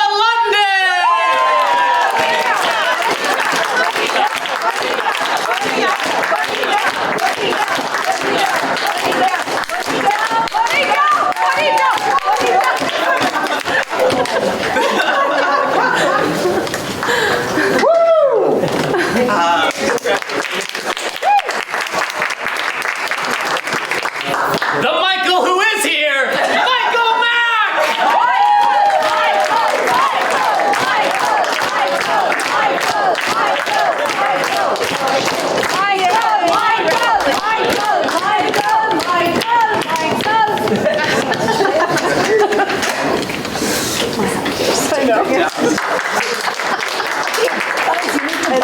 I didn't get to practice this one today, so if I pronounce this wrong, please let me know.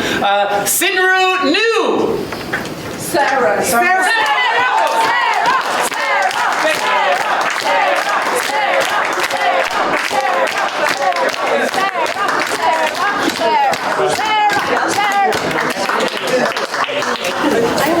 Turns out I did, and I still got it wrong. Ta-da! Claudia Marquez!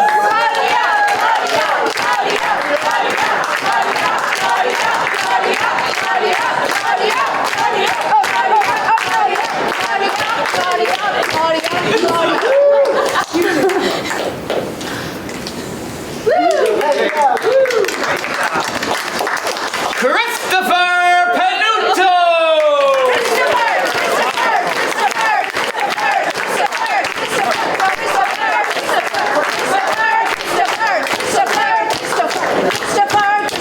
And Judy's got the moves. You got the moves, lady.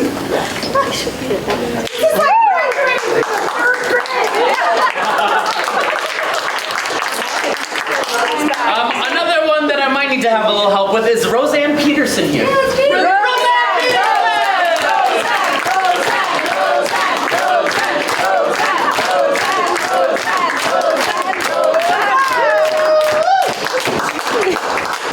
Moves every time. Yeah, Rosie.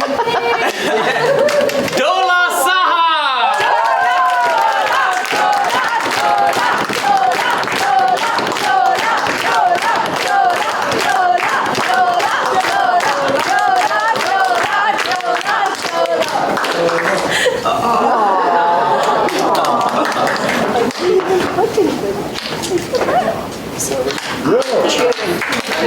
That's right. Howie Sirotkin!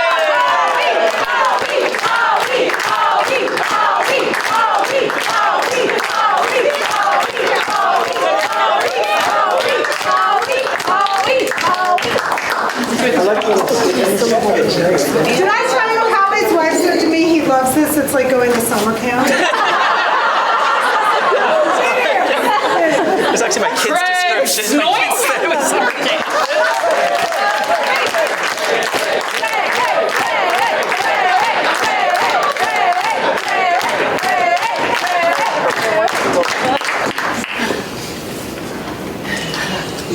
Rename. Ulash Sunar!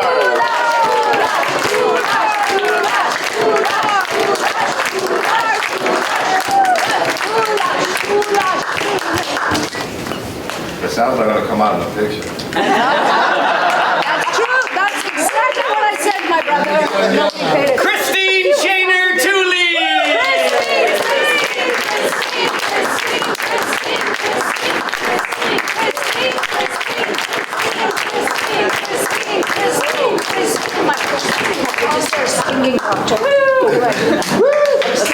Nice back. Jassim Uddin!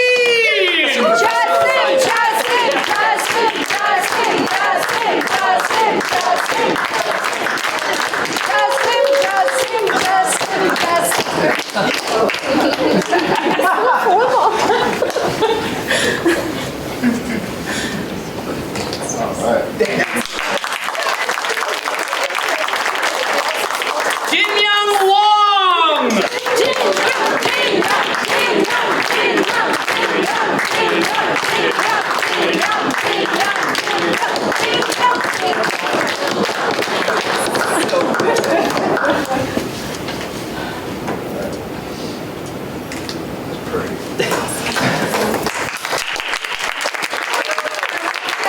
We're almost there.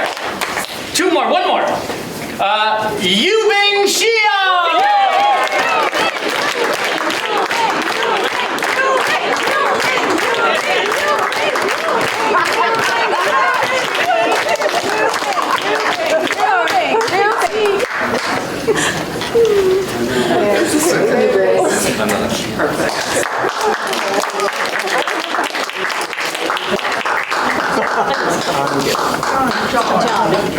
And John Zhang!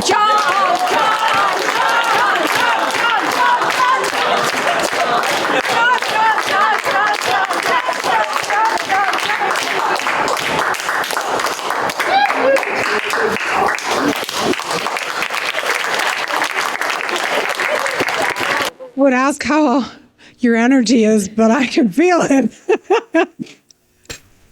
How are you feeling? This is not the end. It's just another phase in the evolution of this program. You really brought this to life. I'm looking at Judi through these talks like, I know. Wow. I know. Right? Phenomenal. That was really, really good. You really did a great job. Really good. I just want to acknowledge it takes bravery. It takes courage to get up and do that. And I think having you all do it today, didn't it feel better to know everybody else was going through the same thing except Judi and me? We were off the hook today. I'm like, I'm just going to sit back and watch. And relax. Kudos to you. So moving and touching and powerful. And I can't wait to keep you engaged in this program. I can't wait. And Judi, you say a few words in a moment, but I want to say, take this energy and share it with your colleagues on campus. I think we need more of the sense of community. And I think as researchers, we need this sense of belonging and we need this support network because it's not easy on you. The many things you have to do, some of the internal institutional pressures, the societal pressures, that's a lot to ask scientists, engineers, social scientists, humanists to bear on their own. So it's a big part of why we wanted to start this network is so that you have each other. And please invest in that. We are always here for you. And please know you're going to hear from us. We're going to keep you engaged because I think there's a whole lot more we can do together. But mostly, I want to thank you for your courage to take on this big commitment and this program. And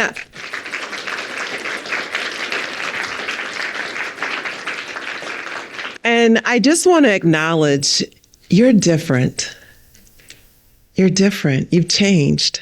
Like your ability to stand in this scholarship, like many of you talked about like 10 years, 15 years, 20 years. You've been doing this work quietly, this quiet excellence for some length of time. And your ability to communicate it is like the one, when everyone asks, like, what can we do? Like, why are we defending scholarship and addressing quality of life issues and things that are innovative and creative and addressing these wicked problems? What can I do? You just did it. You just absolutely did it. And you talked about it in this incredibly simplistic way in which everybody could consume it. But those are very complex research and systems that you just eloquently shared with each of us. So there is a lot of pressure. There is a lot of pressure. And because you were selected, there's a lot of expectation as you go back to each of your institutions. Don't forget the team dynamics. Sometimes, it gets noisy in your worlds, like pick up the phone. I hope you shared your numbers. I hope you shared like between LinkedIn and your email. And I know you're on your, what is this? I forgot which platform. If you're WhatsApp, it's like, you know what? Sometimes if it's been a little bit of time, you're just like, hey family, hey team, what's up? Just ping.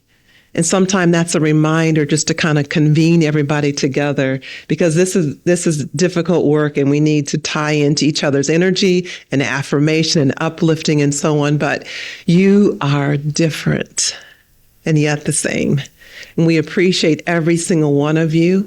And we look forward to leveraging you as this community moves forward and as we grow the community with other cohorts and as we leverage with our philanthropists, with our, the general public, with our funders, but keep being a storyteller because every one of you tied your research into a story that everyone could relate to. So every family outing, every time you're cutting the grass and your neighbor walks over, just like be a storyteller. Just keep telling your story. Muscle memory, keep telling that story. And we just really, we're honored to be now a part of your community. And so thank you. Thank you. Thank you for choosing us. Thank you for choosing us. Yes. Thank you, everybody who made this happen. Ida, from you helping us get this started. Stony Brook folks, SUNY folks in the back. Let's give them a big round of applause, our SUNY partners. Yay! There's so much. You know yourselves how much goes into any kind of work, just so many behind the scenes things, the Alda team, Office of Research and Innovation, Judi, you and your team. It's just been an extraordinary experience of lifting this up together.